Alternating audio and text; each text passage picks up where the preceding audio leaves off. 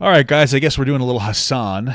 You voted for it. Anyway, apparently Hasan gets confronted on socialist grift, hypocrisy, and how the top 1% keeps you poor.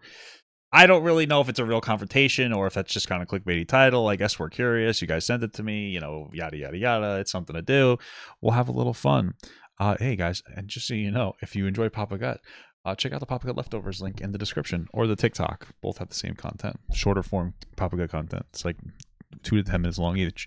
Let's go! Commie, socialist, champagne socialist, and I'm saying Chinese-style communist And I'm saying champagne doesn't taste that good. takeover, eminent domain. That shit's mine now. You guys f***ed that up. We're taking every single person from Skid Row and we're putting them into that luxury high-rise condominium. Wham, bam, thank you, ma'am. Perfect Yeah, I love it. solution. I don't have investments. Why? So I think that was a major L for me, I guess, but because I'm so stubborn, I just, I can't shut the fuck up.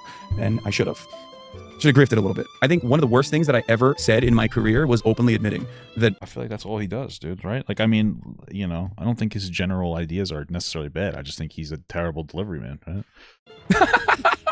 no. Hasan, thank you so much for coming on the Iced Coffee Hour. Everyone loved the first episode. We really appreciate It was great. Honestly, I don't really get a lot of opportunity to just like talk without chat going 1,000 miles an hour on the side yelling at me. So it's Yeah, well, that's because you don't usually talk to people, which is it's been a change. This is what he kind of has to do to stay relevant. I mean, he's fallen off a little bit, which isn't like bad. Everybody goes up and down, but you got to do different things to stay relevant, brother. And especially if you're in that debatey space, that's kind of what you got to do.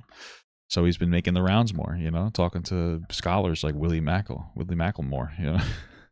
I love Willie Mack. So It's like, I always appreciate it. Plus, you guys did one thing that I really genuinely appreciated, which was fact check me, which ironically enough, of course, I was factually correct, but it was good. I appreciated that you guys were like, I would like draw up some numbers from Top Dome, and then you guys would be like, bloop, Dude, right you were there. on it. That was impressive. Your facts and figures. Yeah. Most people always think that I'm just, rattling off numbers without knowing what the hell I'm talking about. that does seem to happen. I mean, there's obviously he's going to be right about some things, but like, yeah, he seems to, like when it comes to like Israel-Palestine, he's literally looking up like unverified Twitter accounts as facts and just taking that and running with it. Like, yes. No, I'm sure a lot of people do, but yeah, our editor was great in that, and they just got all the supporting evidence and sources and everything, so it was impressive. Yeah. So it's interesting. We offered you a Starbucks, and you said you couldn't drink it, and here I am with a Starbucks. You said you get canceled. I would. Well, it's kind of funny that you guys Yes, because you're not allowed to drink Starbucks if you support Palestine. I think that's what it is. I don't know why.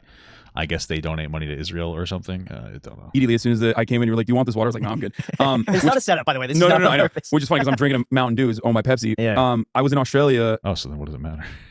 You're drinking it anyway. like last week. It wasn't even an altercation. It was like a fan who came up to me and was like, "Oh, you're drinking Coke Zero. You need to stop drinking Coke Zero on stream. Like you support BDS, which is boycott, divestments, and sanctions against Israel." Act now against these companies profiting from the genocide. Okay. Oh Lord. Oh Jesus Christ. Why are you doing that? Like, are you a supporter of Israel? Like, why are you doing that? Like, I mean, listen. I don't know. I don't know. It's not a genocide. It's terrible what's happening to a lot of these people. But I mean, my understanding of the numbers is it's unfortunately somewhat typical of like Middle Eastern warfare. It's unfortunate. I think the numbers that Hamas is saying is that 32,000 people have been killed so far. They don't differentiate between actual Hamas soldiers and what is it called, civilians. And then I think that Israel, if you take that number seriously, and then Israel's number is 13,000 people from Hamas militants were killed. So apparently those ratios are somewhat typical. It's unfortunate to be like, oh, it's a typical ratio, because it's a terrible thing. It's human life and it's being taken away. A very complicated subject. I think everybody, well, at least I'd like to think everybody's like, hey, we should come to like a two-state solution, peaceful, have like an allied country kind of go over there and facilitate the border in some capacity. You know what I mean? But I don't think it constitutes a genocide. It's a terrible thing. I don't think that, and Hamas is hiding behind their own civilians. And they should have a higher value of life for their own people than Israel would. It's an unfortunate situation. It's an unfortunate war. It's an unfortunate conflict. Hopefully we could see it end. But I don't think it sets a good precedent for Hamas to be able to attack Israeli people and kill them and then be like, oh, you can't fight back because we're going to use our people as meat shields. So it's terrible stuff. But I guess Palestinian people are okay with that tactic because Hamas still has pretty high support. So it's just an unfortunate scenario. Be a better ally to Palestinians. And then I thought that was like a random, it was like a quick back and forth. I was just like, I laughed it off and I was like, haha, okay. Like, oh, is Pepsi okay? I was joking around because it's not actually a part of the official BDS sanction list. Like any other sanction companies, like Coca-Cola is not one of them. And I didn't want to get into a debate on stream with a fan. You know what I mean? I feel like that's just long and convoluted for no reason. But then they clipped it and then they posted it on Reddit and posted it all on Twitter, and they were like, Hasan is like, look at him, like woke guy gets owned by his own audience. Like this is how goofy the left is and blah, blah, blah. It made it to Sky News Australia. Rupert Murdoch owned, just like Fox News. Sky News Australia made that into news. It has like 750,000 views on YouTube right now. So what was like the agenda with Sky News? Like why did they turn that into news? Oh, they were like, lefties lose. I think a lot of people just kind of dunked on Hasan. Hasan is very dunkable, honorable. You know what I mean? He's a very abrasive, like very rude person who tends to talk about things without being super informed. I'm not going to sit here and say I'm the most informed person about everything I talk about. I do a lot of brain rot. But he has like a pattern of doing it, like very consistently. That's the problem that people, I think, generally have with him. I love you, Dad. Thank you so much, Skibbity Bibbity, for the $2. This is on, dude. He's in Australia. Like we don't have enough crazies in the country. That's what they were saying. I think the larger agenda overall is to just be like, let's not talk about Israel-Palestine. Let's talk about how crazy the left is. Why are they crazy? Because, they want you to stop drinking Coke and don't talk about, anything that's going on in Gaza. Just talk about how crazy the left is. I think this is a distraction to like move discourse in a different direction. One thing to change. I don't think so. I think a lot of people are talking about this topic a lot. I don't know if it's a tactic to move the conversation. But I think it's more that like Hasan's like usually kind of easy to dunk on. I think that's really what it boils down to. The pace, is we've had a broad range of people on our podcast recently, and this question is really interesting because we get a wide variety of answers based off of the person's politics usually. If you're poor in America today with no dependents, no disability, cognitive or physical, and you're between the ages of 25 and 60. If you vote Democrat, that's a disability. I'm just kidding. Is it your fault? No. Is it your fault? I don't know. That's a weird question. Yes and no? No. I mean, like, here's the thing, right? I mean, it's such a vague question. Like, generally speaking, there's a lot of systemic conditions that you are not going to be able to control. That's going to fuck you over, but you can still control some of it. And if you're not making like the best effort that you can, that is your problem. You know what I mean? Like, you should make a conscious, reasonable effort to the best that you can, and not have a defeatist attitude, because you're only going to go down from there if you have a defeatist attitude. Like, that's the best that you could do. Try to vote well. But at the end of the day, that's pretty much it. Like, there's a level of bootstrap pulling up that you can do. It doesn't mean that you're going to become rich off of it, but you could do a little better, especially since everybody else is so depressed. So you can kind of be like, okay, I'm not, you know what I mean? Like, you take advantage of everybody else and their lethargic nature. Bada bing, bada boom, baby. You know. What do you mean? Wait, sorry. Say it again. If you're poor, between the ages of 25 and 60, no disabilities, no dependents, cognitive or physical, is it your fault? No. And why? We are a product of our own material conditions, our environment, and I do think that there is severe income inequality in this country still. There's not a lot of. There's a lot of racial inequality in this country still. I don't think that someone who was born into like drastically different conditions, like in Flint, Michigan, or in Detroit, or in forgotten parts of the country like the Appalachian region, like in West Virginia, I don't think that person's starting point is identical to someone who grew up in a nice neighborhood. No, it's not at all. That would be ridiculous if you said it. But again, like, you want to be careful to not encourage like a victim complex in people, because if you tell them like, oh, your failure isn't your fault at all, and with the implication there being that you can't really do anything to control it, because you can do a little bit, they're not going to be reach like the maximum potential they could potentially reach. Trying a little bit harder will generally net you better outcomes, just to be clear. In Connecticut, and had access to public schools or even private schools, and their parents were able to afford healthcare. Their parents were able to afford the best education for them possible, a middle-class education, but still a much better one overall. So I think that there's that aspect to it. There are a lot of people who do not get that leg up. That shouldn't even really be a leg up. It should be the bottom, basically, like social safety nets that are offered to every single person unconditionally, so that we can be a more productive labor force overall. And then beyond that, I think we're all victims of circumstance in one way or another. And I think poverty in that regard is almost always systemic. So whose responsibility is it for these people to not be poor? Oh, I mean, I think like I personally, okay, I'm going to die. This is rough. I'm definitely not going to make it back to the boat. I would say that generally speaking, I don't know about responsibility, but I think it would be a good thing. And it would be very positive for our American culture. If we all took a little bit of responsibility for that, and we all just tried to do a little bit better for everybody in some capacity. I'm leaning more towards like a UBI rather than necessarily investing into a bunch of different like government programs. I think that it's, generally speaking, a functional UBI that helps phase out welfare and gives you like unconditional money, especially when we have technology rising up, like displacing tons of jobs, is better, because you'll generally know what you need more than the government will. Sometimes a well-meaning government can be a little bit of a negative, right? So like, if you look at, there's like a plastic bag thing in at least in like New York, at least some parts of it, where you can't get plastic bags or else it costs you an extra 5 cents. So what happened is now you have like reusable bags. Apparently it's like 6 times the amount of plastic, but you get them forever, except everybody forgets them at home. So now people are buying one like every time they go to the store. So it was a well-meaning policy, but it seems to be actually increasing the amount of plastics that are going out, right? So to me, it's like, okay, you live in a poor area. What if we gave you like a reasonable amount of money, not enough to live on by itself, but enough money to, circulate the economy, kind of getting it pumping a little bit more. If there's a UBI done working, you're probably not. You're not going to be able to afford living on like a universal basic income if you think that you're just a silly goose. So you get the UBI. There's going to be more economic, more jobs in your area. You can afford to work a job that doesn't pay necessarily as much. It's going to be put more money into the economy, local economy.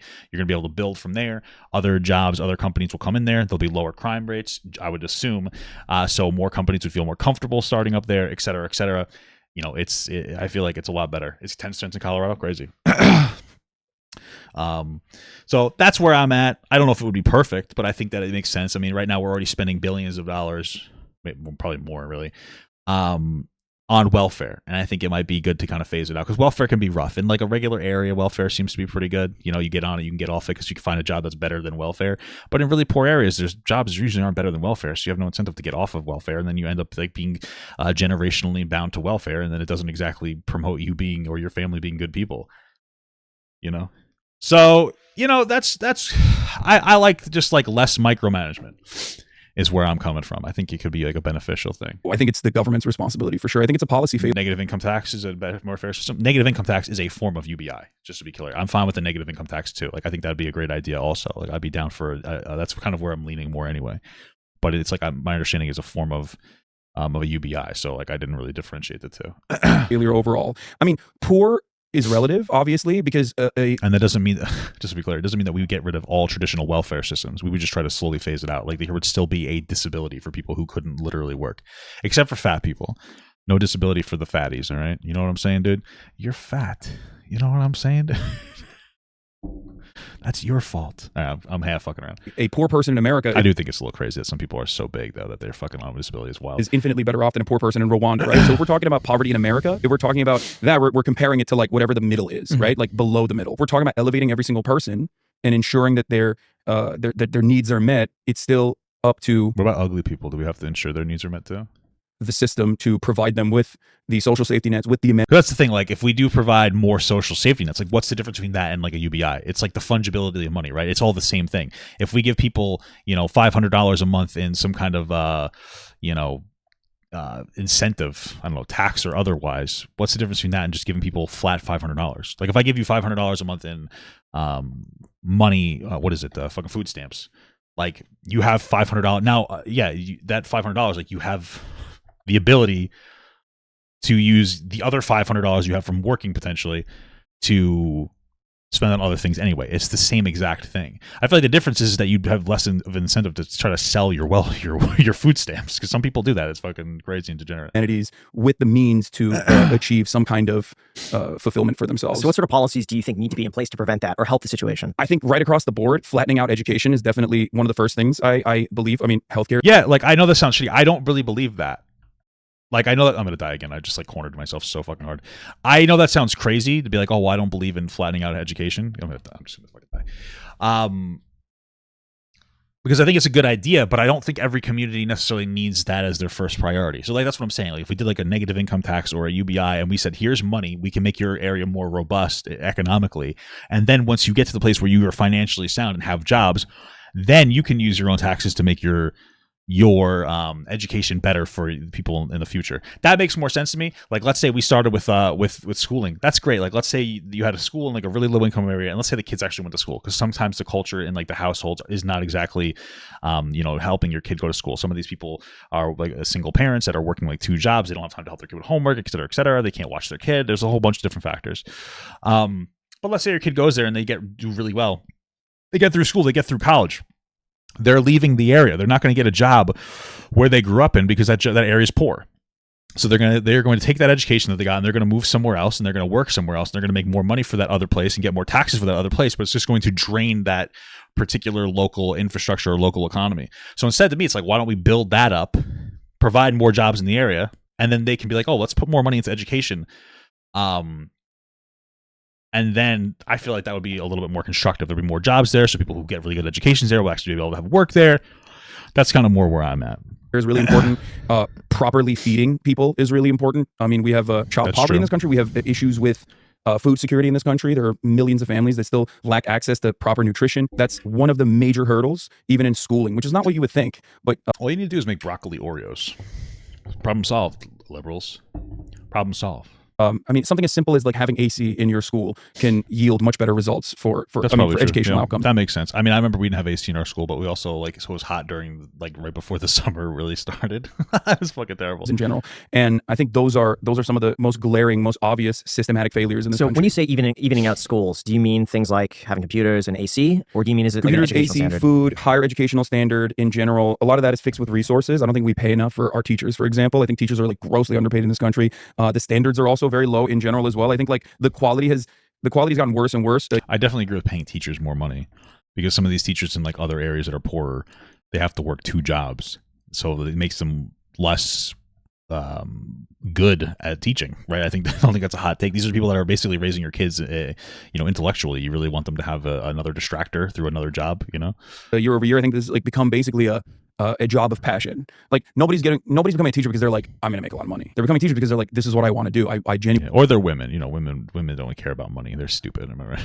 Just kidding. want to do Couldn't you this. make an argument that that's a good thing? No, I don't think that it's a good thing. I think it's a bad You thing. think it's better that people say, I'm going to get rich because I could be a teacher? Not rich, but I want to be comfortable financially. And that Well, there's going to be people who are intelligent that are going to take a different route than teaching, because they can make more money doing it.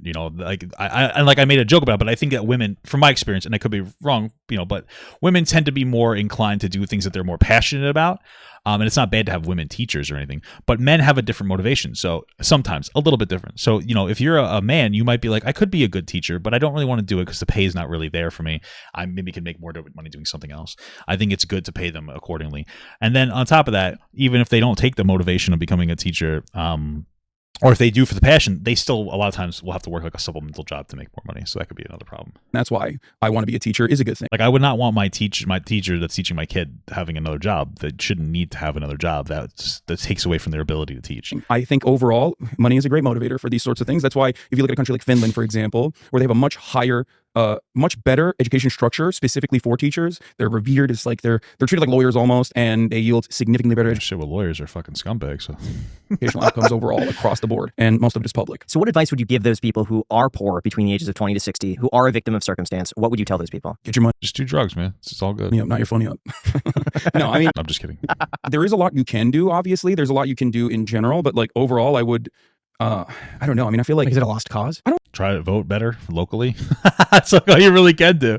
And just kind of suck it up, unfortunately, until things hopefully get better. One of the things you want to do is you don't want to be somebody who complains without having the justifier to complain. And what I mean is like, there's a lot of young people who are complaining about on social media about how tough things are. And it makes sense, right? Because young people feel it too. But if you're a young person, you are not feeling it in the way somebody that's older has felt it. And what I mean by that is like, if you're somebody who's like, the system is fucked, we can't do anything better, and you kind of give up and you don't do anything constructive, nobody's going to take you seriously because you're not actually trying to live in the system, we'll say. But if you're like a 40-year-old person who's working 2 jobs, like this is brutal, people are much more inclined to believe that person. So, you really want to try to get your shit together the best of your ability. It's going to be hard, and work as hard as you can so that you can set that example so that when the time comes for that conversation of like, yeah, I just feel like I can't survive. I'm working 2 jobs and doing this. People will look at you as like a reputable source of like, oh, this is a reputable anecdotal source of like, oh, it is hard to live. You want to set yourself up into that position where people will actually like respect what you have to say. I don't think it's a lost cause necessarily, but I also don't think that like, scheming in certain ways or trying to develop passive income or whatever is going to be the solution for every single person. Like, oh, you're going to become an Just become a drop shipper, guys. entrepreneur, and then you're going to start making money ultimately, because there's plenty of people who try that and fail Just be a drop shipper, guys. You'll make tons of money. over and over again and never actually make it. I had to live a fairly ascetic lifestyle for a big chunk of my early 20s after college. What are you talking about? This guy was like set for everything. Like, his parents are rich. He was able to come. He has like a dual citizenship here in Turkey. His uncle gave him a job instantaneously. This guy's never really struggled, but okay. I mean, I lived in the kitchen of a frat house, right? And I had 2 jobs at the same time. I was in the lowest tax bracket possible, making literally less than. Just to be clear, there is a difference between like working a low income job versus like working a low income career. When he didn't have the stressors of, I know he wants to convince people, and everything he's saying so far is like solid. Like, I don't really disagree with any of it. But like this isn't somebody who's relatable or has like a similar experience to you. This is somebody who's always had everything like under control. He's never really had a problem. He's always had like tons of nepotism giving him opportunities that nobody else would be able to have. He might have been making not a lot of money working some jobs, but he had like free, he was living in houses for free of like his uncle. He got jobs for free. His entire like pathway has been set up for success. Like he's not somebody who's generally relatable to like the middle class in any meaningful capacity.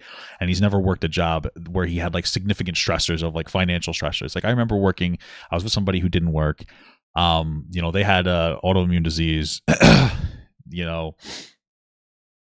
I was living with my mother, so it was cheaper than it would have been for most people, and I was making okay money in New York, but like I had to pay for my healthcare. That's $100 a week.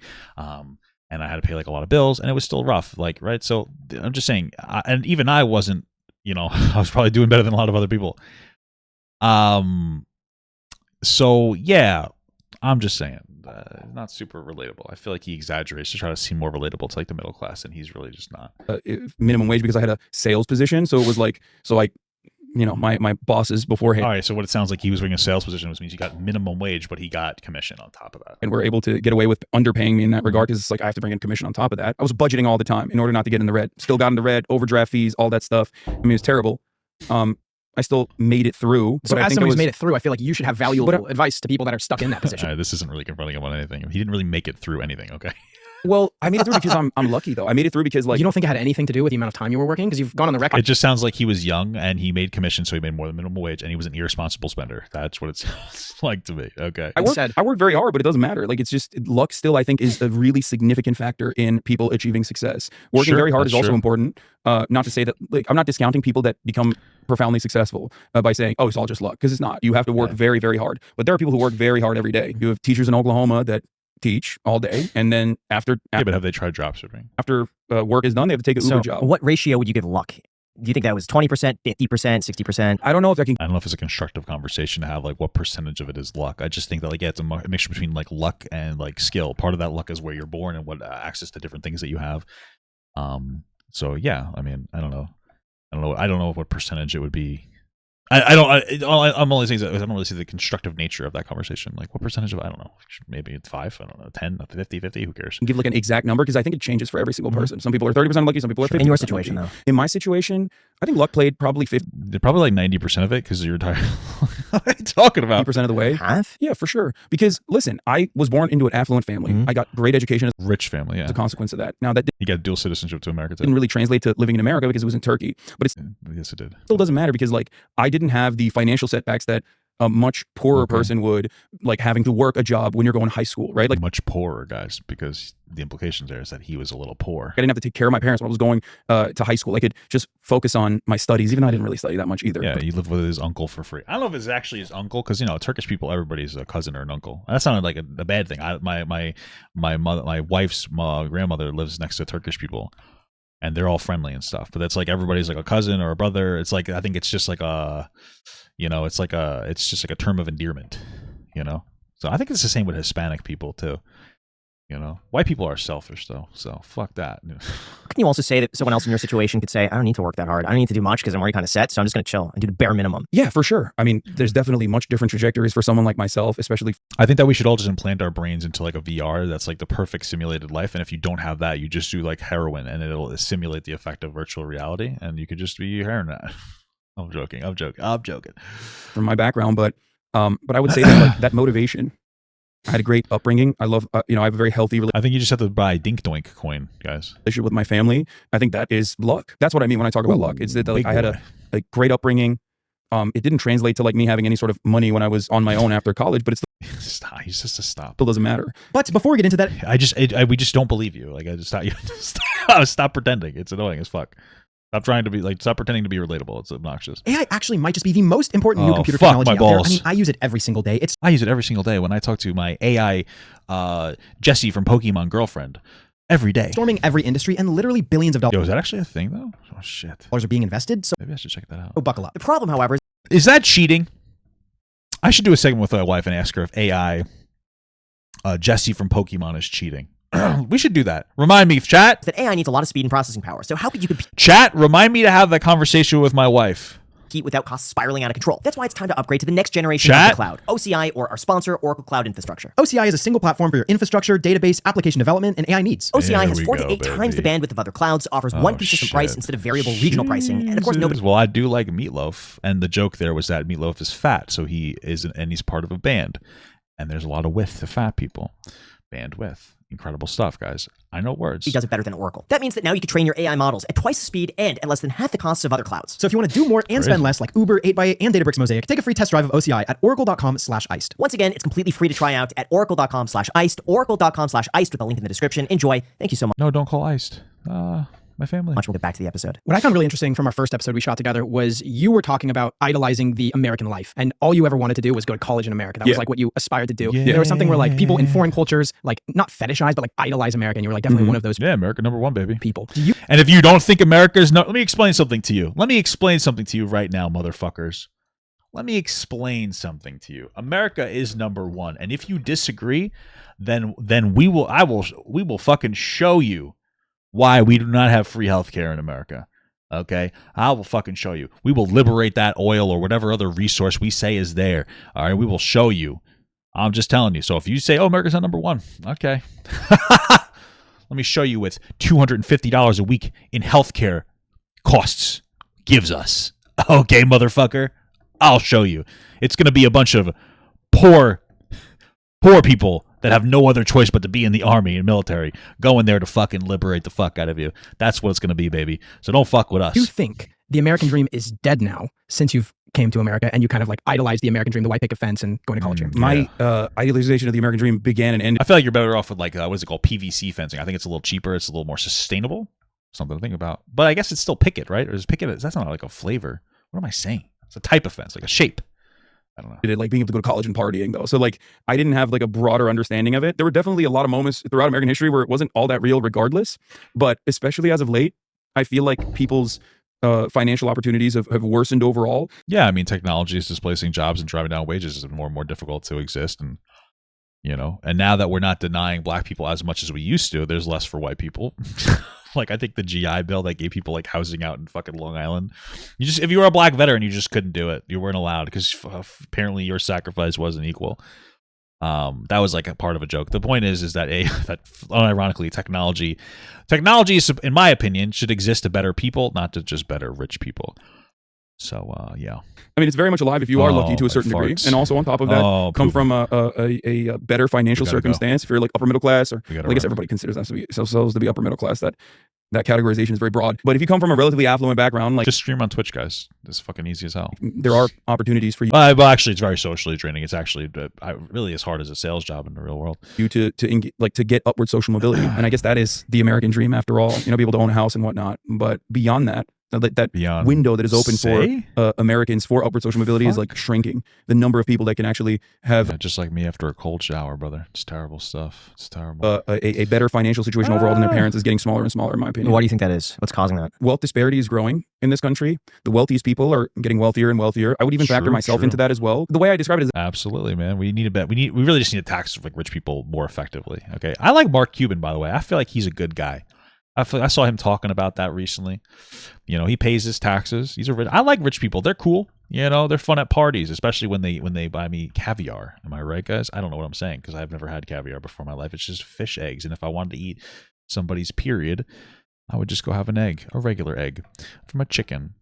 Anyway, he seems like kind of an interesting, good guy. Like, rich people are like, hey, I should pay taxes. I think that those are good people.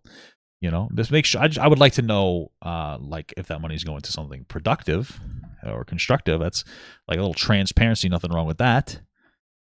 But even me, I'm fine paying my. I like paying taxes. You know, I like supporting people. I like that. I like paying taxes a lot. I like it that I can see a homeless person on the street and say, "Fuck you! I already paid my taxes, bitch. I don't have to help you, motherfucker." That's what I like about paying taxes the most. Is I get to not give a shit about homeless people outside of 7-Eleven. I'm just kidding. I usually buy them a hot dog and a beer. I'll say, you want anything? And they're like, oh, yeah, you got any cash? I don't really carry cash on me. So I'm just like, bro, if you want a beer, just tell me. He's like, yeah, give me this. I don't give a fuck. You know what I mean? I'm not going to solve his problem. COVID is a great example. COVID recovery. During COVID recovery, there was a lot of upwards wealth transfer. A lot of people couldn't work. The government gave them money for a little bit, and there was unemployment insurance, which was great. But that dried up. And then there was a shortage of jobs as well, where people were like, oh, nobody wants to go back to work anymore. In that entire time, that part is true. People really did not. They kind of like figured it out and they didn't want to go back to work. It's crazy. frame, we had what is known as I always worked through the whole thing, so I was lucky. K-shaped recovery, where the top 1% of wealth kept growing absolutely in a seismic way. Whereas, yeah, I mean, especially with Amazon, because they were able to do basically contactless delivery. Like, it was a huge thing for them. They were able to make so much money because, like, yeah, people wanted to use it. It was safer, but it made them very rich. And then, like, corporate profits went up, and then everybody's complaining that we have inflation, which we do. But they want to talk about how, like, the inflation has to do with X, Y, and Z, but they never really want to talk about how corporate profits are like a pretty big amount of the inflation. And it's like, I'm okay with profits, but to what degree? You know, we really need to tax people better. The rest of the 99% did not experience those same returns. They did not. Their wealth did not grow overall. And then we had inflation as well, which made things even worse. My wealth grew because I was able to go from being a fucking bus wash manager to a fucking content creator. What a lucky motherfucker I am, right? You know, real negative wage growth for at least almost 2 years under the Biden administration, especially, is like something that people are not willing to forget. And why should they? It's understandable that they don't. They remember it. Can we get a quick, maybe 2 or so minute explanation of who you are for the viewers if it's their first time hearing from you? I'm Hasan Piker. I am a Turkish-American We should have started with this. political commentator. I stream on Twitch every day. I have a YouTube page, TikTok, I have it all. Came to the United States of America when I was 18 years old. I grew up in Turkey, and I think that he was born here and to get dual citizenship, and then he went right back, which is a very interesting concept. studied political science communication. First, I went to University of Miami, transferred to Rutgers, graduated from Rutgers with honors, and then I got a job. I was looking for jobs like crazy after college. Didn't mean anything because I did not have like the networking opportunities or the relationships that like other people had. What are you talking about? Your literal uncle was part of the Young Turks. You had this networking opportunities. What is he talking about? At the time with other companies that they could normally work at. So I worked for my uncle as a salesperson at the Young Turks. Some of you might know that. That is a networking opportunity. Does he not? Okay. Sure. It was at the time a 26-person like independent news YouTube channel. Yeah, had 1 million followers at the time. It was pretty big. It was a pretty sure bet. And I built their entire advertisement sales and operations, all the back end, did all the cold calling. Okay. I'm sure he contributed, but let's... He's acting like he fucking built the company ground up. Bro, you came in when they already had 1 million followers and they were like at a pretty heavy, they had like a lot of positive attention. And I'm sure you helped. You did your job satisfactorily, in a satisfactory capacity. But this motherfucker is acting like yeah, I pretty much did everything. It's like, chill the fuck, what are you talking about, bro? It was very successful without you. And then like you came in and you did your job. And okay. For a couple years. And during that process, this is what I'm talking about. Like his talking points aren't like bad. It's just like, then he's got to make like, just be like, yeah, I'm fucking, I was born rich. I'm lucky as hell. I want everybody to try to be like me. You know what I mean? I want people to have access to have a easier chance of being just like me. I would be like, okay, I respect the fuck out of that. I don't need Hasan to be relatable. The thing that bothers me the most about Hasan is he tries to be relatable when he's not. If he stopped trying to be relatable, I think that would probably make me closer to liking Hasan. I feel like a lot of it comes from like he tries to act relatable, and I'm just like not here for it. But if he's like, yeah, I'm a rich asshole who like had everything handed to him and it's fucking awesome, and I feel like, you know, poor people should have, you know, be closer to proximity of what I have, I'd be like, oh, that's a cool guy. That's all I need to hear. That's all I need to hear, dude. I don't give a fuck. I feel like that's what makes people, I think that's the thing, is I think a lot of people just on like an intuitive level look at Hasan and they're just like, there's something off about this guy. And I really just think it's that he pretends to be so fucking relatable. Just stop trying to be fucking relatable. Who gives a shit? It's not working for like the average person. Nobody's falling for it. You know? Says while I was doing that, I was like, this sucks. I hate this. I hate sales. I want to do content. And because I want to do content, I was like, you know what? I'll do this for free. There's a studio that isn't really a studio at the Young Turks studio. There was a closet basically. And I was like, well, he was living in there for free, so it's not really all free. But put a green screen here, and I'm going to do a very different type of content that you guys don't do. I'm going to do teleprompted, pre-scripted segments. Yeah, the fucking bro tips cringe. And, you know, I'll do it for free. I'll do it on my off hours when I'm not working. And it'll be free money for you guys, basically. You know what I mean? More bang for your buck. First, they were resistant. Then they were like, sure, whatever, why not? And I sucked at it, too. I wasn't good at all. But I kept doing it over and over and over again. I got better at it eventually. And then I moved over to handle our Facebook operations at the Young Turks. I had a very successful show called The Breakdown that I had created. It was right around the same time as Facebook was opening up video as an initiative. So there was like tens of millions of views to be had on each video. And it was blowing up a lot. This is during like 2016. Excuse me. Isn't it during like 2020? Excuse me, that's what I meant more. Am I fucking wrong? What the hell? So that's what I did. And then I realized a couple of years in that I wanted to have something of my own because I had no creative control over it. All right, let's hope he doesn't say that he started Twitch politics, because whether you like Destiny or not, like, he literally did that. Because I remember he said that he did that. Like, Hasan said, like, oh yeah, I basically started like video games and Twitch and politics and stuff. Like, I was on some random ass show that was just not true. It's just weird that he's saying that shit. I didn't have enough autonomy. So I was like, I want to do something on my own. First, I pushed people to my Instagram. Then I decided I'm going to go on this platform called Twitch. Leftist ideology was underrepresented in that space at the time. This is like Gamergate, post-Gamergate era for... Fuck, I died again. Yeah, sure. Okay, whatever. Let me hear what else he says. The oldies in the chat that know what that is. There wasn't a lot of like people who were like, I'm a socialist, or I'm a leftist, I'm a progressive, and I'm a gamer. So I went in there playing Fortnite, strapped a PlayStation eye camera to my PlayStation 4, started playing Fortnite. I'll play Fortnite with like other journalists as well and other podcasters as well at the time. Well, we talk about stuff like Israel-Palestine. By 2020... Well, it's not as bad as he used to do, where he's like, I basically did this. But it's kind of close. It's a little bit close. I went full-time, became a full-time Twitch streamer, and then COVID happened, and the George Floyd protests happened, and a lot of people started catching up to my politics, especially as it pertains to police brutality. And I was there doing live coverage every day, and then the election cycle happened. And then when did him and Destiny have breaking ties? I would say that 2020 I exploded in popularity and have been... Yeah, I mean, I feel like that's when everybody did. We had like a massively unique situation when it came to content creation. That's when I exploded in popularity too, because like everybody was home watching. There were so many views to go around. It was easier to become popular. Absolutely. That's how it happened for me too, brother. You know, streaming every single day ever since I went full-time. And how would you describe your political... No, he shouldn't bring up Destiny. He shouldn't. He should not ever bring up Destiny. The fact that he is still in general... Damn, I gotta cut my hair.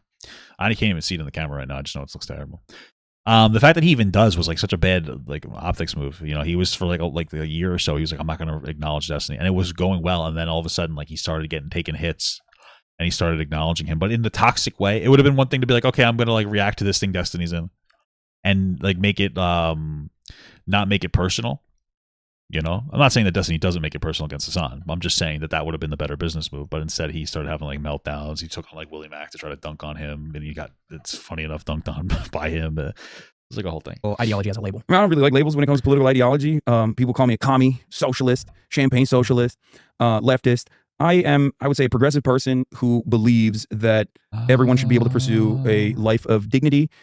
Not very base. Fuck dignity. And find free moments and have some autonomy and have a sense of purpose in their own lives. So whatever achieves that is what I want. The main thing that people have, the main problem they have with, I feel like, that ideology is the taxes. That's like one of the main things. What do you think would be a fair tax bracket in the highest percentage, or just a fair tax bracket structure for you? So the first thing is that I think people are upset about taxes more than anything else, not just because they have to pay them, but because they don't know if their taxes are going to something good.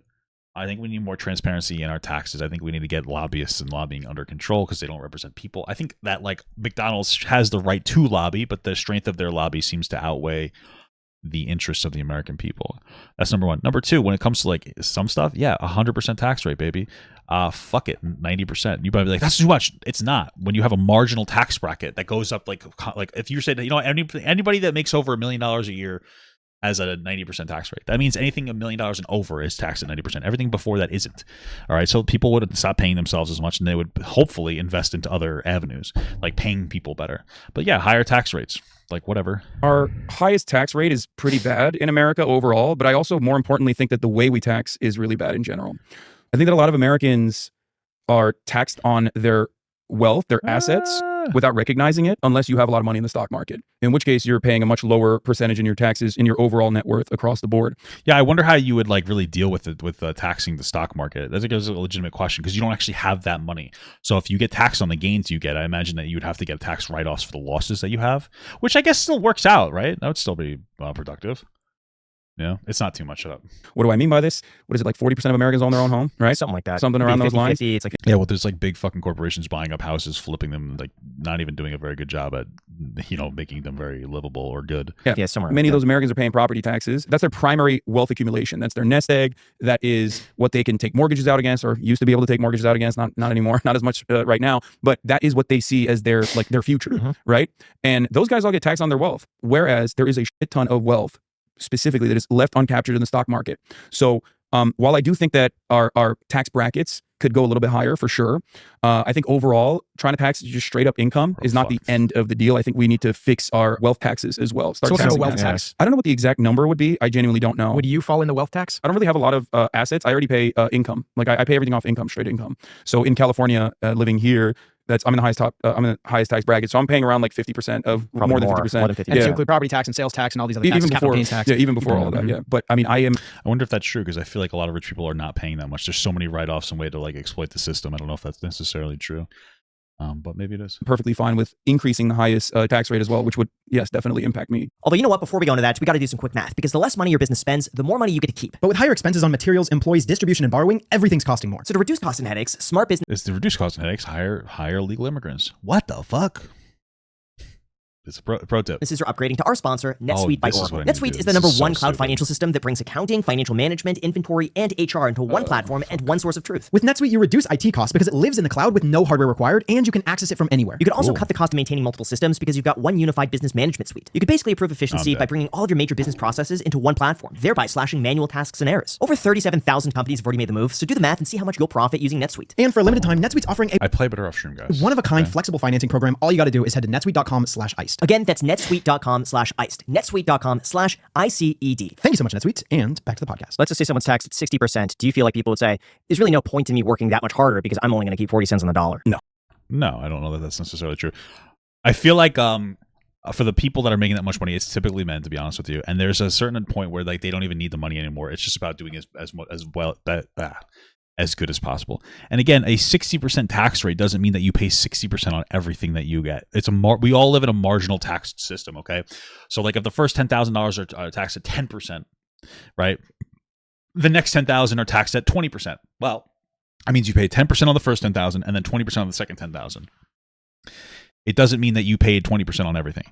So even if you tax 60, 70, 80, 90% after a certain point, it's not going to invalidate everything that you make before that. Like ideally, we'd have a structure that taxes very highly for people that make like an extraordinary amount of money. Let's say like $500,000 to $1 million a year. And then they tax businesses well enough so that the company's like, okay, if we pay this guy like over $500,000 a year, they're going to get taxed heavily. Not a huge point in doing that.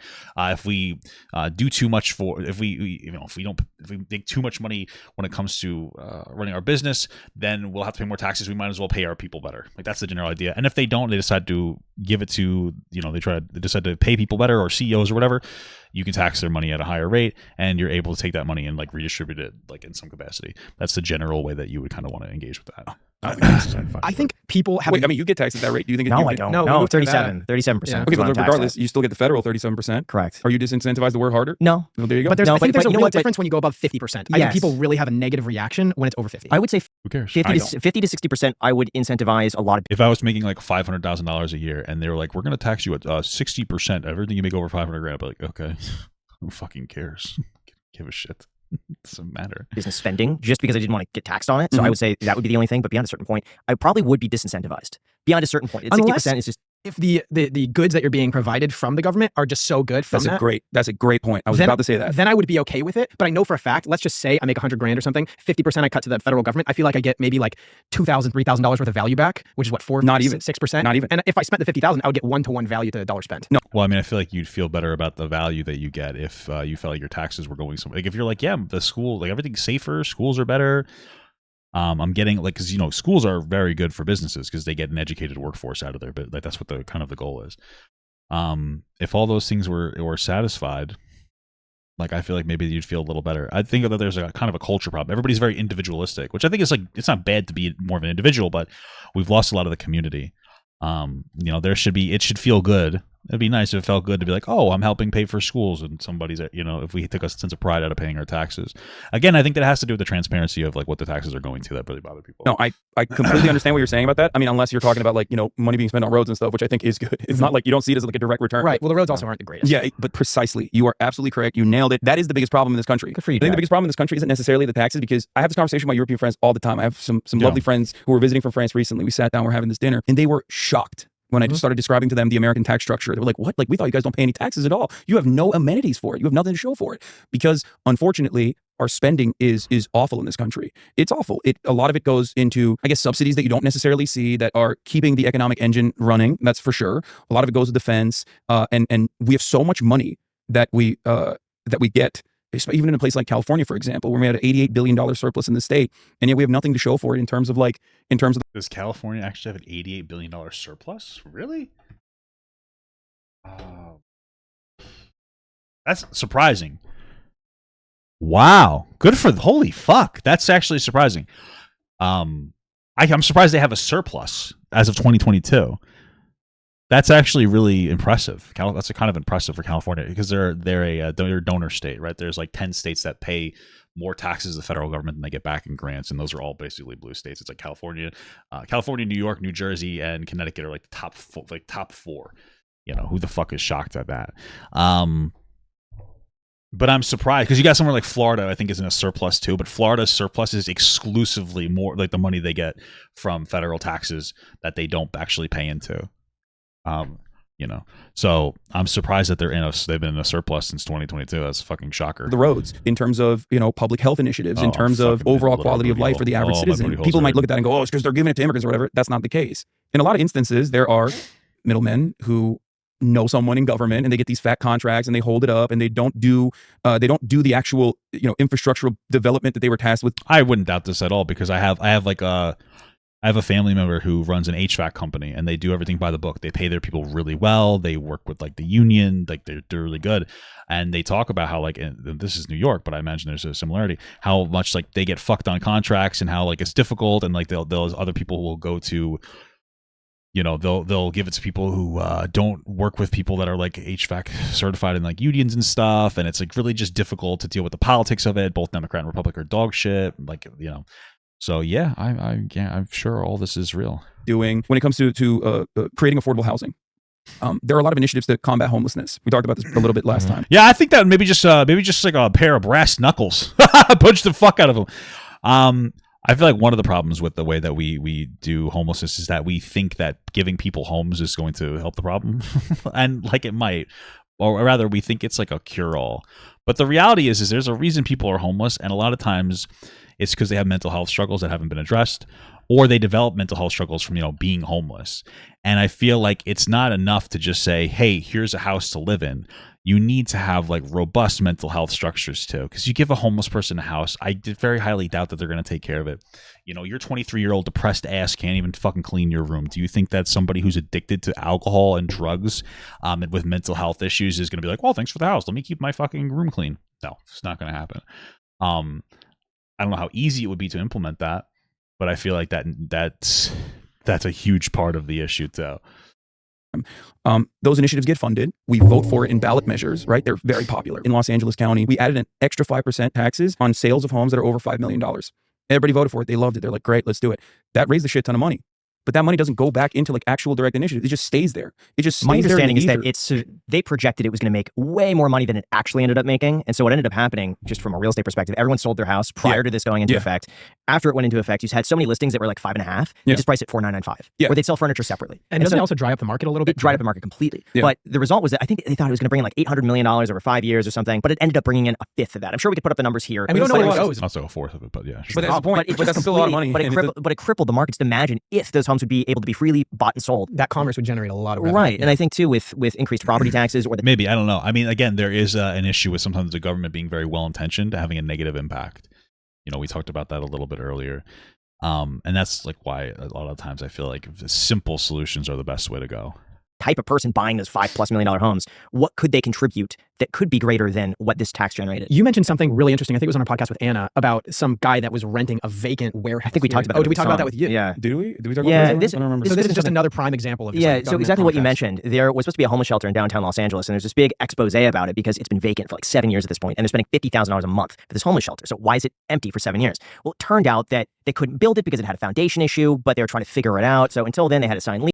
Just build it. Let the foundation crumble. Who's getting lost, guys? Just some of the freaking homeless. Who gives a dick? I'm just kidding. And they just got the lease agreement going. Well, when they dug into it, the person who signed the lease was like a former business associate or friend with the person of Jeffrey Epstein. Oh my God. Who was in charge of finding the homeless shelter. And so it seems as though they did this backdoor deal. It's like, hey, I'll give you $50,000 a month for this place. We good? All right, let's do that. And nothing. The money just goes to waste. That's not even remotely shocking to me. There's a lot of corruption that happens like that, and I think that's a major issue. I mean, think about like high-speed rail development in the state. It's been ongoing since like the 80s. China, since like 2001, has laid down an entire continent worth of high-speed rail over the course of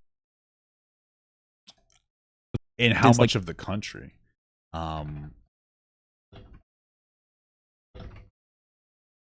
Because we get consistent criticism that like we suck balls. That we suck balls when it comes to like high speed rail and stuff. The problem I feel like though is that a lot of times it comes from European countries, which are very small compared to us. China is rather large compared to us. They're like our size. It seems like I'm just trying to see like what part of the country do they put it in. It seems like they put it in. If I'm looking at this map correctly, I mean, it seems like they have high speed rail from like this area here. So a third of their country has high. I mean, that's pretty good. I wonder how their layout works because we have like our huge centers are like new. I would say like over here, like the New York area and the California area. Arguably, Florida has a lot because it's like a tourist attraction. I just want high speed rail going there for Disney. But there's so much dead space here, and I wonder in America, and I wonder what the space is like in here in China. I have no idea. Or this is a Chinese map over, or the map of China over a map of America, and I wonder how like their distribution of population is, because a lot of times it's like, oh, there's a lot of people over here, trade areas. The borders are like Texas is another one. Not a lot of people in the middle, you know. So I wonder how that works out. Like 2001 has laid down an entire continent worth of high-speed rail over the course of such a short period of time. And there's a will, there's a way. They did it with much less money than we're working with, right? Yeah, well, they also don't really treat their workers particularly well, so that's just something to consider. But I agree with the general sentiment. It would be nice to have, solid transportation. You know? That level of corruption is more so about just like people making money off of government spending. And the government has a lot of money, so they're willing to throw money in that direction because they can tell their constituents, hey, it's out of our hands. We threw money at this problem. I want enforcement. I also, ironically, I guess, I want Chinese style enforcement. I'm like, oh yeah, you're doing Western China is not sparse at all. Interesting. We're not dense at all. It's very sparse. Okay. And that's great. You're going to jail. Like, where's the watch a video on their high speed rail. It's horrible. Is it? I don't know. fucking homeless shelter? You're going to jail. You didn't build it? All right, sorry. We're going to prosecute you. I think we need to be harsher on punishments. And I also have this. What if we just jailed homeless people and made them build the high speed rail? Use slave labor. Like, what the fuck's the problem, bro? China's doing it. Idea. I brought it up our last podcast, and I want to know your opinion on it. I think there needs to be a massive. What was the term? You said 10,000 accountants. 10,000 accountants in the government. Yes. That sole job is to internally audit, which I know we already do, and you can already access this information, but it's horrible. It is unattractive. And it also, I feel like, just like for the average. I remember Jon Stewart talking to somebody and just being like, hey, can you tell us what you're spending our military money on? They're like, we can't do that. Sorry, bitch. I was like, oh, wow, that's unproductive as fuck. Person, you're not going to go in and read this crazy complex UI of how our budget is spent. But if we had 10,000, I agree. 20,000 accountants that internally audit the federal government. I agree with the idea of getting a federal, like a really good, solid breakdown of like our money in the federal government. I don't know if I would agree with this way that we do it here, but I generally agree with the sentiment. To show everyone, hey, we're spending $22 per muffin at this random bureaucratic agency or what doesn't matter. I want to know that. What is it, a Starbucks? The way that the American government works also is like it's always dished out to like private contractors, and those are the guys who are making like those are the guys who are making buku bucks over there when they're just it's the greatest grift of all. You know what I mean? Whether it's defense contractors or whether it's anything else, like they get so much money. And like, again, it wouldn't even really matter how much money these people made if we had a solid tax structure that was difficult to game the system. If it was difficult to take advantage of the system, right? So it's like, yeah, this guy made a lot of money, but like he paid a lot of taxes. It wouldn't matter how much money these defense contractors or any of these people get, because we would know that they're paying us back in taxes. But we don't have that. It doesn't seem like we really have that ability. So that's, I feel like, is the bigger problem. Like I said, it's a way for politicians to be like, see, we're spending money, like we're doing the thing that you wanted us to do, but people don't see any results, and then we just kind of forget about it. Yeah. And I agree. I think that that would be phenomenal. I especially with the Pentagon too. But so, you're gonna get assassinated by the CIA if you start talking like that. We had an international arms dealer on the podcast that did U.S. defense contracts, and he said companies like Lockheed Martin, what they used to do is just charge whatever they wanted because there's no competitor, and you have the contract, and it needs to be a safety protocol, so they only create the F-35 jets or whatever. But instead, what they changed to was cost plus. So it's the cost of building an F-35 plus a fee of how much you spent. So like 3% of the entire cost. But then this incentivizes them to spend twice as much because then they get 6% instead of 3%. Let me tell you, they're not spending what the fuck that means on their workers either. Okay. They're not, it's not like they're spending it on their engineers either. Not surprised. I'm sure that you guys have some engineers watching right now. Well, I'm sure the engineers are probably making really good money, just to be clear. I mean, but okay, maybe. I don't know exactly what I'm talking about. I guess it goes to the executives or some maybe marketing initiatives when they turn around and they're like, they do, gay pride parade floaties. Show me more bears wearing dog suits, baby. Atheon. But overall, yes, there's a lot of money out there, and we are not using it in the way that it's intended to be used. And I think that people get hurt as a consequence of that. But my point porn. Use it on porn. Was that I think a lot of Americans would be a lot happier with the taxes that they're paying if they actually even felt like the government had their back. Do you feel like a wealth tax is... Yeah. an actual solution to that, or do you feel like that's I think it goes both What do you mean a wealth tax? Like a tax people based on their money? Yeah, I do. Yes. ways. I think we have to do internal accounting, and I think we also could tax more as well. Like where there's a lot of assets out there that could be taxed. It's not even just how much like the taxes are on paper. It's how much you can get away with, you know, shirking the system, I guess. Like you can do tons of write-offs. Like people write off insane amounts of shit. You know, even I write off too much stuff. I get to write off everything I made in my fucking office. I think apparently we get to write off video games and stuff. It's at a point where I don't even write everything off because I just feel like it's ridiculous. You know? I know it sounds so stupid to me, but like I think, and I do. I mean, you might hate me for saying this, but I do think that we should disincentivize seeing home ownership as a investment vehicle rather than just simple shelter. I agree with that. Yeah, it's bizarre. Like it's bizarre that you can become a homeowner. Excuse me. And it's like, oh, this is going to be worth more later. It's weird because it doesn't happen with anything else. It doesn't happen with a car or anything else. But like with a home, it's like, oh, you get this house. You know, obviously you pay for it, and you should be able to sell it for decent money. But you're able to sell it for so much more, and it's because there's really only so many places that you can put a house. You might be like, oh no, that's not true. Like there's so much land, but it's like, yeah, is that land around anything? Is that land around anything that I can actually fucking do something with? Like, oh yeah, there's so much room in fucking the Midwest. There's nothing over there, asshole. You know what I mean? Like, so those houses don't matter. It's the houses that are around jobs that matter. That might shift a little bit again as people are able to work more remotely, but still. So it is frustrating to deal. It is a frustrating scenario. I feel like you got to do something about it. It's fucking wild. I mean, I'm lucky. I rent my mother-in-law's house, so like I pay the bills. We pay for the house. That's it. That's a steal. That's a steal, considering how much like other people have to pay. I think it's difficult with the housing example because you have people who don't want to own a home, who prefer renting, and there are advantages to renters as well, that they don't have the overhead and the responsibility, and they have the mobility to be able to move around. So in that case, who rents out a property like that? But what if you own a house, and let's say you've owned that house for 20 years and you downsize, but you want to keep the house? Are you allowed to rent at that point? Because now you've become an investor. Probably not. I believe. Here's the thing.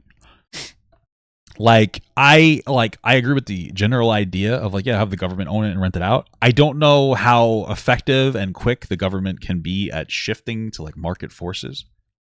So I don't think that my solution would be, hey, let's stop it from people being able to rent. I don't think that that's a problem.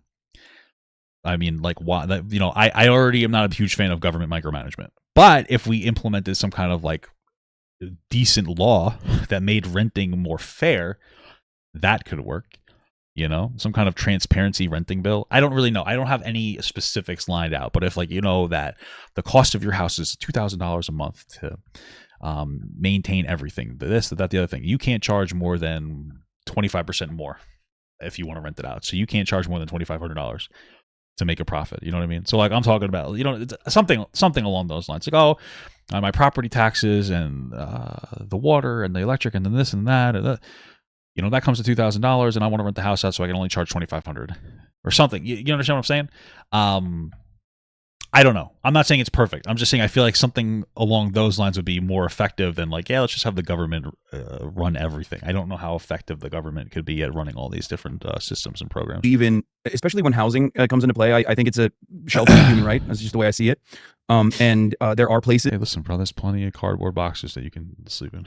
That do a pretty good job with this. Austria comes to mind.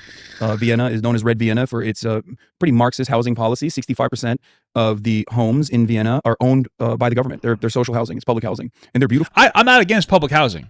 I'm just saying I don't think that we need to make that like the only thing. It's fine if like there is public housing, but I don't think that every renter needs to do public housing. These are like actually very well put together building complexes that are mixed income, and it's not even like a weird thing at all. You got pools, you got gyms in there. They're mixed inside of cum. What the fuck? That's disgusting. I want to go there. You got facilities, you have amenities, and they have done a much better job dealing with the homelessness problem. I feel like we need more cooler apartments. Like I don't know if this is an American thing. I've never seen it in America, so I could be wrong. But like, where's like, give me an apartment complex with a fucking Denny's in it, and like a pharmacy, a Denny's, a pharmacy, a 7-Eleven, a this. Like, why is it all just a house? Because you see, like I watch. I'm gonna fucking die, dude. I watch Korean shows. I watch Korean shows and like the fucking, what is it, Sweet Home, and it's like they have like a whole downstairs full of shit, and it's like, why the fuck don't we have something like that? Like, what the hell is going on there? Thank you so much for 10 months small gut from No. Hey Papa, you liked one of my TikToks. Thanks, man. Oh, cool, man. I appreciate that. I don't know what TikTok it is.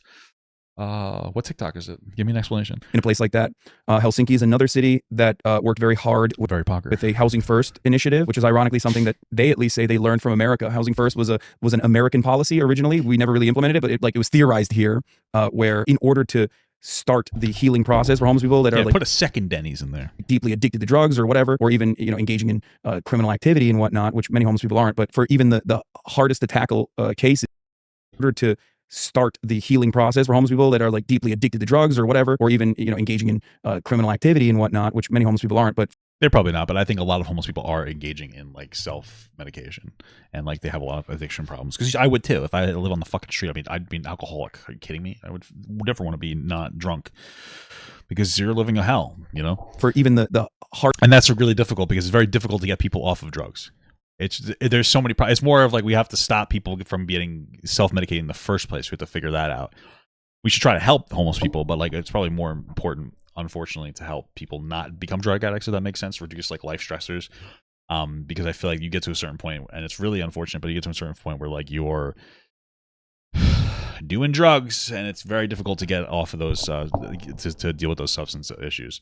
It's very expensive, and a lot of times people like relapse. It's very difficult. Hardest to tackle cases. It starts off with putting them into and I know because I'm addicted to gooning. Okay, it's very difficult to break that addiction. Permanent housing, not shelter, mind you, but like permanent housing that they can call their own, and then they find that there are much better results as far as like recovery, as far as reintegration into society. So I think it's how much better, like better than general, or to the point where it would actually be sustainable and financially viable. I hate to say it, but we only have so many resources. I'm not like the biggest fan of saying, hey, let's give homeless people houses. Shelter is a great idea. Social workers is a great idea. People to help them find and maintain employment, that's a great idea. But having a house to own, I don't see it working. Like I said, I don't think that the homeless guy that's addicted to fucking meth because his life is a mess is going to be the best homeowner that's going to actually take care of his house. Shelter, sure, but like one step at a time. I think the world's not magically going to change because you get a house. Mixture of both of those policies that would be greatly beneficial for Americans in the long run. So do you think capitalism is a net positive or negative? In its inception, was definitely much preferable to feudalism, but I think it's outlived its usefulness in our day and age. I don't think so at all. I think capitalism, like free market, I mean, I don't know how you define capitalism. I think that free market is solid. A little capitalism and socialism mixed together. I think that's like pretty standard in any successful country. That's what I would say is the most conservative. So what would be a better alternative? That's the $1 million question. Probably gel maxing. I think a better alternative to capitalism is jelk maxing? Trying to move in the direction where we, like I said, work towards disincentivizing homeownership as an investment, but instead a shelter, and trying to give back more autonomy to people in all workplaces, the ability to be able to have a say at the very least in the hours that they're putting in. I think that you could do these things in a capitalist society, but okay. In a more democratic process. And then seeing where that takes us. What policies do you like that are currently held by the Republican Party? The Republican? And you'd have to do it like that because you don't want a massive system shock as you transition. Party? Yeah, what policies do you think Probably that nothing. you agree with? Nothing. Probably like gays are bad. My favorite part of it. Just leaves more gays for me. No, I'm just kidding. No. I mean, because like, I think American policy, I mean, if you ask me the Democratic Party, there's very few I would say I agree with as well anyway. I think that like neither. What about the one you played Among Us with? And are you going to play Fortnite with AOC anytime soon? Their party represents the interests of their constituents. They talk like they do, and I think that the Republican Party's politics are bad, and their policies are even worse overall. As far as like social stuff goes, the Republicans are pretty bad, antithetical to my worldview in general. And as far as economic policies goes, they're even worse. Why do you think they believe in what they believe in, like in these policies? Because you have to think from their perspective. Perhaps they believe it's an improvement. They believe it's for the greater good. I mean, I think most people believe it's for the greater good. Like, what is a general conservative policies? Less taxes and less gays, right? Which is bad, okay? But when it comes to tax thing, like obviously I believe in like a good amount of taxes. You should be paying taxes. It can help your community, because America is a community to me, right? But then you have conservatives who are like, yeah, I feel like my taxes aren't being used very productively. And like, oh, that makes sense. So they want their money for themselves because they feel like it's not being used well. And I feel like they're right to a reasonable extent. I don't think it comes from like a maliciousness. Then when it comes to gay people, they're like, I'm very religious and gays are bad. I think that they actually think that's like a bad thing and it's a sin. I think that they're very wrong. Better education in their areas would probably help. But I don't think that people are coming at it for the most part. There are malicious people, of course. But I think most people like mean well. But yeah, I think most people mean well. But like I think that they're coming from like a reasonable, or not reasonable necessarily. Everybody's coming from like, I think most people are coming from like a good place. Do you think that they're just misinformed? Not the one in that show that was actually held. Maybe some people do believe it because they're misinformed. It's social conditioning. But like, I mean, like I don't think Lindsey Graham is like actually homophobic. Oh, are we talking about like politicians? Oh, I mean, maybe that's different. I don't know how much of them are grifting. Like in practice, behind closed doors, I think he's very much not practicing what he preaches, I guess. Probably sucking a fat cock. Is that what you're saying, dude? He loves cock sucking. He loves sucking big dick. Maybe that'd be kind of cool. I just don't think that a lot of these people. I would personally only want to suck like suck a small one. I wouldn't want to be able to suck one that's as big as or bigger than mine. I can't do it. It's just that's too much. It's too self-conscious about it. You know, that's why I haven't dated any trans women because they all have huge hulking cocks. It's fucking crazy. Genuinely give a shit at least the ones I jerk off to.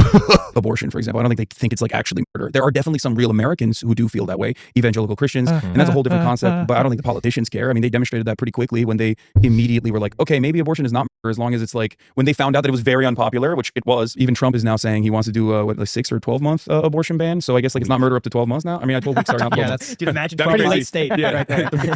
Yeah. 3 months out with a beard or 3 months after birth, they're still chopping the head. I think he meant 12 weeks. Yeah, 12 weeks. Sorry.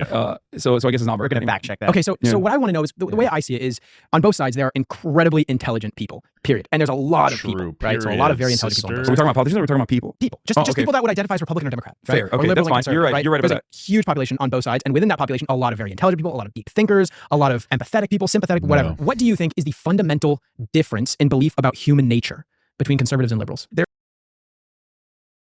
I think that we'll say progressives and conservatives. I don't really know what a liberal is, other than it's dirty. I think that I think everything really, if you could really boil a lot of things down to like masculinity and femininity. I know you're going to be like, oh, that's weird. Just like hear me out the way that I process this. You might disagree with how I process it, but I think you'll understand. You'll be able to process it yourself. I think progressives are very feminine in the fact that they're very empathetic, and I think that conservatives are very masculine in the fact that they aren't as empathetic. I think too much empathy is not good, and I think that too little empathy is not good either. And those, I think, are the fundamental differences more than anything else. It's like how much empathy somebody has. Because I don't think being a little less empathetic is bad. You know, there are some people that are beyond reform. It's like an unfortunate reality. So like I think a lot of progressives are like, yeah, you can reform anybody. You can't, right? So I think that sometimes you're locked into like the over empathetic aspect versus like the under empathetic. That's kind of where I would break it down to, right? That's how I would break it down in that situation, you know, generally speaking.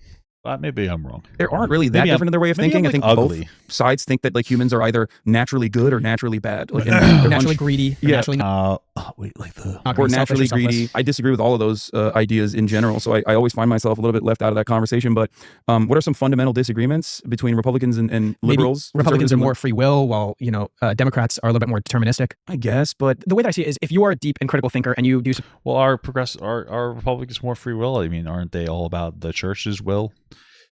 You know, I feel like it's just like who is your master, you know? Subscribe to one side. I'm guessing you've boiled down your argument to a sheer belief about human nature, and all of these policy prescriptions, everything that you support, you can tie back down to this is why it's good because humans are fundamentally X. Yeah, I mean, I think humans are fundamentally. Maybe if you look at taxes, like progressives are like, oh, we should tax more and then redistribute the wealth, and then conservatives are like, no, we should just let us keep our money. I feel like it's almost the same thing, but like done differently with a different like idea. It's like people should have more money, and how does that manifest? Again, I think especially with technology, you're better off redistributing wealth. But like I understand the general sentiment. A product of their material conditions, their social, their environment is what makes us who we are. Mm-hmm. Obviously, there are still like naturally occurring phenomena that medical science is not caught up to. Like I don't know. Or like antisocial personality disordered people that want to do violent crimes and whatnot. But I think that most of the crime could be reduced for all the way from yeah, I mean, even pedophile crime can be reduced. Yes. Like, there's unfortunately, there's a lot of predators out there were like molested as kids. So like, how do we reduce molestation? More robust sexual health education when you're young, so that you can realize that these behaviors are bad things, or you could have a more robust access to people who could help you through, like, you know, more normalized social workers, and like, oh, fucking my uncle Dingle is fucking touching my dingle, you know.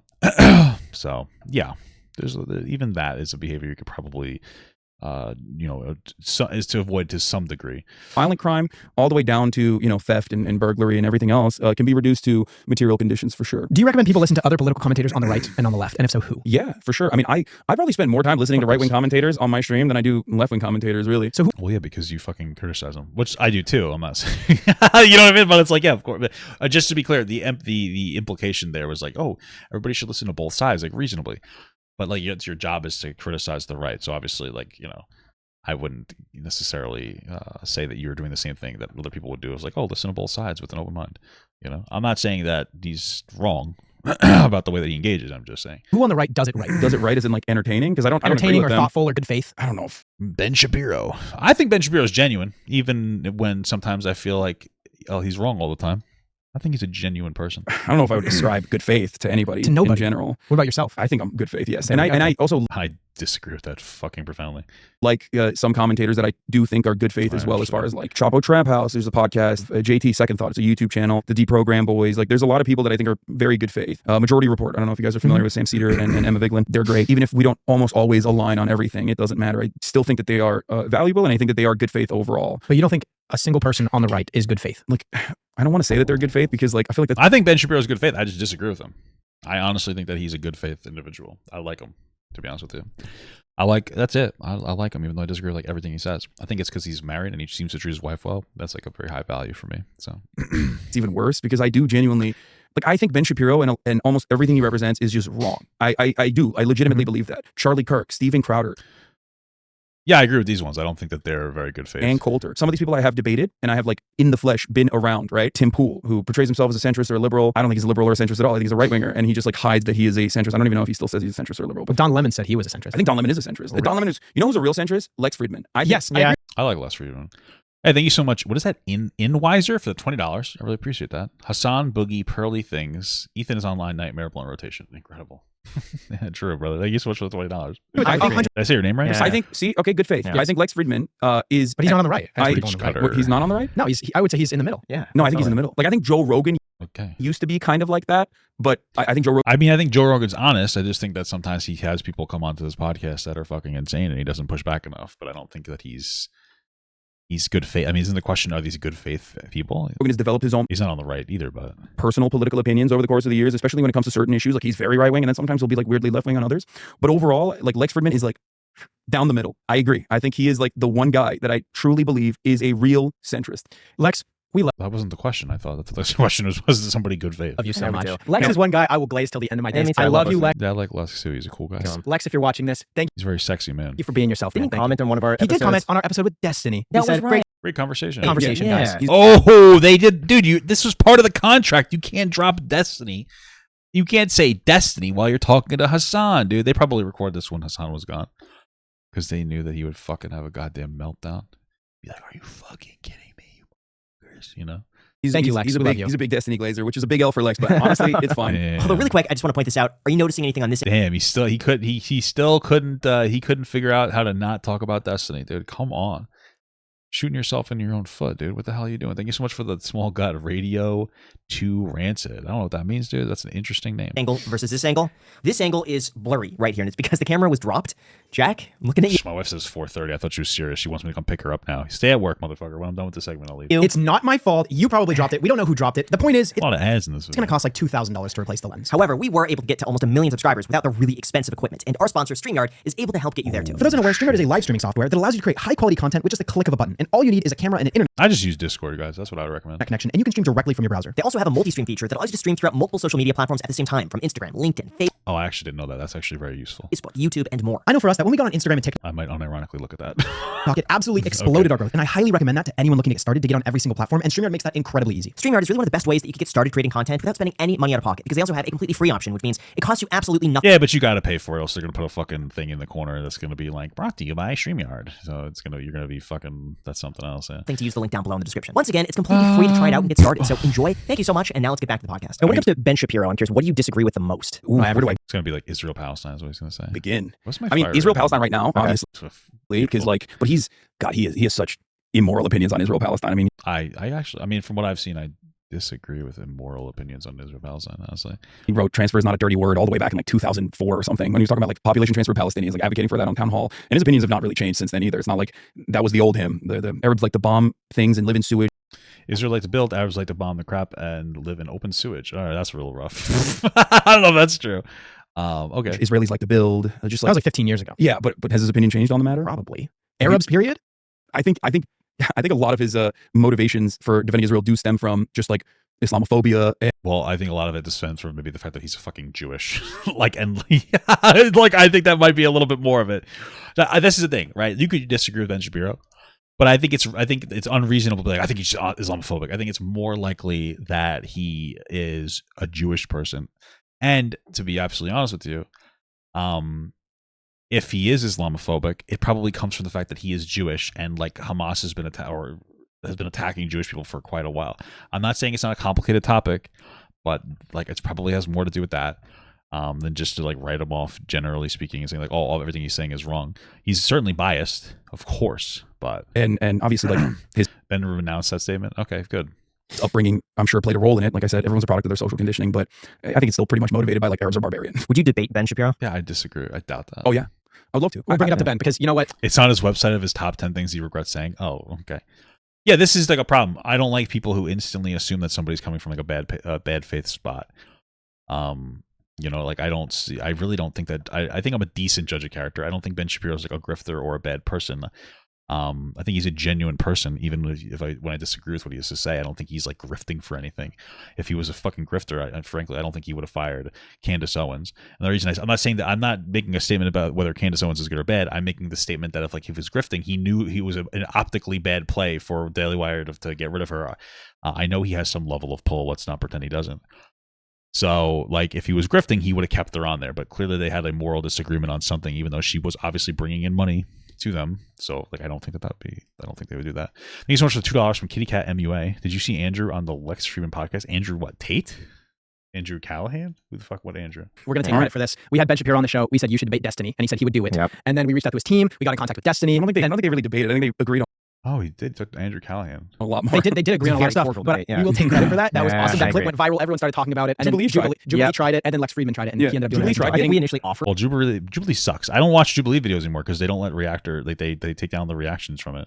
And like, you know, that's fine if you want to do that, I guess. But also, that's what built them. So it's like, what's the point anymore? So, We initially. let me exchange information. Jubilee tried getting me to debate Ben Shapiro, not Destiny. And he did not respond to that. I don't know. He's also very far removed, in fairness. Very far removed. Yeah. Even when we talked to Ben about Destiny, he was like, oh, Destiny, we had to show him. He's like, oh, yeah, I think I've seen him He's before. made videos on me before. He knows who I am. Okay. He's definitely cut some videos. But he is far removed. I will say he's got a huge team who really coordinates a lot of this behind the scenes. So if you reach out to him directly, you're never going to hear it. It's got to be through his team. I have no way of reaching out to him directly, and I'm fine with that. But I do believe that there are people on the right and on the left, obviously, that are good faith. I I think guess Ben is good faith. You're right. But I don't think that's a good thing. But I feel like that What? What do you mean? Well, at least he admitted that he thinks. Oh, what the fuck! I already beat the game. Oh shit! is the base that you can ask for somebody. The fundamental. You can ask that someone at least tries their best and does what they believe is right. Right. And if everybody did that, sure, you'd have some people that believe. I don't think that Lex Friedman is a fence sitter. I think he's a very compassionate man. All right, no Lex Friedman hate in here. I'll fucking kill you, dude. I'm just kidding. It's a joke. In things that you disagree with, and they do something that maybe hurts you or whatever, but they're trying to do it in good faith with good intentions. And if everyone was that way, then people would see a bully, they'd stop the bully, right? Okay, but Ben Shapiro is good faith, as I've acknowledged, but he's good faith in the bad direction. From your perspective, and you would argue otherwise. Yeah, right? I think, and then you let the public well, decide. I mean, most people, even in your comment section, are probably going to say this. But the thing about people who are good faith and honest about their perspectives is that they're open to change. Right? That's the whole point. If you think somebody is good faith, then you generally believe that that individual is open to changing their mind potentially. Maybe not fully, but to some degree. That's why you like good faith people. Somebody that you could sit down with and have a legitimate conversation that you feel like will be productive and actually could have like some actual movement. Outside of that, like, what's the point of having the conversation unless you're just trying to have a yelling match, which is just engaging in more like more theater in some capacity. Grifter, he doesn't practice what he preaches, not understanding what I preach nor what I practice. But as far as like, I'm a very stubborn person. I'm honest to a fault, I would say. And I just don't know. You're not honest to. He's lied in this podcast about like his upbringing. He's not honest to a fault. He just loves glazing himself. Again, if he would just stop with the fucking the bullshit, he would be so much more likable. You know, he should, like, it's fucking crazy. And that really rubs people the wrong way. But as far as like being good faith, that's not what rubs people the wrong way there, son. Yeah, sure. I think Ben does believe what he's talking about, what he says, but the outcomes are terrible, whether it be abortion, whether it be LGBT rights, like denying civil liberties, social liberties to people of different marginalized backgrounds. I don't agree with Ben Shapiro when it comes to America's militarization. I don't agree with him when it comes to pretty much every single issue. I would say that I'm almost on every single issue. I'm on the diametric opposite side of Ben Shapiro. I can't think of a single thing that I would agree with him on. But can you appreciate the fact that he's good faith? Sure. I mean, but that doesn't really mean anything to me is what I'm saying. Like, I would rather, I guess I wouldn't rather him be bad faith, but I would rather him not have those opinions and not advocate for those things. I think what he was trying to say is he'd rather somebody be bad faith but agree with him, which I actually disagree with personally. I don't. I like genuinity and genuine people over just agreement, just for the agreement. Oh, fuck, I need a breach cutter. Fuck. Like more police brutality, please. You know, I think that's bad. I think it's a horrible worldview to have. So you recently debated Piers Morgan on his show. I guess. And it cordial. Sure. And it got over 4 million views. It went crazy viral. Everybody loved it. What has been your favorite debate of all time? My favorite debate of all time? I don't know. There's one that's already came to mind. What is it? There has to be, for you. Oh, no, not even. I guess maybe Ann Coulter. Ann Coulter was fun. I debated Larry Elder. That was also fun. What about your debates with Destiny? I guess Ann Coulter probably. Only because she's like the OG. Have I ever lost a debate? I'm sure I've lost in the mind. So he got fucking, let's be honest, you got a little bit washed by Willard Macklemore, you know, which is a tough one to. Of you know, the broader audience. I think debates are mostly for showmanship. It's hard to lose debates though when you don't really take them. You do your best to not take debates. Like it's pseudo-intellectual sparring. There can be utility for it. I think it's good to have your sides talking. Yeah, it depends. It depends on the conversation. If it's an honest conversation, there are like legitimately dishonest debates, absolutely. But if both people are coming in with like good faith and being honest, then it is not that. Right, so you'd hope that they are doing that. Is this the points be represented, and then the other side's talking points also be represented. But I think the skilled orator always overpowers their opponent in debates. It's like the example I would use is this: Ben Shapiro, very skilled orator, right? Mm-hmm. He has great rhetoric. If Ben Shapiro debated a socially conscious, kind of anxious, maybe a little neurotic climate scientist, even on the science of climate change, he would probably be able to destroy him. For sure, but then like when he debated Destiny, it was an honest conversation between two people. And like people like to criticize Ben Shapiro because he would go around to schools and dunk on fucking kids. Which absolutely is ridiculous. But he takes conversations with people who aren't just fucking kids. Like he takes conversations with like legitimate people. I think that was a legitimate conversation and a legitimate debate that he had. Like he's willing to talk to like anybody, within reason, of course. Not anybody, but like he doesn't just like shy away from difficult conversations. Right before with him. Does that mean he's right? No, of course not. According to scientific consensus, he is objectively in the wrong. However, because he's a skilled orator, he would be able to thoroughly dismantle the arguments or put you into a logical corner. You know what I mean? Trap you. Mm-hmm. So it's a very different set of skills. I would say the same thing about Destiny. I've said this for years. He is very good at rhetoric, but really taking these shots. Until he is met with an opponent that both knows more on an issue and is also very good at rhetoric or very stubborn, for example, to a fault like Norm Finkelstein, he is not going to be seen as like intellectually fraudulent by the broader audiences, which But that's the problem. Like, listen, yeah, sure, there's things to criticize Destiny with. I think he's immature, absolutely. But this guy doesn't shy away from conversations with like people. Like, he will have a conversation. Like, it's hard to discredit. Like, I think he's substantially more than just. He's a lot more than just like rhetoric. I mean, he's a lot of instances he's right. He puts an extraordinary amount of effort into research. People can criticize him and be like, oh, doesn't he just do Wikipedia? Wikipedia is probably one of the best sources you can engage with because it sources everything that it has. So when you go like, oh, Wikipedia, like argument, I just think you're kind of being silly, Joe Rogan. You know, I don't know, man. I feel like it's an easy discredit, you know, but I don't think it's a particularly accurate representation of Destiny. So I don't think that he's just a debater. He's good at debating. I'm not going to say that he couldn't steamroll somebody from a rhetoric perspective, but he's not staying away from the tough conversations. Like if he was like really good at debate and then he only debated fucking idiots, then you could be like, well, obviously he's doing it just to get his rhetoric pass. He's not interested in having a legitimate conversation. But when he's talking to like legitimate people, you really can't make that argument anymore. I do think it happened. So shouts out to Lex for that one. Why does it seem that more democratically ran states are failing than conservative states? What do you mean by that? Well, we just got Starbucks right before this. I know, guys, we're not supposed to go to Starbucks for a litany of reasons. What a change. What a change. Yeah. And there's no tables on the inside. No bathroom. Because you can't, there's no bathroom. It was $13 for 2 medium-sized drinks. Is it different in like other states? Yeah. Yes. What was the general question? Why are blue states failing? I think that it'd be silly to say that the blue states are failing because they're blue states. The implication that Republicans would do better is kind of silly. Most blue states will pay more taxes because they make more money to the federal government, and like red states get massive subsidies from the federal government. So it's like kind of a little easier to be in a red state when you're getting, you know, billions of dollars of taxpayer money that's you and your people didn't earn. So like if we decided to get rid of like basically state welfare, which what that is to some extent, you see blue states doing a lot better. So, but there's also some policies that I'm sure are fucking dog shit in general, like the desperation to micromanage. It tends to not necessarily be great. You know, a lot of people will talk about like the crime bill in New York, where we said like, hey, let's be tougher on crime and put more black people in jail when they're committing crimes. And you know, that would be a kind of an example of it.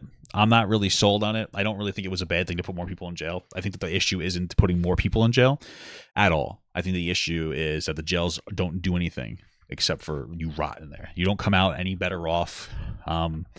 It doesn't address the actual problem. If people were going to jail and they were getting like legitimate skills and education and this, that, and they were actually getting like access to reformation, and then at the same time you know empowered some of these communities financially in some capacity, that would have probably worked. I don't think it would be a bad thing to be like, let's get a lot of, you know, bad people off the streets and try to reform them individually. It depends on the individual. And put them back out there. That I think could have worked really well, but we didn't really plan all that. But that would be an example of like that kind of like, oh, let's do something that's a well-meaning policy that doesn't necessarily pan out the way that we want it to. Some of that probably has to do with the rent to be on Hollywood Boulevard. Places are like, I know companies are like fleeing San Francisco. I'm sure you could correct me if I'm wrong on that. I don't know which companies we're talking about. I think Nordstrom's is one of them. Just a lot of companies that were suffering from brick and mortar retail shrinkage. I don't think it's shrinkage. That I will correct you on. So that was actually the common meta for quite some time. Post-COVID, everyone was like, oh, organized retail theft is happening. And at the time I said, it's not organized retail theft. Shrinkage has increased. But if you look at the National Retailer Association numbers, you will realize that like the shrinkage actually grew alongside with at the normal rate that it does when more shopping is happening. That has always been consistent. These companies said, like Walgreens, for example, famously said, we're leaving San Francisco because we're closing these locations because of theft. It's out of control. And then, well, there's probably a level of truth to that. They quietly admitted that they were lying about that. Well, later they didn't admit they were lying. They said maybe we cried a little too much over the theft. It's not them saying that they lied, but okay. So actually, I mean, that's a very open to interpretation headline there. Openly admitted that maybe we exaggerated the theft situation. That's not what that says, but okay. No problem there. Real estate. It's too expensive. Brick and mortar can't compete with e-commerce. Amazon is. Oh, that's absolutely true. Like that's really what it comes down to heavily. Is like Amazon will legitimately put out like a ton of book sources out of business because they would take massive losses because it's just easier. People don't even want to leave their house anymore. In order to do brick and mortar, like you really have to have it needs to be a destination in order for it to work out. You need to go somewhere and like going there. So like that's why malls are closing, because it's difficult to deal with, you know, online stores. Just is more availability. You can buy anything there. But it's because you need a destination. You know, that's why like you need something interesting to go to. That's why pharmacies seem to be doing like decently, like your Walmarts and stuff is one of the reasons. I mean, it's also cheap and it's like a warehouse store, but there's a pharmacy there. It gives you like an excuse to go there, get yourself in the door. You know, even if you take a loss in the pharmacy or break even, you're getting somebody in the door, right? Like, oh, my pharmacy's at Costco, so I'm going to go to Costco anyway. Like kind of shit like that. The landscape is changing. It's changing rapidly. It's shifting so rapidly. It's difficult to keep up with. It's dominating that market. And I think that because of that, they're having, and also real estate prices are so high to begin with that they just don't see it as valuable enough. They will say shrinkage, I think, or they'll say theft because it's like a better political message to shelter the real reasons. But then why, when you walk into some of these places, is the deal? That might be true. It also might be true that they are not even necessarily educated on like what their own reasons are. Some people are just dumb as shit. So they might not have taken into account like, oh yeah, you know, these retail stores are fucking owning our fanny holes, you know? And I'm sure theft is also playing a particular role there too. I don't want to say like the theft has no impact. It'd be like a little silly to say. Deodorant behind like bars. It's like in a cage if it's not theft. There's so many things I've seen where they log off like happening. Yeah, of course it is happening for sure. And it has always happened. There's always a much more important reason for why companies make decisions like that. Right, but it does seem as though there's a concentration of failure in states like California and New York, where you have like a bunch of smash and grabs happening a lot. And of course, this is happening in every state. Yeah, and there does seem to be like a lot more lackadaisical take on crime over there.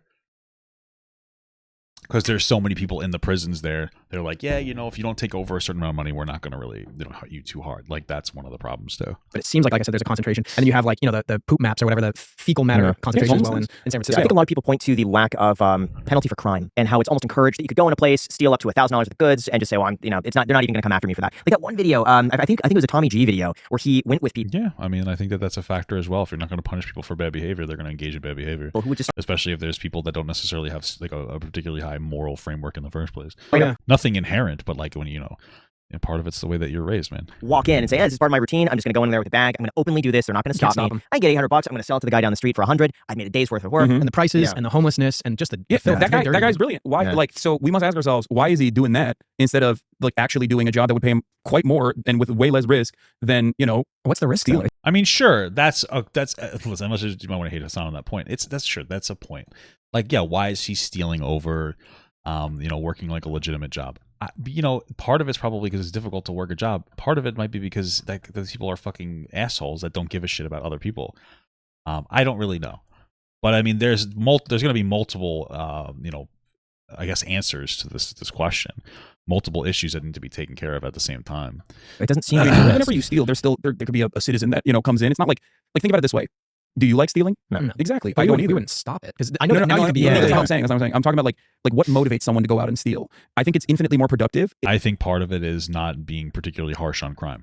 If like there's nothing that we can like whatever solution we would implement, it would have to be like better jobs, better education, more money into communities. Absolutely, but that's not going to immediately solve the problem. You still need to be harsh and tough on crime, or else it's going to happen more. That needs to be part of it. And the way that he's talking about it kind of does signal to people that like, it's really not that big of a deal. I think it is a big deal. I don't think it's a good thing. It damages communities. When you go somewhere and you constantly steal, it raises prices of goods and services in that community.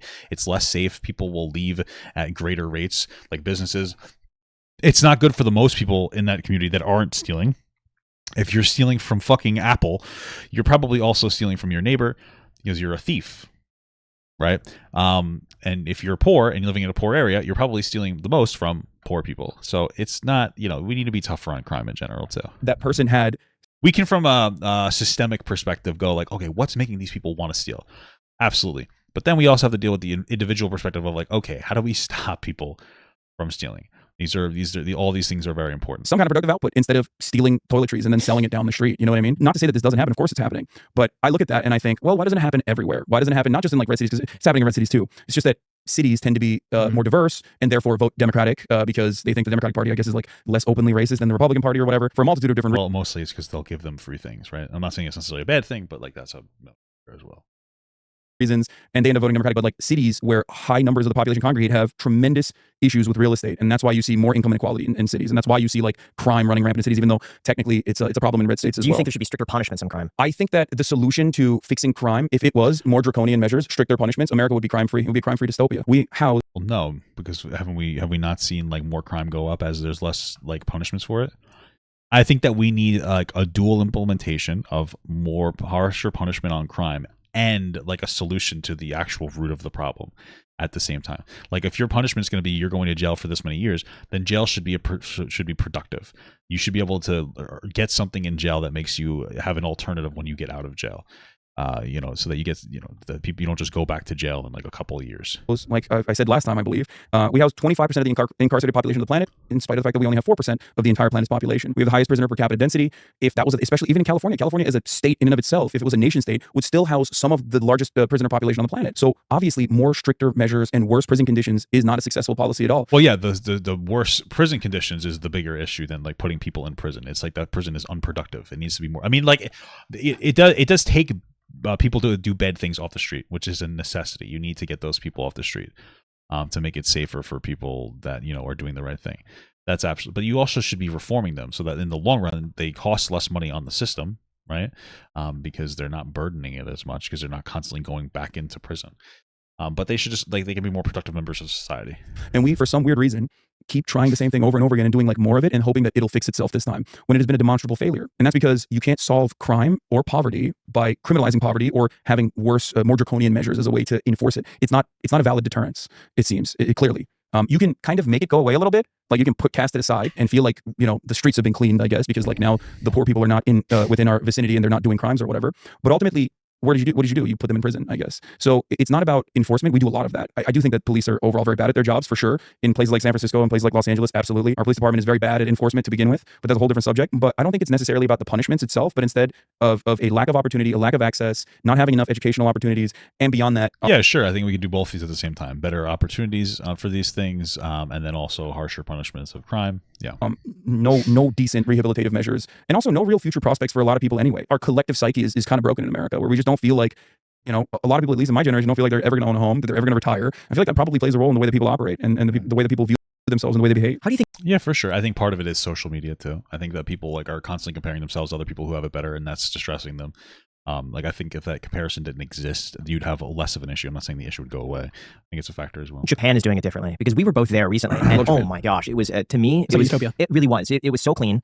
There were no homeless. Everyone was polite, and I felt completely safe. It's the public trash cans. Is what it is. Yeah. Yeah. 2 decades of deflation. That'll do it. No, I mean, that's I'm joking. Yeah. But so, for example, Japanese work culture is very different. You can't get fired. They can't fire you in Japan. In most corporations, no matter what you do, you can't get fired. It's not in, I think it's like legally protected as well, but What?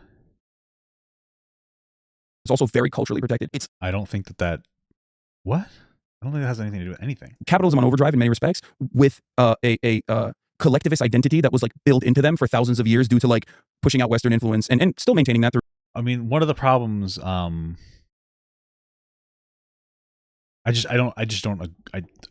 whatever. I don't think that's anywhere close to like the main issue at all. You can't fire people in Japan. There's a very different country. We're a huge country. We contribute a lot of our tax money to other countries. We've basically subsidized Japan's military for a long time, since World War II. Like, they have less economic stressors. They have a more homogenous society. It's not bad that we have people of different races in our country, but like people come from different cultures. It makes it a little bit difficult to all sit on the same page. Right? Because we all have like a little bit of a different way that we want to implement something, right? That's why you see other countries that are like all, one race. It's just easier because or one culture rather. It's not even about race. They grew up in the same area. They have the same general ideas. We have a lot of like a melting pot and mixtures, which is not a bad thing. That's why we have really good sushi in America. Okay. It's a factor. It's not something we should get rid of in any capacity. We just have to learn to deal with it better. That's all it really boils down to.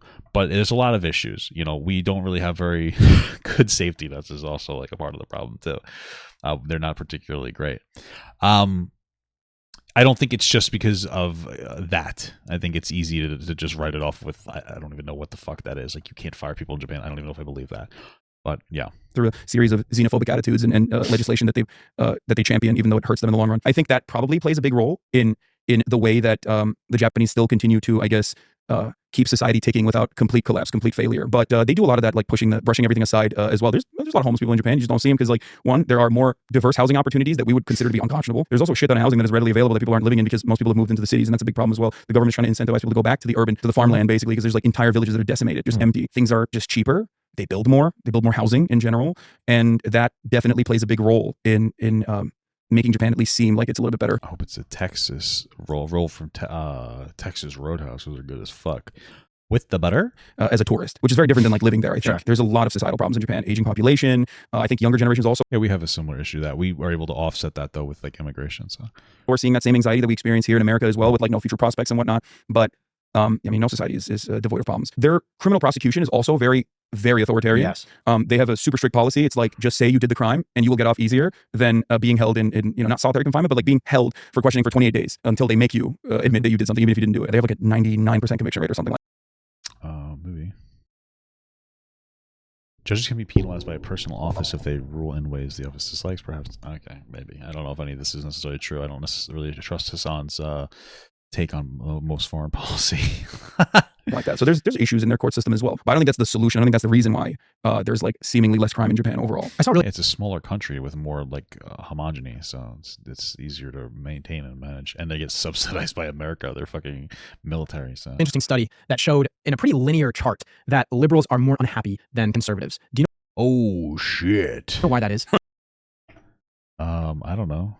Maybe liberals are honestly, you want to know what I partly think of? I think probably because like liberals are smarter, more self-aware than conservatives. Honestly, I'm not trying to insult conservatives, but they usually like conservative areas tend to overall have like less education, and I think that if you're less educated and less aware of what's going around you in the world, you're probably just happier. Like ignorance is bliss. I think that's like kind of part of it. I'm not gonna lie. I think that might have a pretty big amount to do with it. So I have some opinions, man. Let's hear them. I mean, I think conservatives have a lot of fun. I mean, they're like very paranoid, depending on what layer of conservatism we're talking about. If we're talking about like QAnon people, I think they're like scared all the time. They're scared of the shadows. I think the average conservative doesn't really think about things much. And they're just like, yeah, things are fine. I think I'm just going to make it on my own. And they just have fun. Whereas maybe liberals are constantly worried. I mean, like, because fundamentally speaking, conservative, like being a conservative is about conserving everything that you have because you think it is good. Right. So like, I imagine that a conservative would be happier with the life that they're living and the life around them. That's what drove them to be a conservative in the first place. So about how shitty everything is, and that hurts their feelings. David Pakman said something about conservatives are more fear-based. Yeah. And maybe that's the reason why they enact the policies that they do or have the beliefs that they have, because it's based out of fear and self-protection rather than the benefit of others. Maybe. I don't know. At least that's what he theorized. No, I think he's nailing it. That's absolutely correct. I think that is a big part of nailing it like they did to Jesus on that goddamn cross, brother. Goddamn Romans. The conservative ideology. Now, it does seem like a lot of very public figures like Joe Rogan and Elon Musk are sympathizing more with conservatives over time. Why do you think that is? I mean, they're really rich. But they didn't just... I don't want to speak to Elon Musk. I don't know if he's necessarily a very good faith individual. But Joe Rogan, I think it's because that like there's a pendulum in our country and in the whole world, where in any country, that shifts back and forth, left to right, left to right, left to right, left to right. And I think that during 2020, we swung very heavily left. I think a lot of people got swept up in it, and I think that people are burnt out. A lot of it's like an empathy fatigue, but that's what I generally think is a big part of it.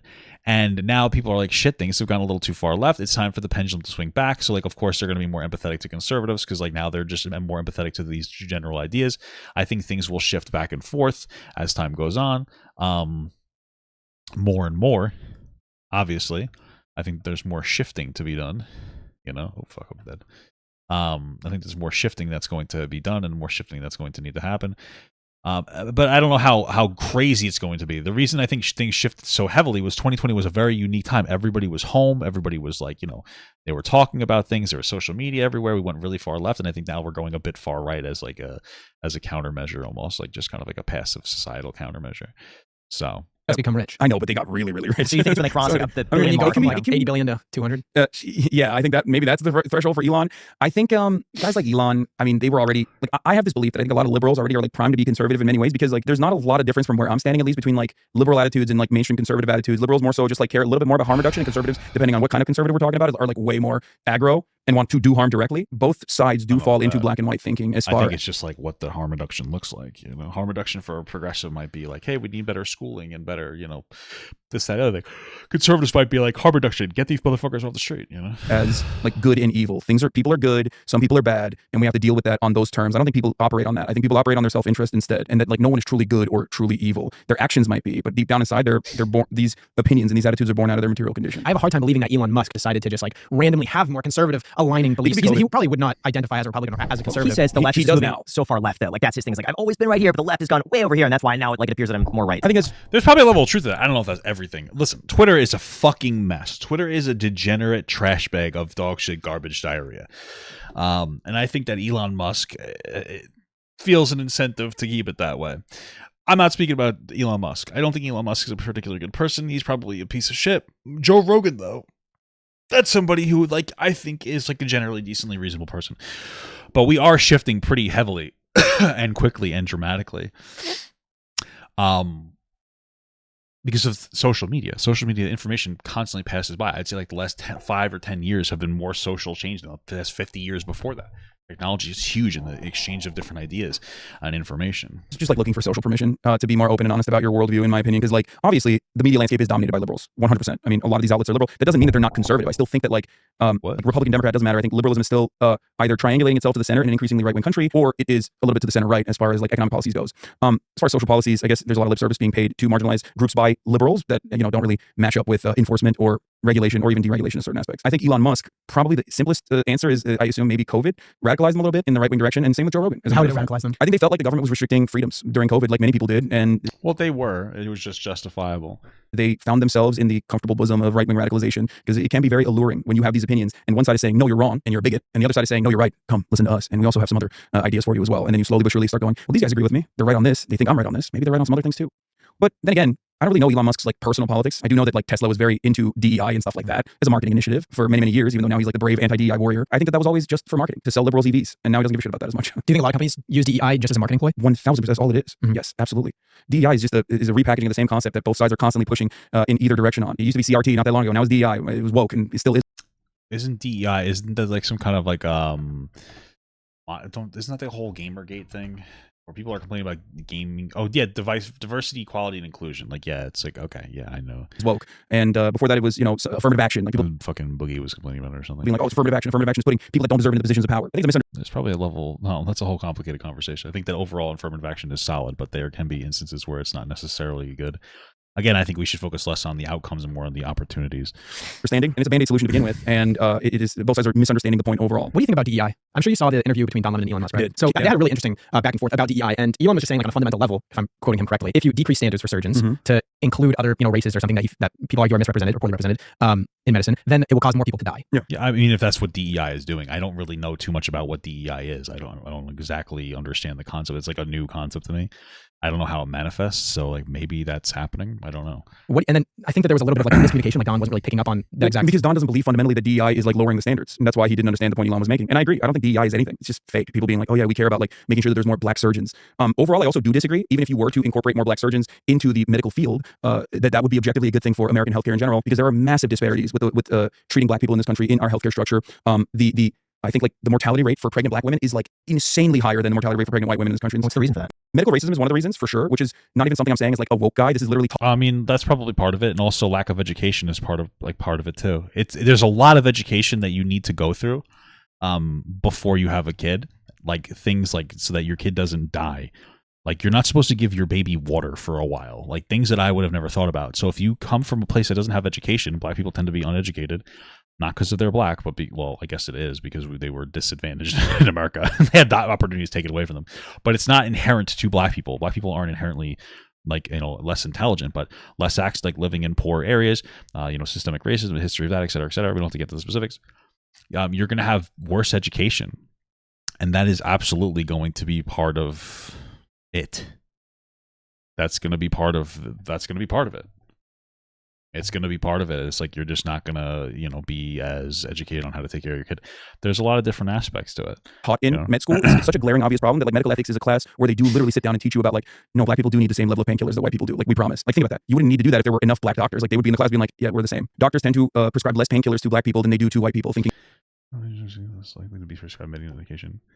And then they generally receive lower doses. I wonder why that is. I wonder if part of it's racism, or I wonder if, again, like there's a lot of class issues that are going on. Like, a black person in America is generally going to face more class issues. So I wonder if part of that problem is like there's more people that have like, drug addiction problems because they come from low income areas. They just happen to be black. And that's a factor for the doctors being like, maybe we don't need to give this person drugs, right? It's nothing inherent to being black, but I wonder how these things manifest. There's also a lot of lack of information on how certain health conditions look on black people. I'm sure that's part of the problem. I think there's a lot of different factors that are involved in this. I mean, overall, getting more black doctors to be doctors, or black people to be doctors, is the way to go, because they'll be able to better assess particular situations. But like, how do you do that? You don't really do that by saying we need more black doctors. Let's just have a quota that has this many black doctors, if that's what they're doing. I'm not saying that they are. The solution to the problem is like, oh, let's educate young black people so that they can become doctors more easily. They can overcome pain easier. They think they have a higher level of pain tolerance. It's just one aspect. Yeah. Like one immediate thing that comes to mind when talking about this kind of disparity. But it's normal because we're like I said, we're all products of our conditioning. So if you grew up in a somewhat segregated neighborhood, and you never really met any black people, and you only saw black people on television, and the stereotypes were what guided you into understanding what black people are like, and you were like kind of always at arm's length, like, you're not gonna know. And you're gonna have some implicit biases about it, even if you don't recognize that you do. Even if you're like, oh, I'm not a racist person. Nobody wants to obviously think that way. But even if you don't recognize it, like, you will still have a blind spot for it. Do you think that we should hire surgeons then purely on merit? And do you even think the question and I think we should keep doing that. Do you think that, do you think that the question of I got like locked in. I thought I was going to get fucked. Race should even be asked? Because even when I was applying to universities, and there have been studies that have came out that show that different SAT scores for different races will allow them admission into a certain college. Do you think that the question of race should even be in the picture? Or you think it should, maybe I think you could argue, oh, what were your parents' income? And I feel like that could be a decent question rather than... It's an interesting conversation. I think that generally speaking, no, the conversation about race should not necessarily be. I mean, it depends on how it's involved. I don't know. I really just don't. It's so complicated. Like, I could see why you might want a black doctor in your place just so that you could have a black doctor, so that they might be able to have like a better level of understanding of like other black people potentially. I get that. I guess I understand that there's like disparities, and so like it makes sense. But I guess my bigger issue is potentially, I'm not saying this is necessarily happening or always happening, but potentially giving jobs to people who aren't necessarily as qualified for the particular job would be the issue. You know what I mean? So you should take the better person for the job. If you happen to be like, well, we have no black doctors, let's have a black doctor here for the diversity's sake. That might be a good thing, as long as they're like equally or more talented than the other doctors that could potentially get the job. But generally, I just think it's about a merit more than anything else. Race, or do you think that the race question is? I think that's an even better way to do it. Yeah, but what if the parents aren't even supporting the kids? Yeah, I mean, you will run into that problem as well. But I do still think that, like, coming from a more affluent background, like I said, I mean, I had to take out student loans, but because I was very affluent growing up, but my father lost all of his money by the time I got to college. I had to take out loans, and I was, now I'm fortunate enough to be able to pay those, pay my brothers, pay my mother's student loans as well. However, that affluent beginning still helped me a lot, I think, in being able to study for things like study for. Yeah, you got a dual income. Like, first of all, I don't believe that his dad lost all of his money. Second of all, you got massive amounts of education and other like benefits. So exams and stuff like that, like the SAT. But do you think the question of race should even be asked, or do you think? And then like whatever networking that your dad got, because you got your job through your uncle, so that's because of your dad, whether it's a blood uncle or not. That's like either he's a friend or an actual family member. That we should just look past it and as Elon Musk would say, look forward into people's character and their integrity and their skills, rather than back on all these things in the past. No, I think that at the end of the day, there's a bigger issue here that is less to do with like these DEI programs and more to do with the fact that we have too much of a race focus in general. Like, I think we absolutely should be teaching like systemic racism to people so they understand the historical negative impacts of like slavery and like, Jim Crow laws and et cetera that have had a profoundly negative impact. What was it, like 1960s is when black people became people in America on paper, right? So racism isn't all gone. There's now still the racist part is probably gone, but I would say that there's still like long-lasting negative impacts from that. But we're focusing on race so much that people are engaging in like empathy fatigue. People are like not caring as much anymore. They lose their capacity to care. And some people, not everybody, but some people will use that conversation about like systemic racism as a way to batter white people and like, all white people are bad because X, Y, Z. And like people are like, okay, well, if you're going to say white people are bad, people are going to tune out. Even if it's not a majority of people, they're being honed in on. White people, just so you know, are just as sensitive as any other people. So when you say that they're bad for the virtue of their existence, it doesn't feel good. Even if we haven't experienced anywhere near the same oppression levels as a black person, it still doesn't feel good to be told as a white person that you're a sneaky little poopy boy, right? So there's a lot of different aspects there, obviously. I think that it's not a bad thing to look at the racial background of someone, for sure, because I think a lot of these college campuses, one of the things that you learn in college, beyond like actually learning the whatever the fuck you're there to learn, obviously this doesn't pertain to like hard sciences, but like for most people's college experiences, I think one of the things that they learn— You mean porn science? I'm hard right now. —is like being in a diverse environment. So I think that's really beneficial for a lot of people to get a college education in a genuinely diverse environment that reflects the broader American society. So I think that like having that kind of like go to school in Harlem, baby. At least making sure that you have that same I went to school, and my school was like 30% white, so I was down with the curl. You know what I mean? I was a pretty cool guy. That's what they would tell me. I'm just kidding. I didn't even realize that I would have such a diverse school because we didn't really talk about race that much when I was young. Only thing that we would do is we'd whip our heads around and look at the black kids when they were like, it's time to talk about slavery. Thank you so much for the $2 from Jack Esposito. What's going on, brother? Hey, Papa, I'm at work. Very good, man. Very good. Demographic representation on college campus is a good thing overall, and is more conducive to a better learning environment overall. Yeah. Diversity of what? Is it diversity of skin color, diversity of intelligence, diversity of like socioeconomic status? All of it. But what if you just had a bunch of like the highest creme de la creme people with the highest scores, and you put all of them together? And don't you think that there could be some positive externalities of that as well? No, I think it's overall a good thing to have, just like you mentioned, diversity of intellect, diversity of background, diversity of experiences. So I don't necessarily think that it's an interesting concept. It's good to like know other people and their cultures, but I don't think that this is like a solution it's an impractical solution. Like what schools are supposed to do? Let's have the smartest and dumbest kids, put them all together so you get diversity of intelligence. No, we don't need to do that.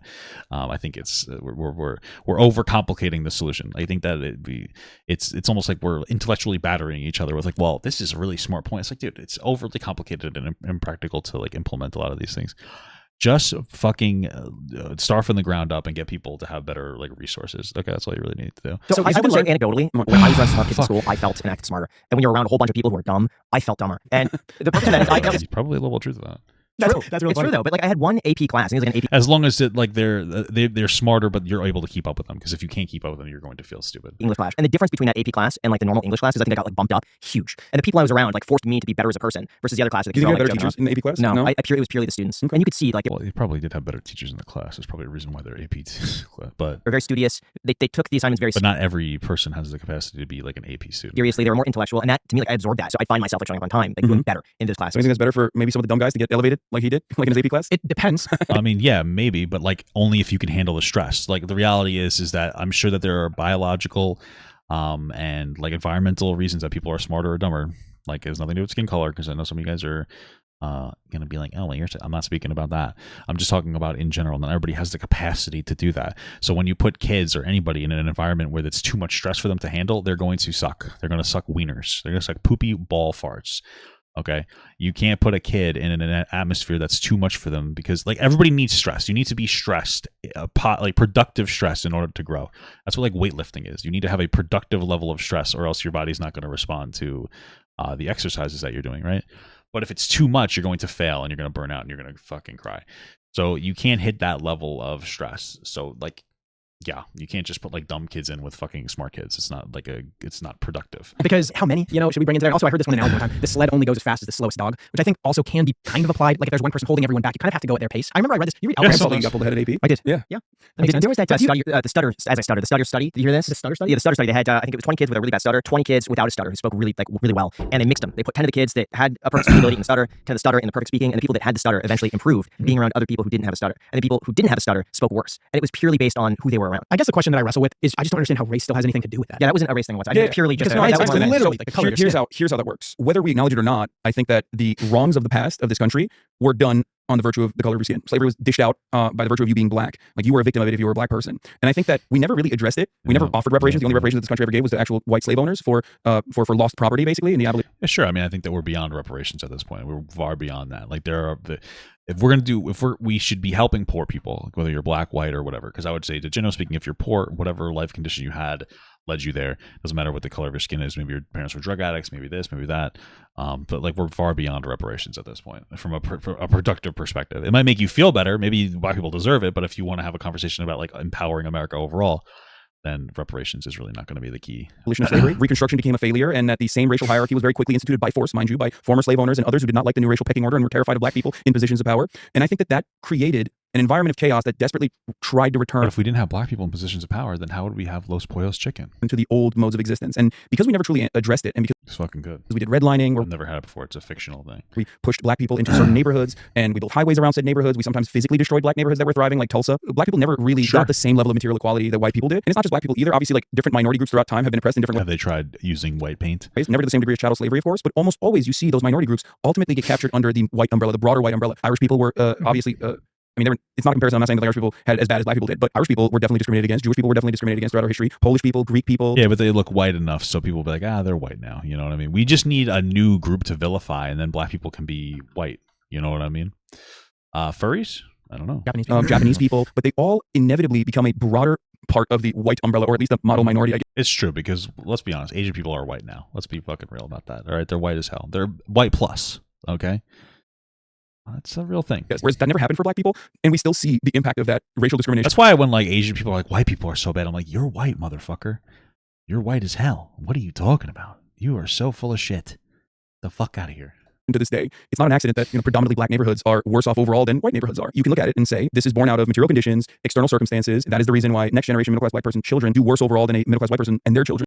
Percentage of adults who moved up from their lower income tier or down from the tier, moved up from lower income white.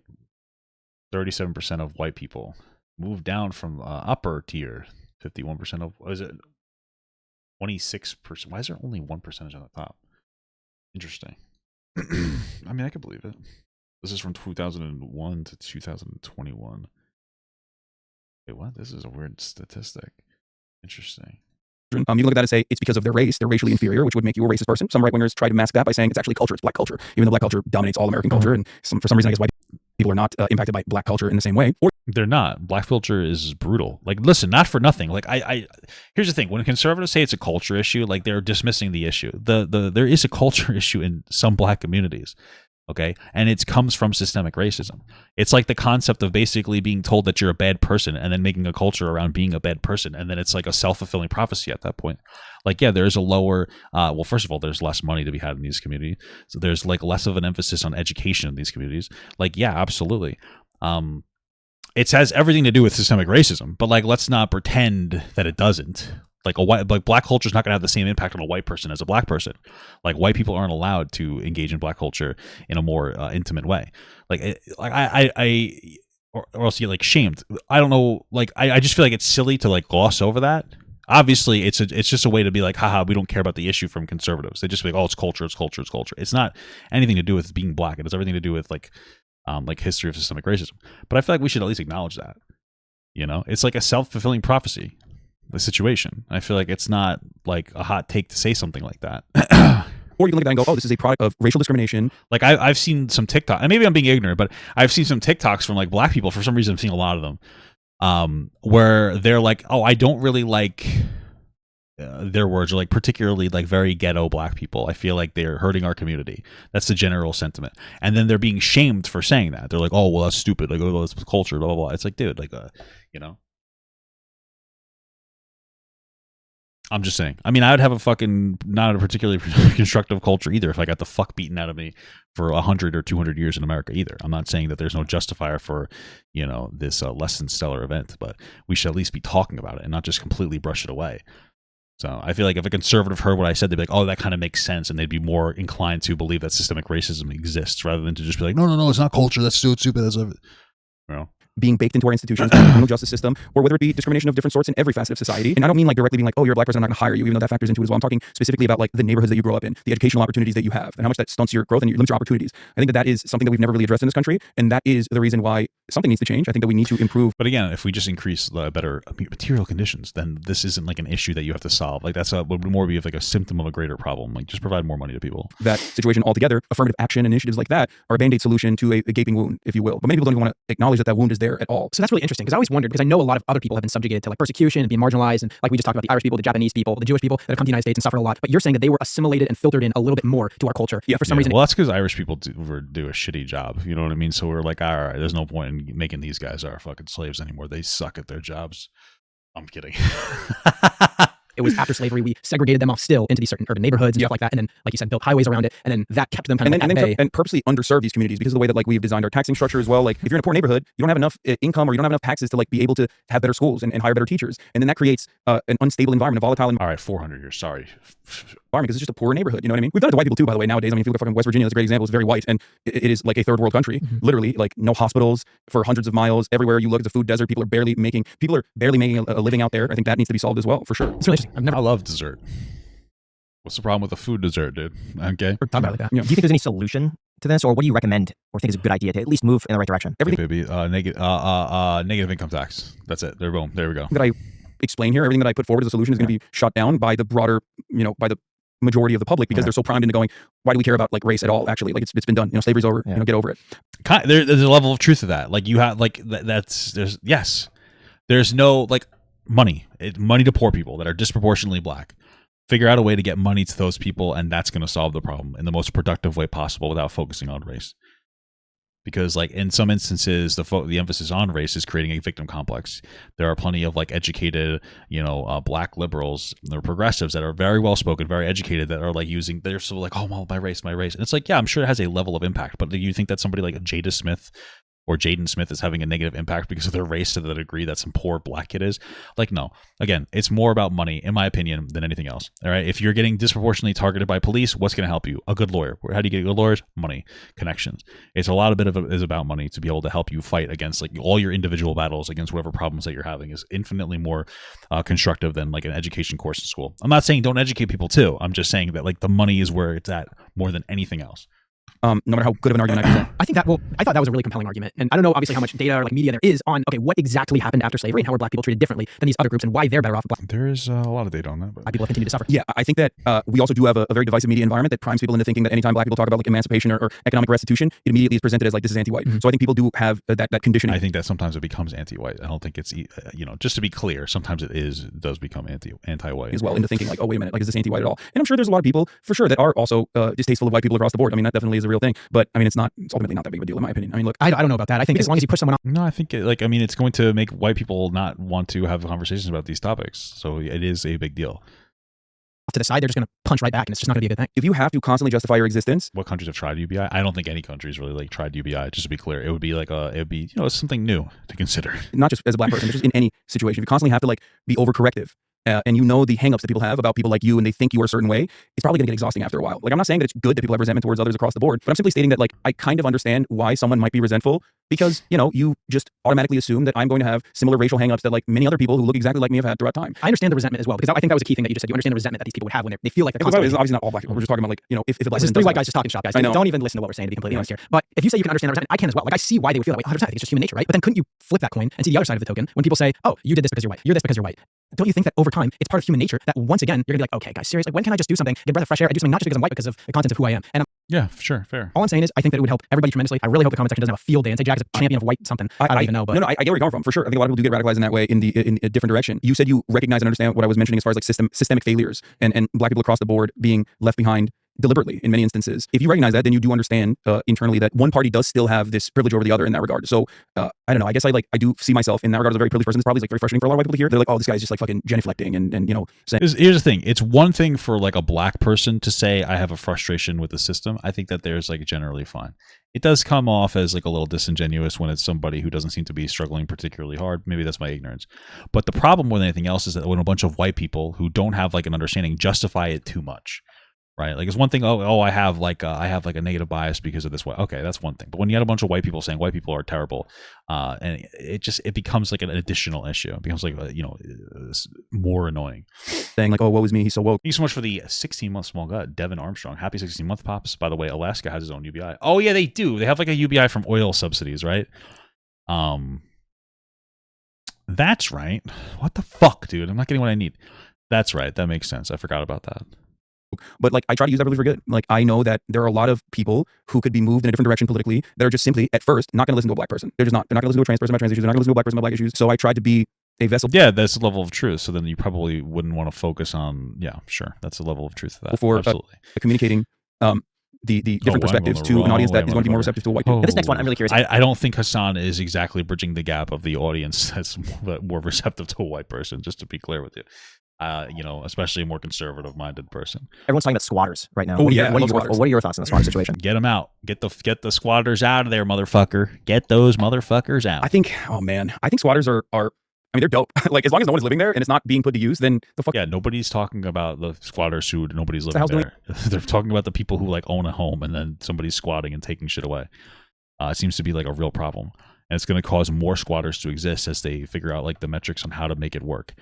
So there's like professional squatters, and it's only going to become worse as people see it more and more on social media and get like the idea of like, oh, what if I did that? Anyway, What about damage to a property? What if someone wants to move back into their property and someone's living there and they say, no, you can't kick me out? They know the legal system to be able to live there for free. You file for bankruptcy and extend your visit. Wait, so you can, if you want to live in a property and like someone else is like, my understanding is that squatters' rights was originally for people who would basically abandon properties, and then that particular structure would be taken off the market.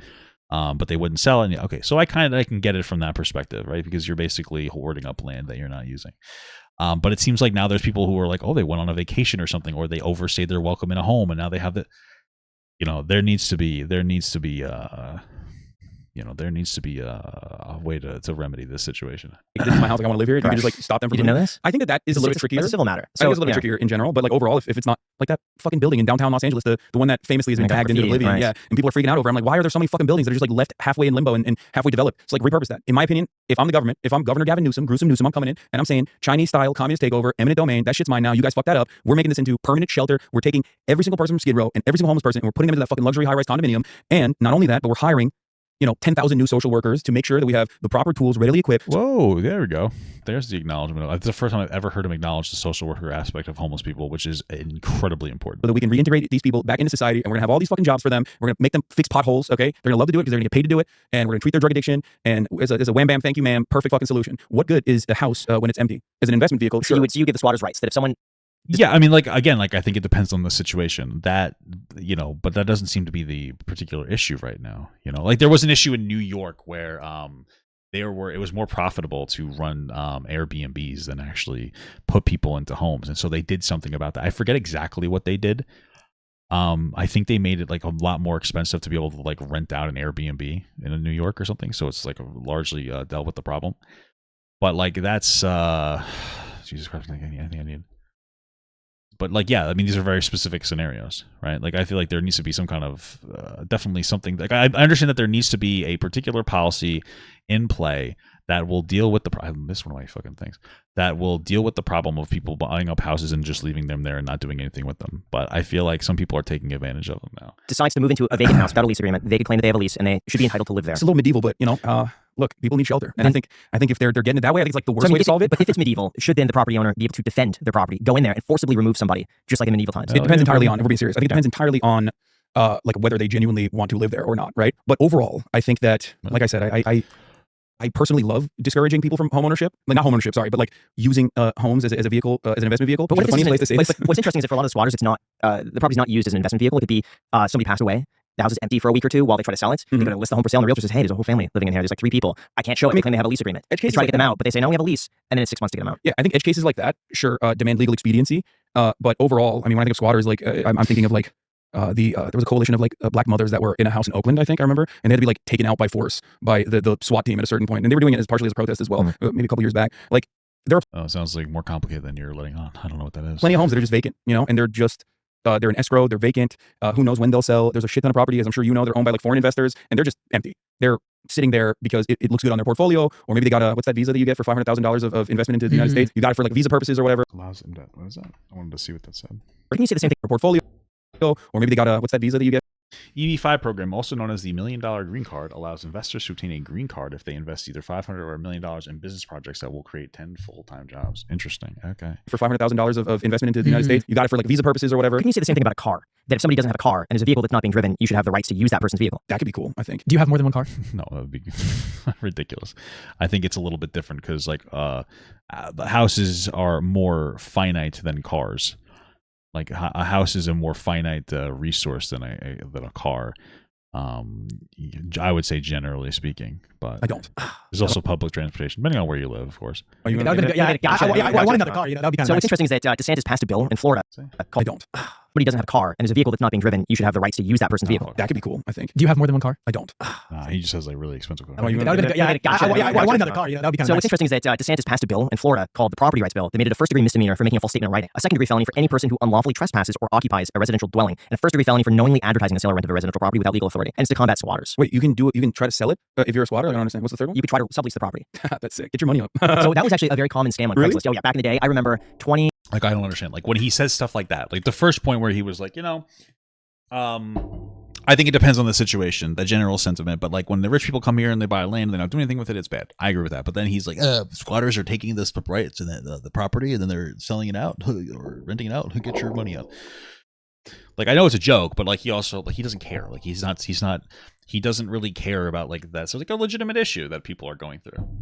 Like having squatters go there and be fucking dickhead degenerates. 2010 through 2013, it was a big issue that empty properties that were listed on the MLS at the time, people would go in, usually from other countries, listed on Craigslist, and then for a really low price for rent. And so people would inquire about it and say, hey, I'm out of the country. Usually I'm on deployment. I just want like someone nice to rent my house out. Send me $500 and and it's yours. And they'll send a lease agreement. They sign it. They send the $500. The people show up, and then it turns out it was a fake listing, and they just got scammed. That's crazy. I mean, that's bad. That's bad for everybody involved for sure. I don't think that there's an issue with that side of it. I just don't know what the application of it Get your cock up. will be. I haven't read into it. I'd have to look into it a little bit further to give you like my full blown opinion on it. On its face, obviously, as it goes, most legislation is not written as like we're going to shoot homeless people bill, but It's not a bad bill. I feel like sometimes the results do come out to be that, and it's also DeSantis, so I'm sure it's devious and awful in general. Like I said, I'd have to do a little bit more reading on it. On its face, the legal language doesn't seem all that out there, but the enforcement of it probably will be very. Let's shoot homeless people with cum and then pay them afterwards. It's called prostitution. Not a bad idea. As long as they're hot women. But women don't tend to be homeless as much as guys. Unfortunate. We're going to need to have more homeless women in the first place. I think that's one of the things that we're going to need. Maybe we can give some surgeries to some of these homeless guys so that they can make money looking like hot girls. They can become hot girls. I think we're really solving the problem. Also, I don't know if you guys have ever thought about this. Feed them dogs that are about to be killed in the kill shelters. Another solution to the problem. Dog meat.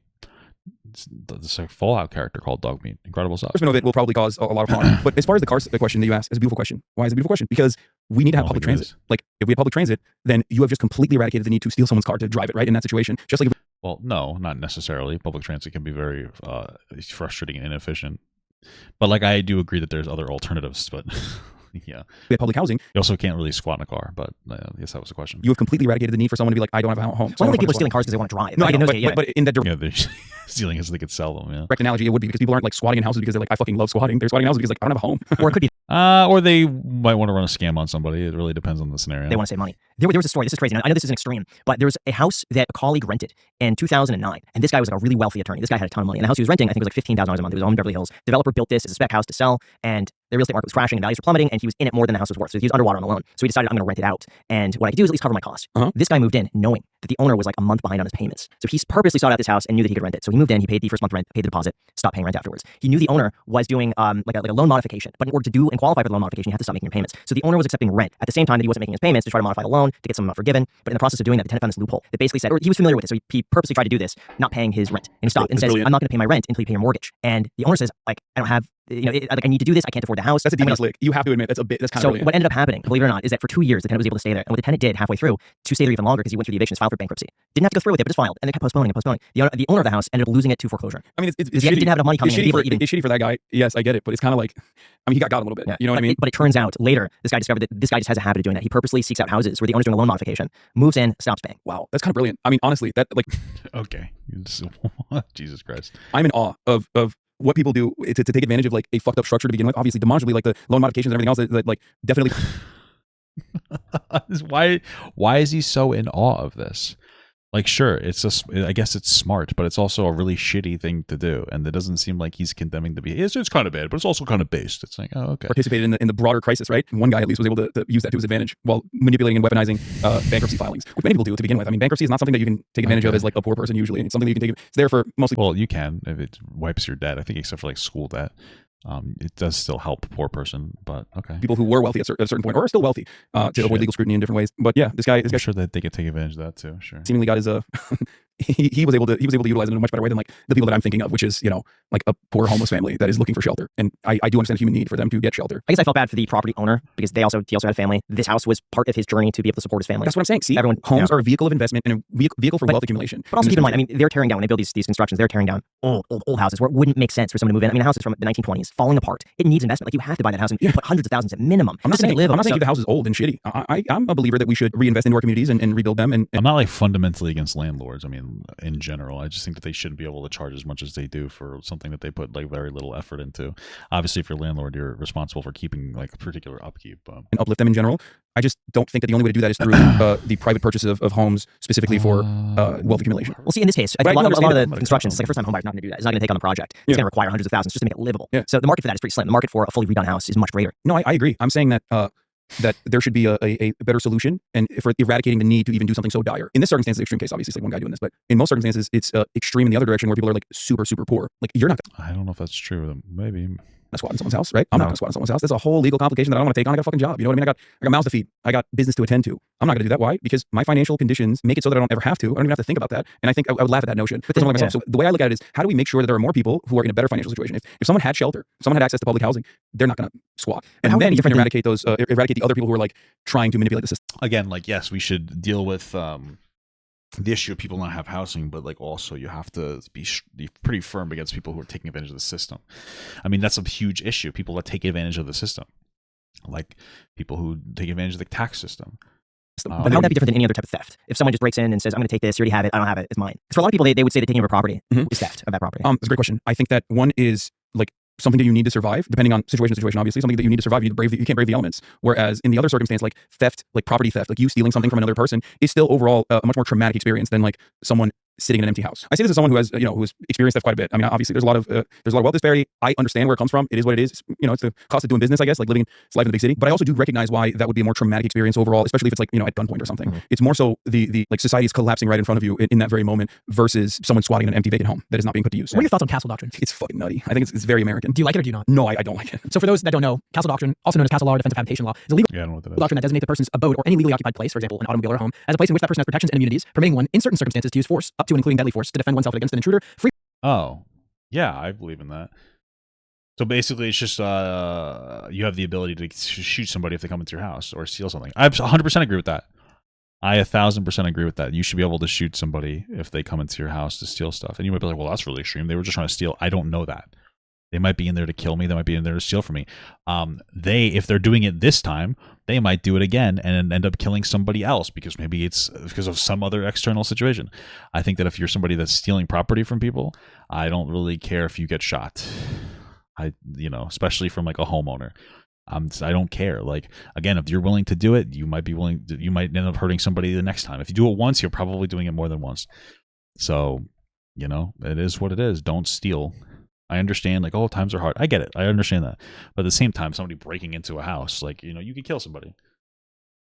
Free from legal prosecution for the consequence of the force used. If someone goes into your house, you're able to delete them. Yeah. To protect yourself. It's another one of those situations where like the law seems sound at face value, and you look at it, you're like, what the fuck? What do you mean if some rapist is like trying to come in and rape my family or something? Like, I should be able to shoot them, right? That's what you think, and that's what the No, somebody comes and tries to steal. I don't care. law is like specifically supposedly designed for. But then castle doctrine is greatly expanded, where you can shoot someone ringing your fucking doorbell and say, I'm scared. That's not true. That's literally not happening to anybody. That's not expanded. That's never happened. That is not happening. That's not a justifier. I don't even think you could show me a single case where somebody rang a doorbell and then they got shot, and then the person was like, "Oh, that's justifiable." There's absolutely no way you could show me any of that ever. You know what I mean? But you probably get prosecuted for that. Yeah, but that gives you some level of like legal protection in those circumstances, and then no, it doesn't. What are you talking about? You can't shoot somebody because they ring your fucking doorbell. He's just against this, and he has no reason to be. There's also an expansion on the castle doctrine where you can utilize castle doctrine when you're out and about, and this has happened in many instances like high-profile killings of black people, for example. What do you mean? You can use it when you're out and about. An expansion on the castle doctrine where you can. Yeah, any property they own or control. Okay, don't steal from people. Utilize castle doctrine when you're out and about, and this has happened in many instances like high-profile killings of black people, for example, where like what? Like, okay, let's don't. I mean, were the black people stealing? Then I don't care. Like, that's not the first thing I see when somebody steals something is the color of their skin. Like, okay, someone will just like shoot a black person and be like, it was castle doctrine. I was scared for my safety. This person was like coming at my car, and that is used as a legal cover. Can you show me an example that's happened like recently of like, oh, I was just scared of this person for no reason, so I shot them? I feel like that's not happening too much anymore. But that's not an issue with the law overall. That's an issue with like a court finding that to be a reasonable legal reason to engage in that. That's more of an issue with that. That wouldn't be the issue with the castle doctrine. But okay. And it is quite expansive, and depending on what state you're looking at. Papa God for some kids live, love the content. Hope you're doing well. Thank you. I appreciate that. The law should be significantly more restrictive in situations like. There was a case about a woman pulling into a driveway to turn around and the guy shot her. He was put in jail for murder. Yeah, but that guy was put in jail for murder, right? So like that's really disgusting that he would do that.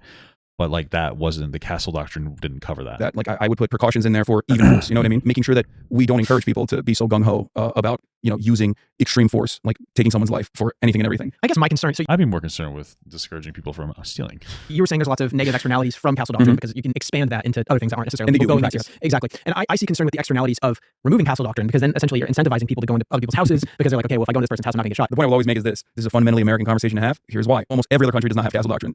There aren't like a litany of home invasion, break-in, rape scenarios that are occurring in all these other countries. Yeah, they also don't have, like, sure, that's true, but again, it's much more complicated than like, hey, well, they just don't have it. They also have better, like, robust systems. So like, if you implemented like more robust systems where there were less criminals because of like better welfare and all that, and then you said let's get rid of this, okay, that I'm open to that, but that's just not where we are right now.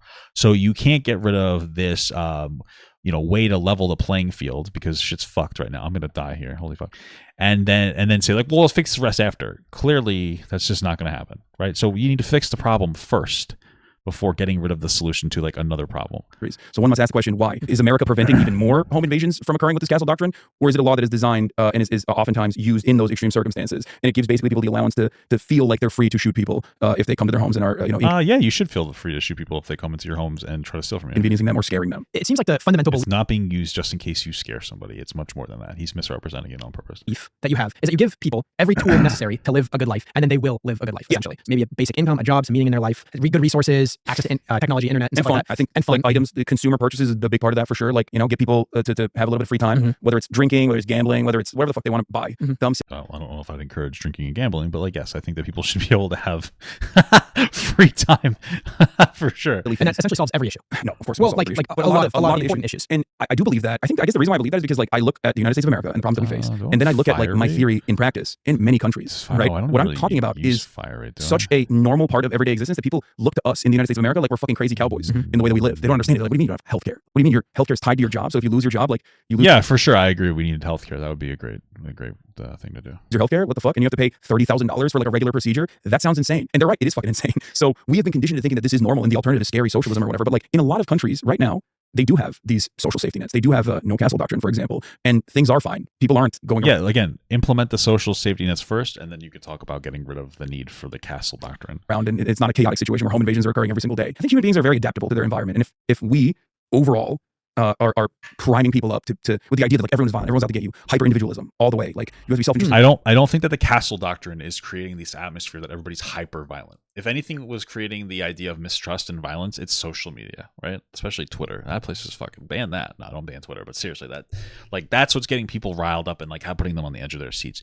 The castle doctrine is not doing that. I just disagree. I think, and if it is, I think it's more worth having people having the ability to defend themselves in their own home. In general, right? You're never going to get a 100% solution. Greed is good. If you prime people up in that way, yeah, they're going to respond in that way. And they're going to genuinely think that if you don't have castle doctrine, people are going to be doing break-ins like nonstop, or that, they probably would do it more. The lack of deterrence is the reason why people are doing crimes, for example. And there's a level of truth to that. Like, I understand, again, like there's two aspects to it. Let's say the larger aspect is the fact that people they feel like they need to steal for some reason.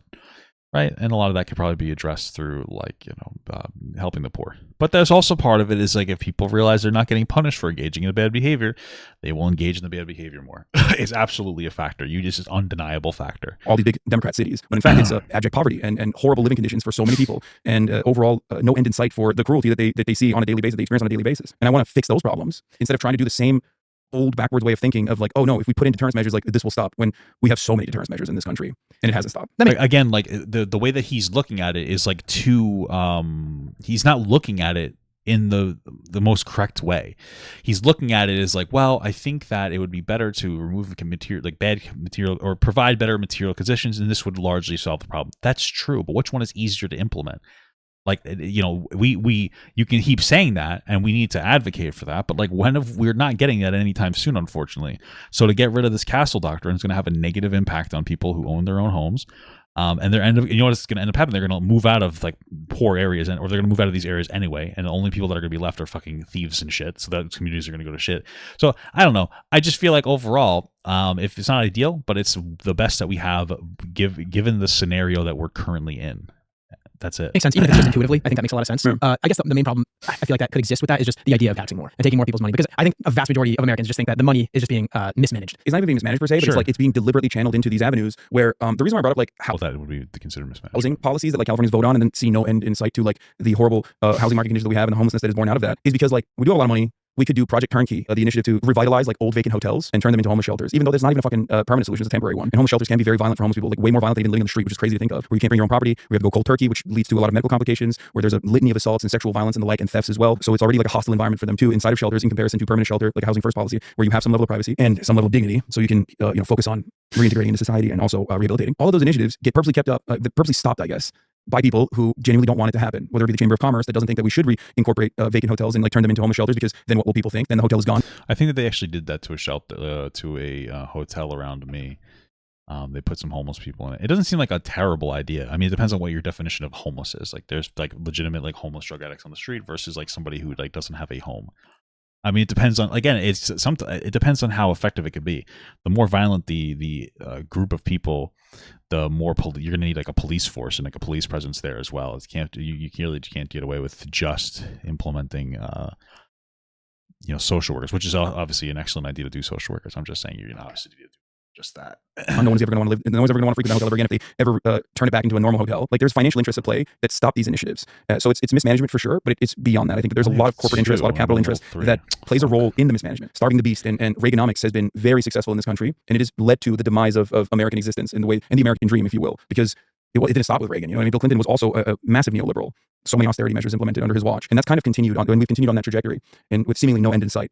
And I'm not saying that the solutions are easy and you can change it overnight. I'm simply stating that like we have to move in that direction, no matter how shitty that turn might look like at first, because that is the only viable long-term solution out of this without completely succumbing to crisis. So to change the tides of this conversation, this is completely different. But how do you think Mayorkas has performed as Director of Homeland Security, which is a job that's main responsibility is to counter terrorism and enhance security, secure and manage our borders? I mean, I think as far as like DHS, ironic because like we have terrorism and ICE under the same umbrella, which I think is like really funny. I mean, there's not that much like foreign terrorism happening under his watch, so I guess that's a big dub for him. But as far as immigration goes, I think it's not even just Mayorkas, but I think the Democrats have failed tremendously in in processing migrants expeditiously and ensuring that, I'm using this word a lot, integrated into society and can have TPS and work status as well, which is like what many people are begging for right now in places like New York and Chicago. I think the Republicans have done a really brilliant job of politicizing this issue and like fucking up the process even further in a country where this process is already pretty broken fundamentally. And well, listen, here's the thing. There's obviously a difference between legal immigrants and illegal immigrants. There is a problem, it seems like, from the border where there's a ton of people coming in. Our catch and release is like a terrible idea. People come in, they get processed, they're told, hey, come back into, this is for people who seek asylum, to come back, your court date is going to be in like 2 years, and like 70% of them don't show up. There is an issue. In general, I don't think it's unreasonable for you to be like, hey, I'm frustrated that there's a bunch of people coming in like south of the border. Like, this feels like frustrating. There's definitely a problem.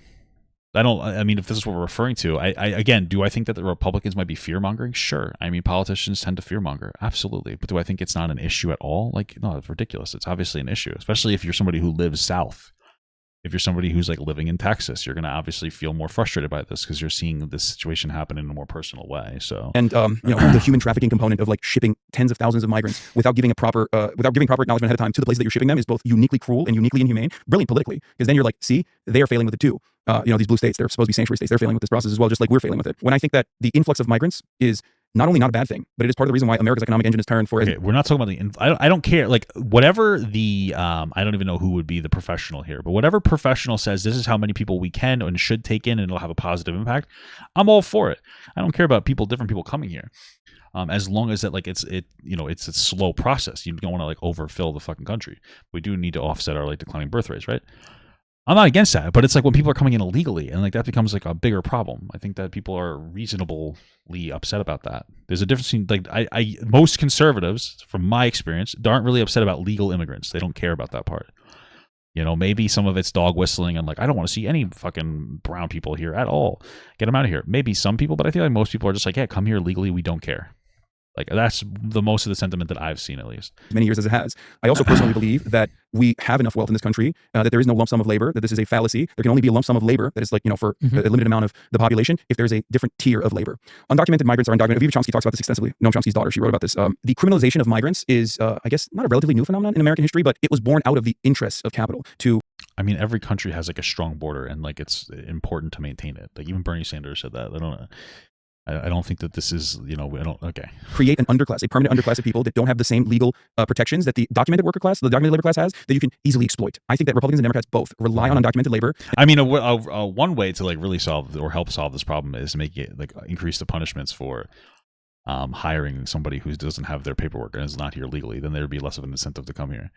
So maybe that's part of the problem too that we need to solve. They want them to stay undocumented so that there's always a pool of laborers that you can recycle, that you can cast aside when you're done with them, and you can hyper exploit them. That ends up depressing domestic labor wages in general, because you're not going to pick avocados. You know what I mean? You're not going to go out and pick avocados for fucking 20 cents an hour, but someone else will. And as long as there's someone else that will do that, and every business owner knows this, why will they do that? Because they're not documented, because they have different economic circumstances. They're coming from much worse conditions overall. So we have this labor process in the country that makes sure that those people are kept undocumented so that we can continue hyper exploiting them and cycle them out when we see fit. An example. I don't know if I agree with the way he's framing it. I absolutely do think that there are business owners who are like fine with not giving them, like making them legal because they want to exploit illegal immigration. But I don't think that we're keeping them non-documented for that. Because the implication there is that they should be entitled to become legal citizens. If you came here illegally, I don't think that you should. I understand why people do it. I feel bad. Like, you're not coming here. A lot of people are coming here to have like better opportunity. I get it. But again, like, we have to maintain like some level of our interest. No, like, I don't think that's a fucking hot take at all. Example I always use is Purdue, not the pharmaceutical, but the chicken factory. Purdue has a process where they go specifically to undocumented immigrant populations. They literally build trailer parks next to their fucking poultry facilities for said undocumented immigrant populations. They bring them into the factory. They use them and abuse them. They deny them back pay. There's like rampant sexual assault happening on the factory floor. What the fuck? Whenever, and this has happened before. Well, I mean, who's the one committing the sexual assault if they're all illegal? Or if they're all illegal? Like, oh, fuck, I didn't see it. Wouldn't they be doing it to themselves? I don't really know. But when the workers get together and they go, okay, what the fuck? You haven't paid me enough. Like, I have back pay that I demand from you. There's sexual assaults that are happening on the factory floor. They call ICE. They fucking bring in ICE. Everyone gets fucking deported. Everyone gets put into a processing facility. And then they go back again because there's always new undocumented migrants coming in. They go back again and they bring in a new pool of undocumented migrants. Yeah, so like punish that company for hiring illegal immigrants in the first place. And then like you'll see less illegal immigrants coming in here. So they can use them again. We talked about incentives before. When the government doesn't punish businesses for hiring undocumented workers, and simultaneously refuses to document said undocumented workers and doesn't have a fast-track process where they can expeditiously go through the paperwork to document them so they can become a part of the documented labor force. Or go through the paperwork and tell them to get the fuck out. Well, they're basically telling you, like, yeah, no, keep using undocumented labor. It's great. We keep prices low this way. We'll keep giving you subsidies. They don't need to go through the process faster to find these companies for using illegal labor. Like, okay. And we'll only punish you a little bit. We'll give you a slap on the wrist when we catch you, when you call ICE on your own workers. So everyone makes that same math calculation where they're like, yeah, it's much easier for us. We get way greater returns when we continue to use undocumented laborers, and we'll pay a fine inevitably as long as the government is not punishing us, and they are not. It's great. We'll keep doing this over and over again. Right, but didn't before you said that punishment's not a deterrent? Oh my god. No, punish the companies. Don't punish the people. Punish the companies. Punish the fuck out of the companies for hiring illegal immigrants.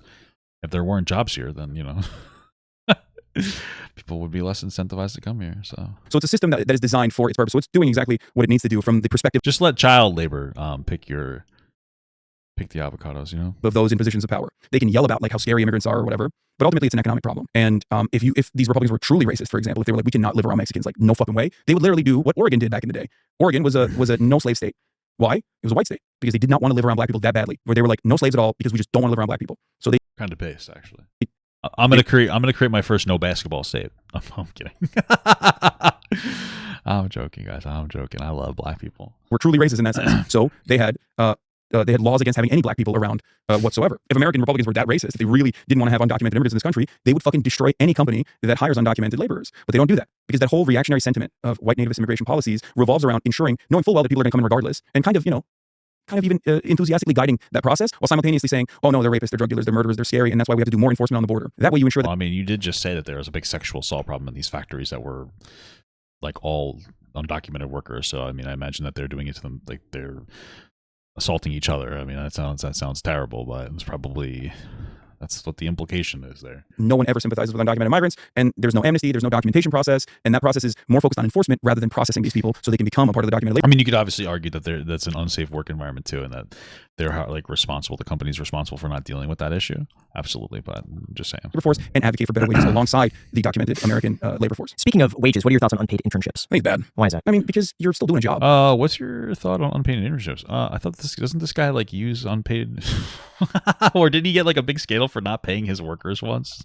Yeah, I don't know how I feel about unpaid internships. I think it's interesting. I really don't know. I don't think it's like the biggest problem in the world. I think maybe it's a problem. I guess it really depends on what your means are. I don't know. I really don't know. I guess it depends on what the scope is. I mean, if you're a successful company that can afford to pay, then you should be paying. If you're like a YouTuber that's using like somebody and you're like, oh, I can't afford to pay you right now, but I feel like that's not so big of a deal. I can understand getting paid an experience it can be good. But then the bigger problem is like rich people will be like, oh yeah, my kid is an intern for fucking Schmingelbang Incorporated. It's like, okay, but they can afford it, right? Because daddy can fucking pay for it, or mommy. I don't want to be sexist. I do want to be, but I'm not allowed to be. Okay, that's just kidding. But that's a bigger issue there. But like, yeah, it's not ideal. How does that sound? Not a fucking. I know it's not exactly the harshest stance, but it's not. Hey, don't do that. You know what I mean? You're getting trained to do a job, but it's the same if you didn't. It's the same if you. Sorry, it's the same as you were starting in that position anyway. I think you should pay interns for sure. Now, what about you in your example where you worked for free? Pay him in piss for the Young Turks, and you got experience. You grew as a bro. He lived in his fucking uncle's apartment. He didn't like. What are you talking about? Person, and it really wasn't for free. He lived like with them, fucking free. What is he talking about? Came out better because of it. Wouldn't that be almost the same thing that you were putting in work for free? Yeah, it is the same as putting in work for free. I did put in work for free. It would have been much better if I got paid for it. That's it. Like all three of us did unpaid. And the work that he said he did for free was like work that he was trying to get them to do. He was getting paid for his regular time there. The work he supposedly did for free is doing a new segment to see if it worked out. So what he's saying is misrepresentative of this, a misrepresentative comparison. It worked for a good amount of time. I still think that the way I see it is, it doesn't matter how unskilled someone is in a particular field. It doesn't matter if you're training them, I guess. I think that is a factor. Drastically different perspective on this, I guess. But as long as they are providing value and there is a contracted play, like you're contracting them as an unpaid intern, they should still get a percentage of the value that they provide. Now, how's it different from going to college? Because in this case, you're learning something, like you might be learning a skill or a trade or something, but you're paying for that experience. You'd be very shocked when you find out that I don't think college should be paid at all. I think college should also be free. But even if that's free, how? I don't know if I agree with that. Maybe. Again, I'm more of a UBI guy. I think that we need to get costs down. I think a big part of the problem with the costs is that like the government subsidizes a lot of the cost to the we'll say the consumer, the student. And because of that, it makes them be like, oh, we can jack up the price because the government's going to pay for like, a third or something, or 2/3 really. So we need to get like, especially in administrative. That's where the most of it is. From an administrative.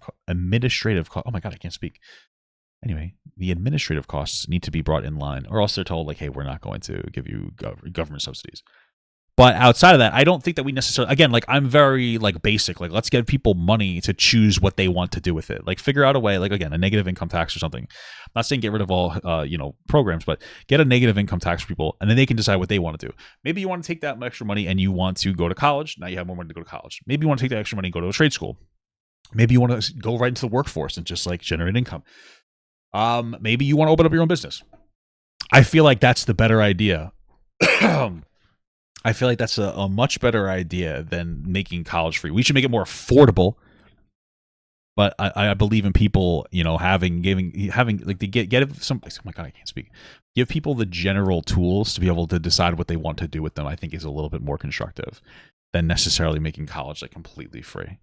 Because I imagine there's some people that are going to go to college that don't necessarily have a use for it.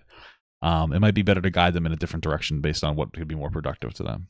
But would that differ from an unpaid internship? I was about to say, there's countries where they even pay you to specifically take on certain majors, for example. The government will pay you because there's like, let's say there's a need for doctors. Well, that makes sense though. If the government's like, hey, we need more of this, so we'll give you an incentive to go do this. That's like, obviously that makes sense to me. So we don't have enough doctors, let's say. Well, we literally don't in America, but that's a whole different story. Let's say we don't have enough teachers, right? Well, I think the doctors in America issue has more to do with like, there's like an artificial number of, allowed doctors to be able to pass exams per year, which is like keeping that number low. The government should not only is education free in this society that I envision, but now the government is also paying you to go get education, technical training, and to learn how to become a teacher. I think that is what we should be doing, and that is what some countries do already. So you think under any conditions, nobody? I don't think that's a bad idea. You should work for free. You can do work for free if you want to, right? Like I'm not going to be like it's illegal. You know what I mean? Like if you truly want to do something for free, then that's fine. I did it, but it still would have been better if I got paid for it. The way that we're seeing it is the fact that we were so excited to work, that we wanted to work, and we wanted to provide value, and we wanted to be, like the person's right-hand man. Like, we'll just happily do it for free. Whereas in other instances, probably the ones that you're thinking about, it's like companies that work with colleges and try to source free labor from students, which I think is I guess all it's a seen as little like an bit exploitation of free labor versus people who are truly doing it to get ahead. Yeah. I think that it's better overall if there is a payment across the board for it. I mean, it goes back to like NCAA athletes, right? Like I'm sure you think it's a good idea that they can at least like now make money off of merchandising agreements. Well, yeah, of course, yeah. I think apparently South Park. Are we talking about college athletes? I think was that the South Park. Wait, what is NCAA? I'm thinking of fucking college students. Was NCAA like a?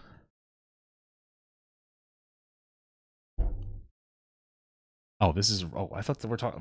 What was that to do with NCAA? I always thought we're talking about like college athletes not getting paid when they should because they're generating money. I think you should go beyond that. I think the college should pay them too, as well. But the fact that they were able to make so much money off of their likeness and they see nothing in return for that, I think was ridiculous. If someone approached you to learn and work and they supported your cause and wanted to work for free, would you pay them anyways? I mean, I probably wouldn't hire them if I have no need for them, but if I did, then I would pay them, yeah. Do you pay your Twitch mods? Yeah. Do you pay your Discord mods? Yeah. Is that like a new thing? Because for a long time he was not doing that until he got called out for it. I pay every single person in my community in different ways. It's not like a contracted. It's not a in different ways. What does that mean, dude? Contract basis, specifically because the Discord I don't even touch in general. It's like elections are had, and then the teams then decide on who they want to bring in as like regulators and whatever. I think I'm not entirely familiar with how that works, to be honest with you. But overall, if it's an avenue that I'm like generating income from in some capacity, then and if it's like something that I cannot live without and I need help in a specific field, I still want to ensure that people that work in people that are there are just like doing it for fun. Like they're not there. I'll take on the workload, the majority of the workload myself, because like that's I think that's my responsibility overall. And I don't want to like incentivize people to do it for money. Basically, I don't want people to like I don't want people to sit there for 8 hours. I don't think anyone else is going to do that. I think it's a fucking ridiculous proposition. And I feel like when you have a contract of that sort, then it's like I'm requiring a shit ton of like. It sounds like he's saying he's not paying them. Emotional labor even from people that I don't think is appropriate to ask of. So one thing that is a common. Wait, it just sounds like he said I pay them in different. And then he said in different ways, and now he's like I don't want to give them incentive. What the fuck? For 8 hours. I don't think anyone else is going to do that. I think and I don't want to like incentivize people to do it for money. Basically, I don't want people to like. I don't want people to sit there for 8 hours. I don't think anyone else. Maybe I'll be able to leave it. Like you said, I have a half an hour before you said I should leave. I'll be able to get you. Going to do that. I think it's a fucking ridiculous proposition. And I feel like when you have a contract of that sort, then it's like I'm requiring a shit ton of like. I feel like he's saying that he's not paying his. But overall, if it's an avenue that I'm like generating income from in some capacity, then and if it's like something that I cannot live without and I need help in a specific field, I still want to ensure that people that work in people that are there are just like doing it for fun. Like they're not there. I'll take on the workload, the majority of the workload myself, because like that's I think that's my responsibility overall. And I don't want to like incentivize people to do it for money. Basically, I don't want people to like I don't want people to sit there for 8 hours. I don't think anyone else. It sounds like he's saying he's not paying these people, which is fine. But like you're trying to make it sounds like he's trying to make it seem like he does pay them. He charges their social battery. True. This is like he's so dishonest. Do you pay them? Yeah, I do, but also I don't like giving them a money incentive because then I feel like they're not doing it for the love of it. What the fuck are you talking about, dog? What the fuck? This is going to do that. I think it's a fucking ridiculous proposition. And I feel like when you have a contract of that sort, then it's like I'm requiring a shit ton of like emotional labor even from people that I don't think it's appropriate to ask of. So one thing that is a common controversy that people accuse you of is the champagne socialist. Mhm. Can you explain what a champagne socialist is? I think champagne socialist is born out of misunderstanding that like socialism implies that you have to be poor, that like you Okay, if your mom's gonna get you, that's fine. You're still gonna come home, I'm assuming. cannot be successful, and that like everyone has the same thing. Like it's a People wouldn't give you as much criticism if you were honest, but like every other sentence is dishonesty. It's actually very annoying. socialism is about like instituting by force the same standards of existence for everyone. You know, the gray city blocks come to mind. You know, social housing, Soviet era. Maybe equity instead of Yeah, equality? exactly. That was the word I was looking for. Thank you so much. It is about equity instead of equality. That's what people misunderstand about socialism. It is not about equity instead of equality at all. We don't have material equality as a baseline in this country. We don't have that at all. I'm advocating for a baseline of material equality, and I'm advocating for better worker protections, better worker rights, and more. Yeah, but then you're not paying people that you could pay. You're literally admitting to us that you're not paying people after you lying about how you are paying people. It's just so weird. This is why people don't like him. He's just so dishonest. It's fucking bizarre. Less alienation from labor and more autonomy. He just wants to seem like he's doing what his audience considers to be the right thing while not doing it at all. That everyone can have a say because they are a part of the puzzle. That everyone that touches a project also has some level of say in what gets done with the surplus labor. So it has nothing to do with like, you know, making sure everyone is poor or whatever the fuck people think about socialism. I don't really care too much about it as far as like as far as an own. Like people be like socialism, but you have an iPhone, or socialism because these like dumb things that you buy that are very expensive. Which is true, I do. I buy fucking expensive shit from time to time. I'm an idiot, but I've always, you know, these are things that I want to buy. I mean, he constantly buys expensive shit. Of course, you know, it's not a. I don't find it's like a $3 million house and like a $500,000 car. What? it to be like, I guess, a marker Maybe not 500,000. I'm pretty sure it's a very expensive car. for your political beliefs at all. So there are levels to it, though, for sure. Right, but to a casual viewer that just kind of hears about you and maybe sees a few clips of you, a lot of the times it's like ranting on people, like wealthy people, and how people need to be taxed more as a privileged person. Then they look at your lifestyle and they see that you bought this fancy, $3 million house or whatever. You have a Porsche. You got like, you know, you got canceled for a $1,000 shirt that you wore to Coachella. I did. Yeah. That was so. God. Anyway, But you see how this juxtaposition would confuse a lot of people and be like, this guy seems like a little bit hypocritical. yeah. I think that like the problem again, if he wasn't such a dishonest person, he wouldn't be getting as much pushback. If he had all these things, but he wasn't like trying to lie and make him seem as like, you know, as relatable as possible to the middle class, even though he's not relatable, and all these other things. If he wasn't dishonest about it, like lying about his backstory, people would be more receptive. Like if he had all the same things, but he was honest, I would just be like, yeah, Hasan's like, whatever, man, he's pretty cool. That would be it. Like if he was just honest, but he's not. He's constantly lying about dumb shit. It's just annoying. It makes him it makes him somebody that you cannot take seriously and you can't listen to, because if he's lying about this, like what else is he willing to lie about? No, for sure. I understand that. But there's nothing I can do beyond the fact that like this is not explaining that this is not inherently contradictory to the things that I advocate for, especially considering that like I have no issues with being taxed more. I pay the tax rates that I do in California that you probably know better than I do. And although the spending on those taxes is not the best, I wish that they would spend it better. I still see that as my patriotic duty, knowing that at least some percentage of that is still going to places that desperately And also, he hates America. He doesn't see it as a patriotic duty. Like he's very open about like just being America bad, West bad. need it, like schooling, like the roads and you know whatever social amenities that are offered, the marginal amount of public transit that we do have. I guess overall, it's not inherently contradictory. It's not about socialism. Is not about forcing people to live a certain set of standards, and but that's impossible for me to change the mindset of every American. We are all conditioned to hate socialism in general. I think I've talked about this before, but I think one of the worst things that I ever said in my career was openly admitting that, or not even like saying I'm not a socialist. I wish I had never done that. It doesn't matter what I advocate for. If I'd never said that, and there are plenty of people who don't, that have almost identical values to me, that are received in a much more favorable light, as a matter of fact, celebrated for how kind and how open-minded they are. But when you get hit with that socialism sticker, everybody goes, oh, Venezuela, Stalin. You want, you know, cultural revolution in this country, and or whatever they think the socialist boogeyman is. I think that was a major L for me, I guess, but because I'm so fucking stubborn, I just, you know, I can't shut the fuck up, and I should have.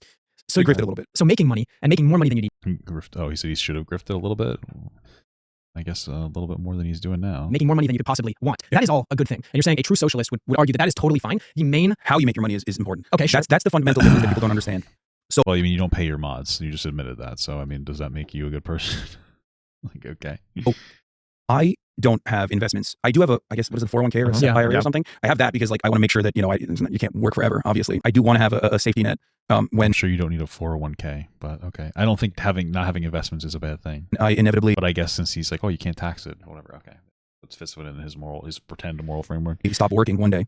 However, I don't have investments. So- Why? I know everybody always Yeah, because that seems silly to me to not want to invest in a country that's given you so much opportunity as well. I don't see it as a Like, why don't you invest in a fucking business that pays people a percentage of the wages? Like, if you're like, oh, I want to, like, investing in your future, buy businesses.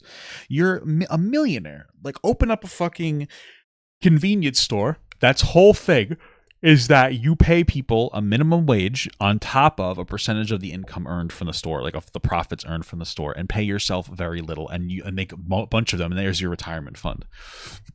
Like, if you're going to advocate for, like, why not? If you have all this money, why not?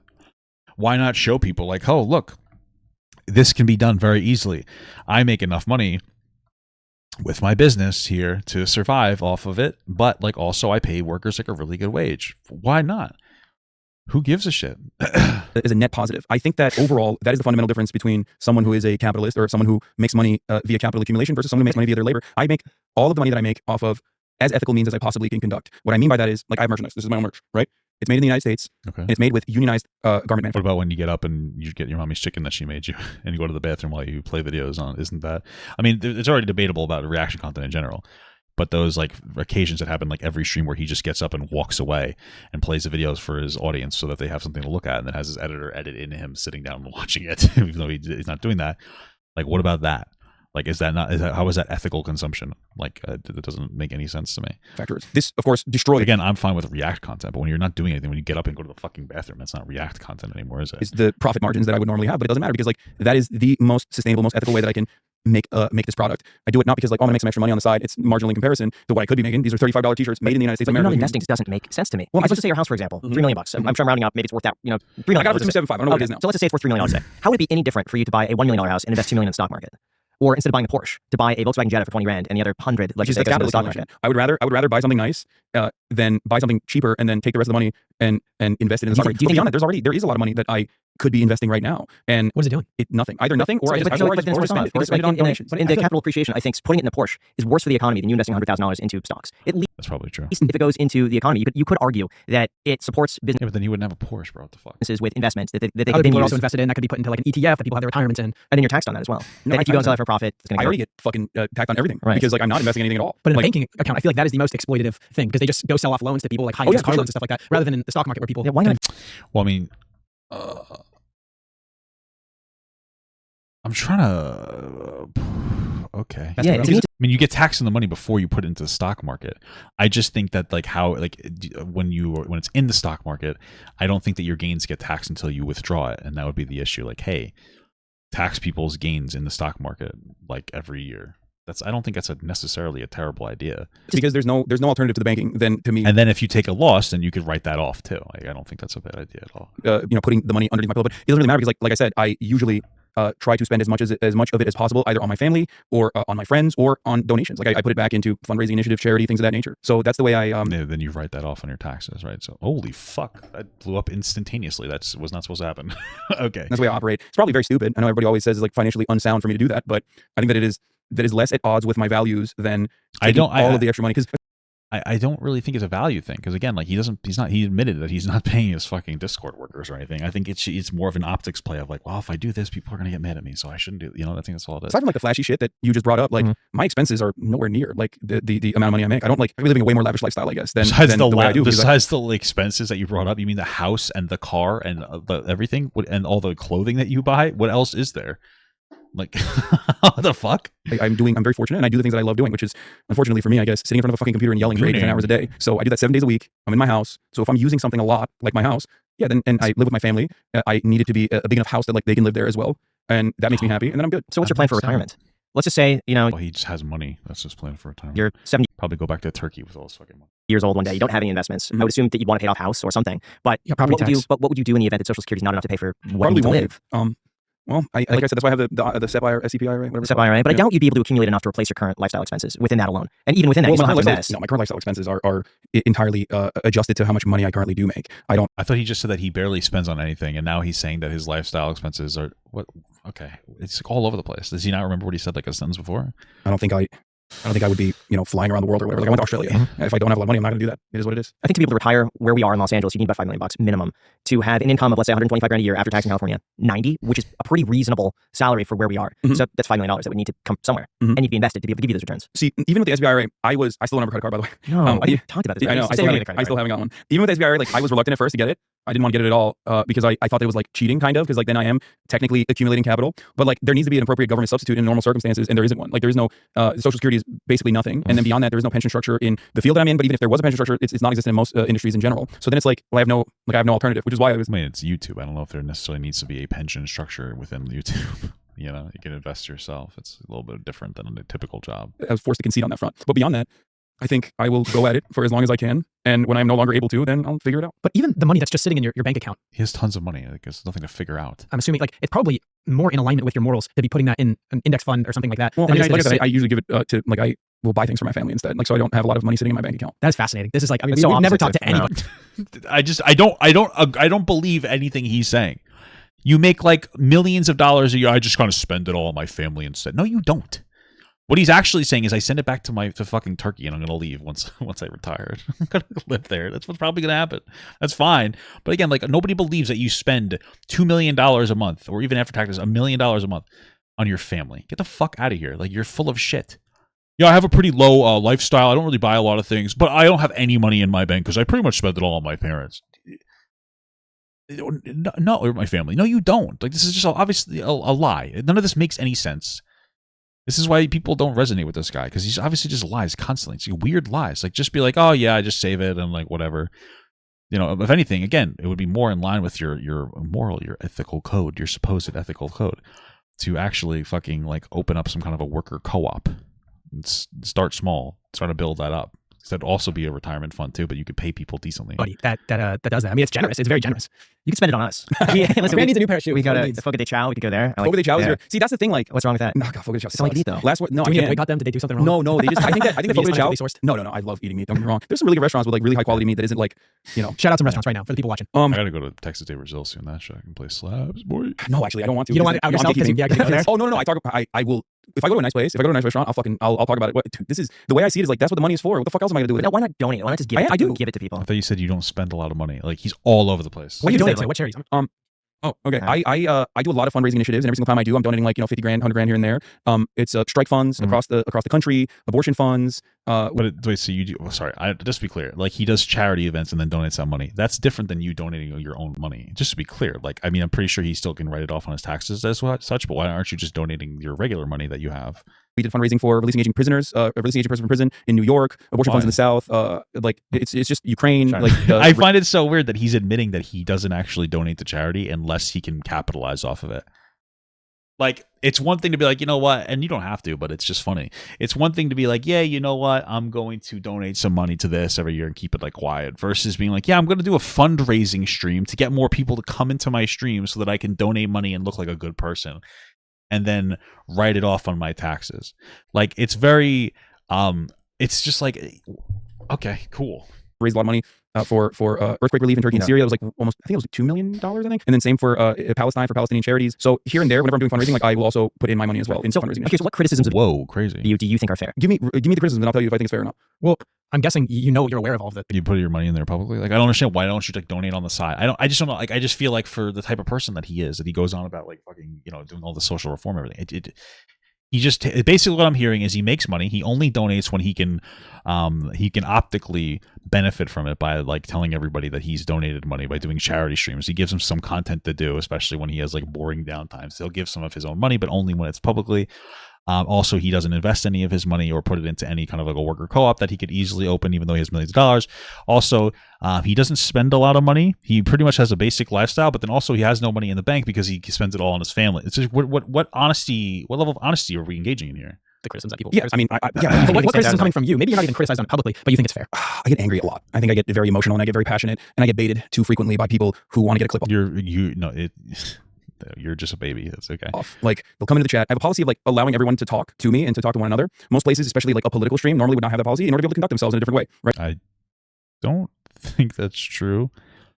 I think most streamers will let people talk in their chat, but okay. What weird. It's a weird lie. To be able to control the conversation and the narrative. So that sometimes Who's he referring to? What the fuck are you talking about? opens up an environment for bad actors where they will come in and they'll say something malicious. I feel like this happens in everybody's political chat. What are you talking about? Yeah, I'm the only one who really lets people talk. I'm kind of a good guy. Oh, cool. They'll say something that is like purposefully incendiary to bait me into like responding in an emotional way. And I do that Okay. 1,000 times a day for the same exact issue. And on the 1,000th one, I explode. And then I gave them a great opportunity to clip that, put it on Reddit, put it on Twitter, be like, this fucking guy's an asshole. Look at him. He's so mad. And I think that in spite of the odds, I need to get much better at that for sure. That is definitely a thing that I'm frustrated by. I do care about that too much. And I get too mad. And then, you know. Oh my God. You do drugs too? People only see the bad stuff, and they never factor in the 8 other hours of the stream. Do you think it's a net positive though that more people are talking about you? No. What you think it's a negative? No, because my line of work requires charitability. Sure. And like this conversation that You're the least charitable person that I think anybody's ever seen. So that's incredible for you to admit that. we just had, you guys are very charitable, right? You're very open-minded to my position. You're not inherently hostile. You're not primed into being hostile to me. Yeah, and they're also not pushing back on anything in a real capacity that should be pushed back on.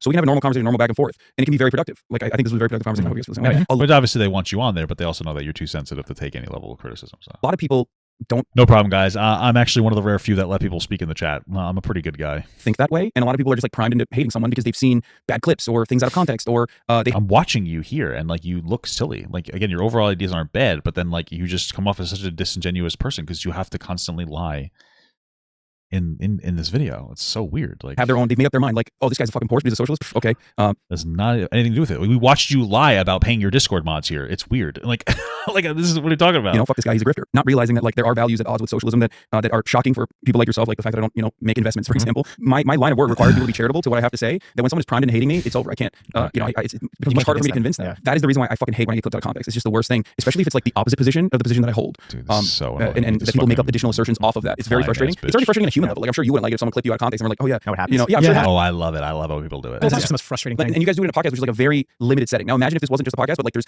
hundreds of thousands of people coming in and out and are able to like at you and like directly address you over and over again. You would probably find yourself trapped in this weird situation where you're addressing the same things over and over again a million times. Well, I'm sure too, when you put people in front of a Then just don't take the bait anymore. Like you're old enough to know not to take the bait. Like I get it. Everybody takes a little bit of bait sometimes, but you go fucking off the handle.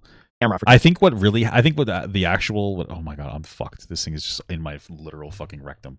I think what actually is happening is that Hasan is getting angry and he thinks that it's going to look good when he gets angry and goes off on the chatter, and then it doesn't. He looks like a fucking idiot. And then he's like, oh, well, actually it's out of context. I think that's really what happens. 10 hours a day. Eventually, out of those 10 hours a day for years. Oh, God. Yeah, so why don't you just stream less? If you don't have to stream you don't have to stream that much. You could just stream less and you'll still be successful. Like all the new, especially the new age streamers are streaming less and they're more productive. It would make your streams more entertaining. It's like you don't have to stream. Like then people be like, oh, Hasan streams from 12 to 4, and it's actually stuff going on, right? Gosh, most people probably have more slip ups than someone who's used to being on the camera and absolutely moderate themselves. And especially when it's a political subject matter that you're covering, which means that there's immediately going to be a lot of people who don't agree with you or are primed into hearing you in the exact opposite way. That's because you lie about what's going on in political stuff, and you read fucking random, unverified, unvetted Twitter posts as fact, as long as it agrees with whatever your preconceived notion is. Even if they're allies to your position. Does it ever get to you? Are you ever bothered to an extreme level about making comments? Yes and no. I think it's frustrating to have people literally maliciously misunderstand you, even if they know better, but they still have. It must be easy to live in a world where every bit of criticism is all wrong and you're always in the right, because that's what he's basically saying here. Like, I understand that it can be frustrating because some people are not charitable. Actually, I've always said this. You're never going to, you're always going to be criticized disproportionately when something happens on the internet. Always. But that doesn't mean that, but like part of being a content creator is figuring out where the actual criticism is. And he doesn't really seem to take that. Well, sometimes I get angry. No, it's a little more than that. Like, you lie about things and you have like a very America bad take, which is why you were defending Russia when the Ukraine war started. Justifying Russia taking land from Ukraine because there's a lot of Russians there, not knowing the history that Russia was genociding people out of there, like was starving them out and killing them, and then implanted Russians. Like, you just don't know these things, and it's fine to not know them, but you're so absolute matter of fact about it, and you always take an America bad stance. This is why you get criticized all the time. I'll give you an example. I went to a party the next morning. I'm streaming, and I was talking about my social battery running out when I'm streaming for 8 hours a day due to some of the things that we just talked about. Yeah, nobody cared that you were saying that. People cared when you compared it to actual jobs. You could have been like, "Oh man, my social battery is like burnt out. That sucks." You could, if you said that, nobody would care, but you had to compare it to like actual jobs. Like, you guys don't understand. I guess maybe if you work at retail, like you have complete control over how much or how little that you work. Nobody took you out of context.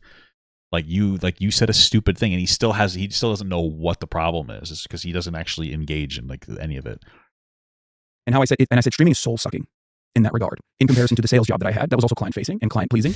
And I said that that's not exactly how he said it. Streaming is soul sucking He said you wouldn't understand. Maybe if you worked like a sales job, you would. That's more along the lines of what he said. Very different way than other. And he has full control over how much he works. So I don't know. He's full of shit. Jobs are outside of like customer service, like being on the phone every day. Like that probably fucking robs you of your soul in a really meaningful way. And I even compared it to I even compared it to like, if I did labor all day, I probably want to socialize afterwards. Whereas after I stream for 8 hours a day, I can work out, I can do something physical, but I can't do something social. I was talking So then don't stream 8 hours a day. about my own personal experiences, comparing it to another job that I'd held in the real world, implying that like I understand real jobs are different than streaming, which is wonderful. Obviously, we're very privileged, and I'm very fortunate to be in the position that I'm in. I acknowledge it every day. Someone purposely clipped it. Streaming is soul sucking in a way that real jobs aren't. Like, and I liked how somebody purposely clipped it wrong, and then he gave us the full context, and it wasn't any better.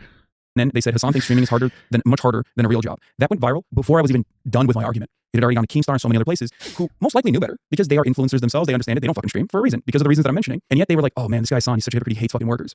Here's a guy who, I don't know what the fuck he does to his employees, talking about someone like me, the largest donor to the Amazon labor union, the largest individual donor to the Amazon labor union, who works with labor organizers every fucking day of the week. And this fucking asshole is like positioning himself as like the true champion of workers' rights by saying that I hate workers. Like I hate like real American workers. That does get really frustrating. You're unrelatable. You constantly will say things that make you come off as an unrelatable person.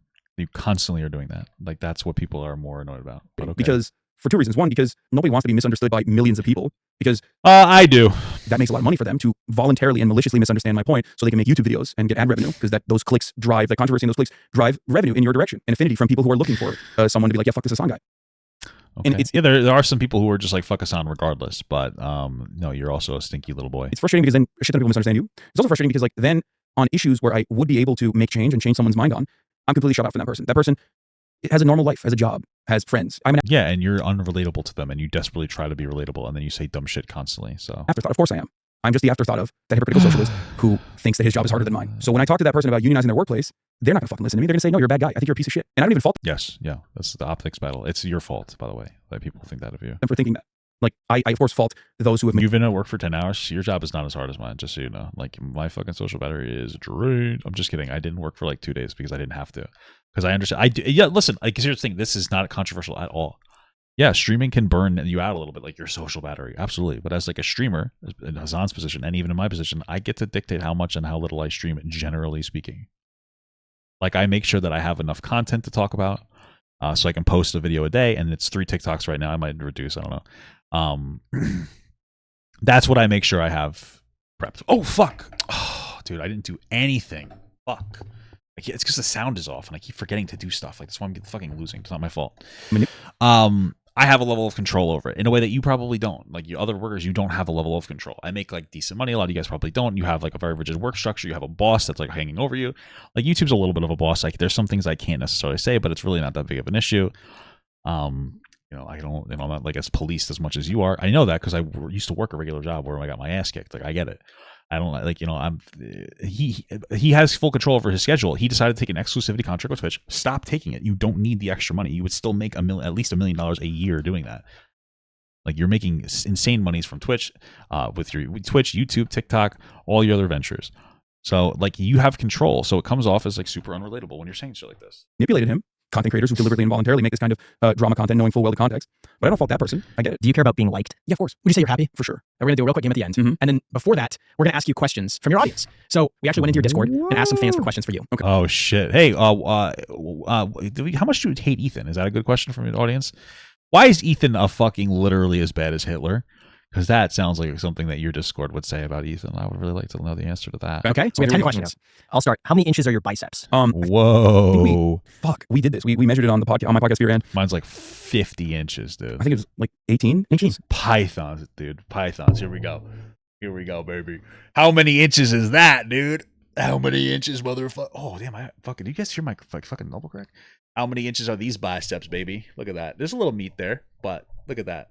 How many inches do you think that is? Genetics of the fucking gods, dude. How many inches, bro?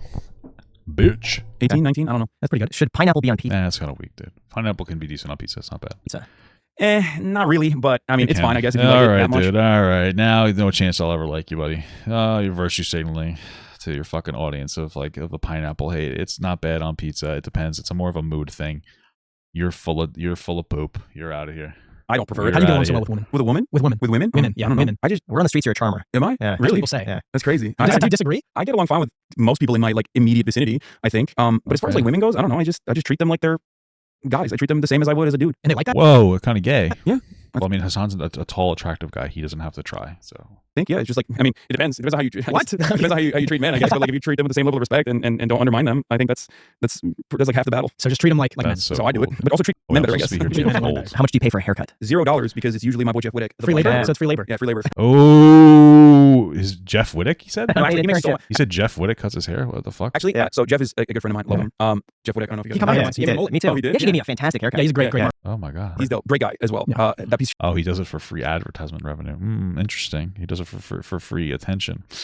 Son, you gotta pay that guy. He makes so much money every time he comes on because he's always shilling his products. Every time he comes on, he's like, Oh, they do well. I think that's what he tells me. Good for him. But even if he doesn't give a shit, he would do it even if he wasn't shilling product. But he'll cut my hair, put it in a I doubt that. fucking bag, and then he'll be like the next guy that the next guy or girl that buys one of my products. I'm gonna ship this hair. Does he actually do that? Yes. That is fucking weird. Are you bothered by that? Like, are you kind of weirded out now? No, That's shit. that's One day crazy. you're gonna have Yeah, what if to it's some do guy it. that just randomly buys it, wasn't even thinking, why is Think it about this this. hair? What if they clone you, Hasan? Then I'd have to kill 2 of you. I'm just kidding. That's definitely a joke. That's definitely a joke. What if they put that in a crime scene? Like, there's a murder or something like that, some sprinkling your hair, and you get caught up in something like that. Let me tell you, That's a great idea. Thanks for giving me that idea. I have a permanent alibi. I'm literally always live. So That's a really good point. yeah, so that's the other But now your clone's not. thing. Like people always speculate about like what Twitch streamers do in private, right? Like they always talk about stuff like that, and it's like, bro, I don't have any privacy. I'm live literally 10 hours a day. What could I be doing? What have you noticed, by the way, this is just me, what have you noticed Okay. the benefits of using Nicorette? Or what is that? Is that I'm not Nicorette? Zin. I'm Zin. Oh, because Tucker Carlson does them too. Yeah, I know. Don't you pop a Zin with him? I mean, if I'm out of Zin, maybe. But yeah, no, I do Zin now. Nicorette's great. It helped me quit smoking. I used to This guy saying the N-word? What the fuck? Yeah, that's racist. You can't say that. You're addicted to smoking cigarettes? Yeah. I started with chew actually, and then I Whoa, big cigarette guy, huh? That's why he's going off stream all the time. Smoke those ciggies. Shit, dude, that's crazy. started smoking. Usual story, pack a day. Tried to quit it so many times, and then nicotine gum literally helped me save my life. Crazy. Yeah. Wow. What are your thoughts on Jack Doherty? What's that? Who's that? He's like that kid that is on. Wait. Is he the little? He probably is. Is he the fetal alcohol syndrome kid who that has like that big fucking bouncer? That's crazy. Yeah. Jack Doherty's a loser. Yeah, no, I think mothers should stop drinking alcohol when they're pregnant. You will create more Jack Dohertys. Or just commit to drinking more alcohol. Either of those is appropriate in my opinion. You just got to commit one or the other. Either drink a lot or don't drink at all. You can't have it in between. Nobody wants that. We'll send this to Jack. He'll Okay. really appreciate that. Would you take him in a boxing ring? Wait, take him. What do you mean? He's like the size of my fucking quad. Yeah, you have it here. Hasan Piker calling out Jack No, I'm Doherty. not gonna fight So Jack guys, Doherty. we're gonna be hosting this on next Sunday's I'm episode. trying to go to jail for child abuse, and also on top of that, it'd be probably a hate crime because fetal alcohol syndrome. Okay, all right. Okay. Say you met the perfect girl. Everything was 10 out of 10, but she had a body count of 1,000. Would you date her? Yeah, I Okay. don't give a shit. Is porn? That means she's probably knows the fuck she's doing real well too. Remember, these are questions from your viewers. That's surprising that someone asked that question. They're probably memeing. Okay. Is porn destructive? Yeah, it can be if you have a bad relationship with it, like anything else. I mean, it can be a legitimate addiction. No. Okay, well, you're obviously Hasan, super relatable. Once again, But what if it's like, hyper realistic porn? but like, what if you have like a legitimate addiction to porn? It can be destructive. People have like what I'm talking about. This is not. Listen, not very relatable to a lot of young men. Okay, porn addiction is rampant. Everything just looks extra jiggly. Everything looks extra supple. What are you watching, man? That seems Like, awesome. What do you mean? That seems even better. But it's maybe sets false expectations of people and standards. I mean, I think that's an argument that you can have for literally every form of media. You know what I mean? It's like I don't see Yeah, porn as anything different than like like any other kind of visual medium. I think that I mean, like, yeah, you could be addicted to TikTok too. We're gonna have more conversations about that as time goes on too. Like, we should definitely be having those conversations. Yeah, like social media is addictive. That's not a good thing. Yeah, porn can be very addictive. It can set like bad standards. It can set bad standards when it comes to consent. I feel like he should know these arguments very well, and it shows that like he doesn't really have a particular interest in any of these. Like that's like we have porn is educating people on sex is one issue. And so, like, I feel like that's a contributor to like sexual assault culture, at least in America. So yeah, I feel like it can be very destructive in general. And again, addiction, especially getting access to it so young, it desensitizes you from other stuff. I think that there's a big problem here. I think a lot of young men are entrapped by it too. like a lot of people set so many expectations on porn because we don't have like good sex education in this country, or any sex education at all, or abstinence only sex education was really bad, and that it shouldn't be left up to porn to teach people because that's Sure, fucking I insane. agree with that. It's like learning math from playing Pokemon or something. Like that's not. What about the addiction aspect? You know what I mean? Like Yeah. it's ridiculous. And I think that the reason why porn, I guess to a certain degree, porn can be unhealthy, especially if you have like unfettered access, unrestricted access to porn at like a very young age. I don't know what the fuck will happen with the next generation. Like, but I'm 32 years old. It was very difficult for me to find porn, but when I did, it was awesome, right? And now you I think I have like a much healthier. How is it difficult for you to find porn? I'm 34. I was not hard to find porn when I was my age. It was like very unregulated. I feel like it's better now. There's wild shit on there, dude. You go from like titties to fucking piss porn so quick. Now I have like a much healthy, like a normal relationship with porn. I hear about like porn addiction all the time online. I'm just like, damn, bro, like fuck. It's probably a deeper seated. I'm not understanding. So why say it's not destructive and then go on to explain how the ways that it can be very destructive? I don't understand. Like, well, okay, great. issue. Yeah, I'm always wondering. And I mean, I always do say like, yeah, if you have a porn addiction, then it's good that you probably are not watching porn anymore. But like, I personally don't understand it. I don't think it's like across the board destructive or anything. And it can literally have genuinely positive impact on, as far as I understand, like gay people and trans people and whatnot that like What the fuck? What? become more comfortable with their sexuality. Like almost every gay person I've talked to has shared stories about like them slowly but surely coming into accepting their sexuality, and like porn does play a role. That probably fucking terrifies right wingers when they hear that because they're like, oh, they're making them. Okay. Interesting. Seems like a weird argument, but okay, maybe. gay, but it's like, listen, dog, if you're watching gay porn and you become gay, you were gay. Okay, it doesn't work that way. Like I don't see dudes kissing on the street. I'm like, oops, I'm gay now. Like it doesn't work that way at all. Yeah, I do. It's called being a switch. Turn on my homosexuality when I see gay guys kissing. I think that it has or straight guys kissing. Even better. It's negatives for sure. Setting Call me James Charles because I love those straights. false expectations of reality to Jerk, taking out my cock, instantly masturbate. What do you think about that? Little banger from James Charles. Little ghostwriting right there. a certain degree, absolutely. Have you tried to quit porn? I mean, I literally inadvertently, without realizing, quit porn for extended periods of time, I guess. But I have, I would be perfectly fine. I have been perfectly fine throughout periods of my life not watching porn. What do you look for in a woman?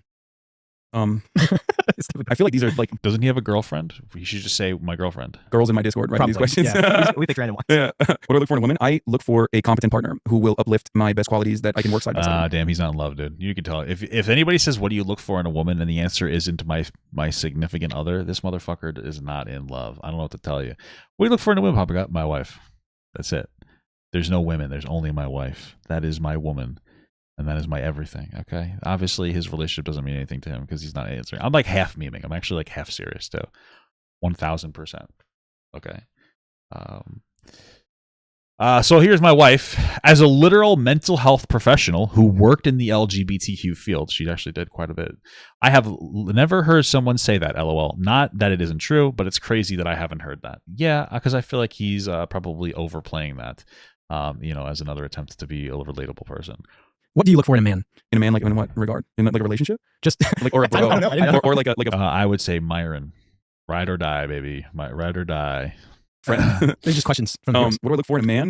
A competent partner that I can work side by side with. Okay, all right, last thing is a game. You also don't have to answer somebody if you don't want to. Okay. You can blaze through this. You don't Okay. have to provide an explanation. I have to do it. Like, tier list. Yeah, because I am so wildly curious. Okay, amazing. Alex Jones, amazing. One of the greatest fucking broadcast talents of all time. Anna Kasparian, I'm gonna put her in A tier because she hates me now, I think. Is Destiny even there? But I've known her for like 20 years. AOC, S tier. Ben Shapiro, D tier, I think overall. Bernie Sanders used to be amazing tier. Just maybe S tier. Recently, he's been falling off a little bit. Why? What makes him fall off? Because he hasn't been talking as much? Because he doesn't desperately feel the need to exist in the public limelight? I definitely fell off, dude. Your numbers are low. You're gay. Fall off. Brandon, F tier. F for dead. He's dead. He's dying. And his chances of re-election are dead. Cenk, I'll put Cenk at S tier. Damn, you have to, dude. He let you stay. He literally let you live with him for fucking free, dude. Steven Crowder. Oh my God. Major L for Steven Crowder. I'm glad that he was even incorporated into this list, honestly, because he's fallen off dramatically. Fell out of his relationship too. I don't understand. Like, why is he saying fallen off? Like, I really don't, I feel like that just shows the framing. Just be like, yeah, he's a terrible piece of shit, abusive person. So that's terrible. What are we ranking these people based on? Like, just how number obsessed you are? Of course. Don Lemon, I'll put him at C tier, I guess. He's fine. C for centrist. Didn't Don Lemon doesn't he say something along the lines of like white people are like, bad or something, and then he married a white guy? Like, that's a little weird to me. Like, if you're gonna hate white people, just commit to the role. You gotta be. That's why I respect Dr. Umar. You want to say white people are the devil, then act like it. At least Dr. Umar keeps it fucking real. He's like, I don't like fucking white people, and if you date a white person, you're shit. And I was like, I disagree, but I respect the consistency, except for that one snow bunny that got him in that mall one time. I saw that, brother. But you know what? Sometimes you slip up when you're trying to grip up. So I get that one. I understand it, but you gotta stay consistent. If you hate whitey, don't marry a fucking white man. What? Elon Musk, F tier person overall, major F, major L, genuinely sucks. I think he's like the most thin-skinned person on the planet. It's like, just do normal billionaire shit in a fucking island instead of tweeting all day. What the yeah, dude, go have sex with children is what he's saying. Do that. Don't have sex with children. It's not good. fuck's wrong with you? Like, he has the same kind of brain disease that I have, where he just like can't shut the fuck up and has to engage people. I genuinely don't understand it. Like, used to be the richest guy on the planet, and he's just like fucking become this like weird fucking internet guy for he loves getting celebrated for 9gag memes that he's posting. Ridiculous. True. Same here, man. Same thing. I like doing that when I post them in the group chat. I like people to go LOL. They usually just do the heart reaction. I'm like, wow, that's awesome. I feel like such a good person now. Gavin Newsom, hot, so it bumps him up a little bit, but still C tier because overall terrible governor. I mean, if he's got like an $88 billion surplus, that's fucking crazy to me. Myself, I'm putting amazing right there next to my idol, Alex Jones. Amazing. F tier. Genuinely. I mean, what? Come on, you got to give him like a C tier. He's dumb as shit, but he's hilarious. Jesse's hilarious, dude. You can't get over that. he's just fucking one of the weirdest. And he's also closeted homosexuals, and that's a very good thing, guys. Being gay is awesome. Gay people are better than straights. I know I said it. Pretty brave of me, especially in this social landscape. What are you talking about? I don't know what the fuck I'm saying. I've ever had. Jesse Lee Peterson. Joe Rogan, used to be a major fan of Joe Rogan. Put him in B tier because he's a fucking COVID nut in many ways. I'm sorry, this is so. We tried to remove people, but we couldn't figure out how to remove people. Okay, John Oliver. I like him. S tier, he's great. Where's Destiny? Probably one of the best Brits out there, honestly. Jordan Peterson, F tier. Just genuinely, I think boring in general. I don't know why the fuck. He's not popping anymore, but he used to be popping. He used to be popping. Like Jordan Peterson is like he's like a little. He's fucking conspiracy brained. That's where I would rate him as. But he fell. F tier, kind of fell off. Why is this the way that he's? Why is this his metric for people? Kamala Harris also F tier, sucks. Charisma black hole. D tier nowadays because that coconut clip that she had was pretty funny. Oh yeah. She made fun of Walter Coconuts Barbados, dude. Fall out of a coconut tree. You think you just fell out of a coconut tree?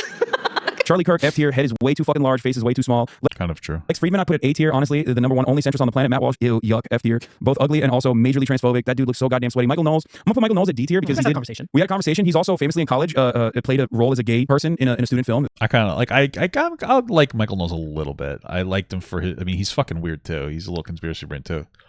With his Chet Goldstein conversation, I appreciated that. I appreciate the growth from Alex Rosen, and then I also like the conversation he had with Pearl. That was a good conversation. He dumpstered her too, so you got to give him some points for that. There's some. As I get older, I have like different values, and one of the values, and I'm prioritizing more than other values, whether it's good or bad, is like whether somebody's married and and seems to have a good relationship with their partner. And Michael Knowles seems to be that. Could be wrong. Maybe he beats the shit out of her in private. I don't know. Has dainty hands. Very doubtful. Anything she beats him. I don't really know. But like that's something that I'm valuing more and more as I get older. It's more of a priority for me. Like if you're not a good family man, then you're probably just not a good man in general. Stop attacking me, bro. What the fuck? Which I think is fucking awesome. And now he's like always talking about how people are trying to make your kids queer or whatever. This fucking goober, not even gonna mention him. Fuck that guy. He's a literal Nazi. I don't know who he's talking. Oh yeah. Okay. David Pacman. David Pacman's all right. I mean, we definitely disagree on Israel, but overall, he's a pretty progressive voice, I would say. As long as, I mean, we have a lot of disagreements on foreign policy, but I'll put him at B tier above Joe Rogan. Actually, David S tier, my goat. I love him. That clip of him being like, Ooh. "Are you gay?" Oh my god! Oh, you saw that? we fucking watched that. Yeah, you were there too. Are you gay? Me? No. Weren't you? Was I there? Yeah, you were there. You were next to him. Are you gay? I remember that clip from the podcast. Let me tell you, I was fucking value-tained. Okay, that guy is. I love him. I love him so much. Show. I will eventually. Well, I can reach out to him and let him know. Oh no, I'm sure you'd love it. He had my uncle on. He had Jen on, and many other. Wow, why do you love him? He's fucking like. I mean, he's fine. He's interesting. He's an interesting guy. Well, I've seen some of his stuff, but like I feel like isn't he like very conservative? People that I know. RFK, long career in advocacy for environmental rights. He's like defended tribes successfully. Fucking major vaccine kook nowadays. Would have voted for him if he got Jesse Ventura to be his vice president. Big L for not getting Jesse Ventura. Still a C tier guy. I mean, he's crazy, but at least he's like somewhat entertaining. Russell Brand used to be cool. Now F tier, I think. Kind of washed. Justin Trudeau. I don't even want to fucking rank. Kind of washed, dude. Justin Trudeau sucks. He's fucking memeing him. He's got no skibbity riz. Trump I'll put at B tier. What? Right here. He is so good when he's out of power. And like give that man a fucking the perfect solution for Donald Trump is put him in prison and put 24/7 cameras on him like Big Brother style. And not like a bad prison. Like Mar-a-Lago is fine. You know what I mean? House arrest. And he like a good prison. Yeah, absolutely. Just fucking have like a Swedish prison. 24/7 broadcasting on his own network. Everyone is happy. He gets admiration. He gets to fucking talk about like Kirsten Stewart or whoever the fuck he's angry at on any given day. But he doesn't have any power. In that case, he would be perfect. And it would be a win-win. Tucker Carlson, F tier. Just hates America, I think. Kind of fucked up. Hates him. You think that you'd like him then because you fucking hate America too. America loves Russia more. What the fuck's that about? That's weird. You constantly should. Yeah, that's not relatable at all there, Hasan, for you, huh? America? Let's talk about how much he loves Russia. That's weird. You know what? I'll put Trudeau at a D tier. Vosh loves goblin porn, horse porn, bestiality, lolly, F tier. That's real. That's very funny, actually. That's very funny. Okay, I'm gonna die right here. Oh, wait a minute. Yep. He got caught with his folder. Vivek Ramaswamy, biggest drop off of all time, F tier. Ron DeSantis, another one. Oh my lord, this guy he was like propped up as the guy who's going to defeat Donald Trump. And yeah, but it's because he had platform shoes on. Holy shit, what an uncharismatic person. Phenomenal. Like just such a bad fucking political trajectory for that guy. Candace Owens, I'll put her a D tier. Hired by Daily Wire while she was openly a virulent anti-Semite, and then fired by Daily Wire for anti-Semitism, even though it was anti-Semitism plus being anti-Israel, I think. Javier Milei, psycho, just fucking insane person. I don't know what that is. What's his face? Chris Cuomo. I'm gonna see. Hottie, A tier. Where Destiny's not in there? Where the fuck is Destiny, dude? Oh, he's not in there. There's Candace Owens is in there twice though. You think him or Gavin Newsom are more attractive? Which one? I think Chris Cuomo's more attractive than Gavin Newsom. I think Gavin Newsom's handsome, but like Gavin Newsom looks like a straight to DVD release movie president, whereas Chris Cuomo is just like he's fucking shredded. He works out a lot. Majorca is bald, big L, F tier. Don't really care. You run Incredible. ice. XQC F tier. We had XQC F tier because he criticizes him and Hasan's too sensitive. We had a falling out. Pokimane. He had a falling out. He always just trying to get money and views off me. Amazing. Austin. Pokimane at a fucking dude. This guy's she's definitely sending him tit pics constantly. There's no fucking way. Pokimane is insufferable. Like I don't care. I would give her like a C tier. That's what I would give her. It's fine, but like a fucking S tier, dude. Glazing is crazy. Where's Destiny in this list? Gay. So I don't know, maybe F tier for being. No, you don't want to put it in amazing. This is my podcast co-host. I don't know if you guys know who the fuck this is. Ms. Kiff, C tier, easy lock for that. Jeff Bezos, that's my boss, so I have to put him in a higher category, but still F tier because he's a billionaire. Oh, it's my boss. I don't have to actually make my boss, by the way. I don't have to make him richer. I just decide to take the exclusivity contract. This founder of Twitch, Justin Cohen. Oh, that's the founder of Twitch? Okay, oh, fucking nice. C tier. Maybe C tier for... Because he's Asian. This guy's... He's trying to insinuate a slur. I don't know if you guys know what I'm talking about. Terrible stuff. Fine. The United States of America. The United States of America, a lot of promise, could be the best country on the planet, chooses to be the worst country, F tier. See, look at that. We are the best country on the planet, bro. We're pretty good. We're pretty solid. We're pretty good. We do spread like better rights. Candace, didn't you already do Candace Owens? I mean, like the West. What are Western values? Liking gay and trans and fucking women and children, like not oppressing them. And we do a pretty good job at that, better than a lot of these other countries. But Owens again. How did she end up there again? There's Jack? 2 Candace Owenses. This time Candace Owens F tier. 1 Candace Owens with D tier, 1 F tier. Ethan Klein A tier. A tier. Wow. Only A tier. Why? Billionaires F tier. Easy. Not even a question. Shouldn't exist. Straight up policy failure. Just like every homeless person is a policy failure. Damn. You only gave Ethan an A tier. I feel like that was. I feel like that's a little personal, brother. Not good. Every billionaire is a policy failure. Aiden Ross. I mean, come on. Fucking getting owned left and right by every rapper out there. Total F tier. Kai Cenat, kind of fun content. I guess I'll put him in B tier. Valkyrie, amazing. Well, he has to because he was defending him for causing a riot in New York. So. What is The this? fuck is that? Who is that? I don't know. Wait, is that you? Is that me? Yeah, Wait, I'm there too. What is Jack made this. Wait. Am I on there? What is that photo? That was him as a real estate agent. Oh my god, you look like a baby. Which photo did You look different. Which photo did you use? It's your normal. Yes, it's your blue suit. Oh, you look one. Oh, jeez. Well, I guess that was like 2016. It's like, Shit, that's been- oh, when I zoom in, I can tell. But from afar, when it was like zoomed out, all right, good podcast host, A tier. All right, there we Sneeko, F tier, easy, lock. I mean, both Aiden and Sneeko have either A, hosted Nazis and white supremacists, or have literally said Nazi white supremacist shit. Sneeko has. And Andrew Tate, F tier, always, of course. Yeah, that's it. Cool. Amazing. Thank you. That was Thanks for coming on the show. Thank you. Good seeing you All guys. right. He was so generous with his time too. I just want to know this. Wow. That was a great fucking episode. Ugh. Very, very, very generous with his time. So we really appreciate it, son. No Amazing time. Thanks, Hasan. That's something for me to do for 2.5 hours, or 3.5. Until next time. Anything you want, Thanks, also leave down below. So check it out. Thank you. Cool. Sweet. Dude, Yeah. thank you so much. Honestly. Fucking based.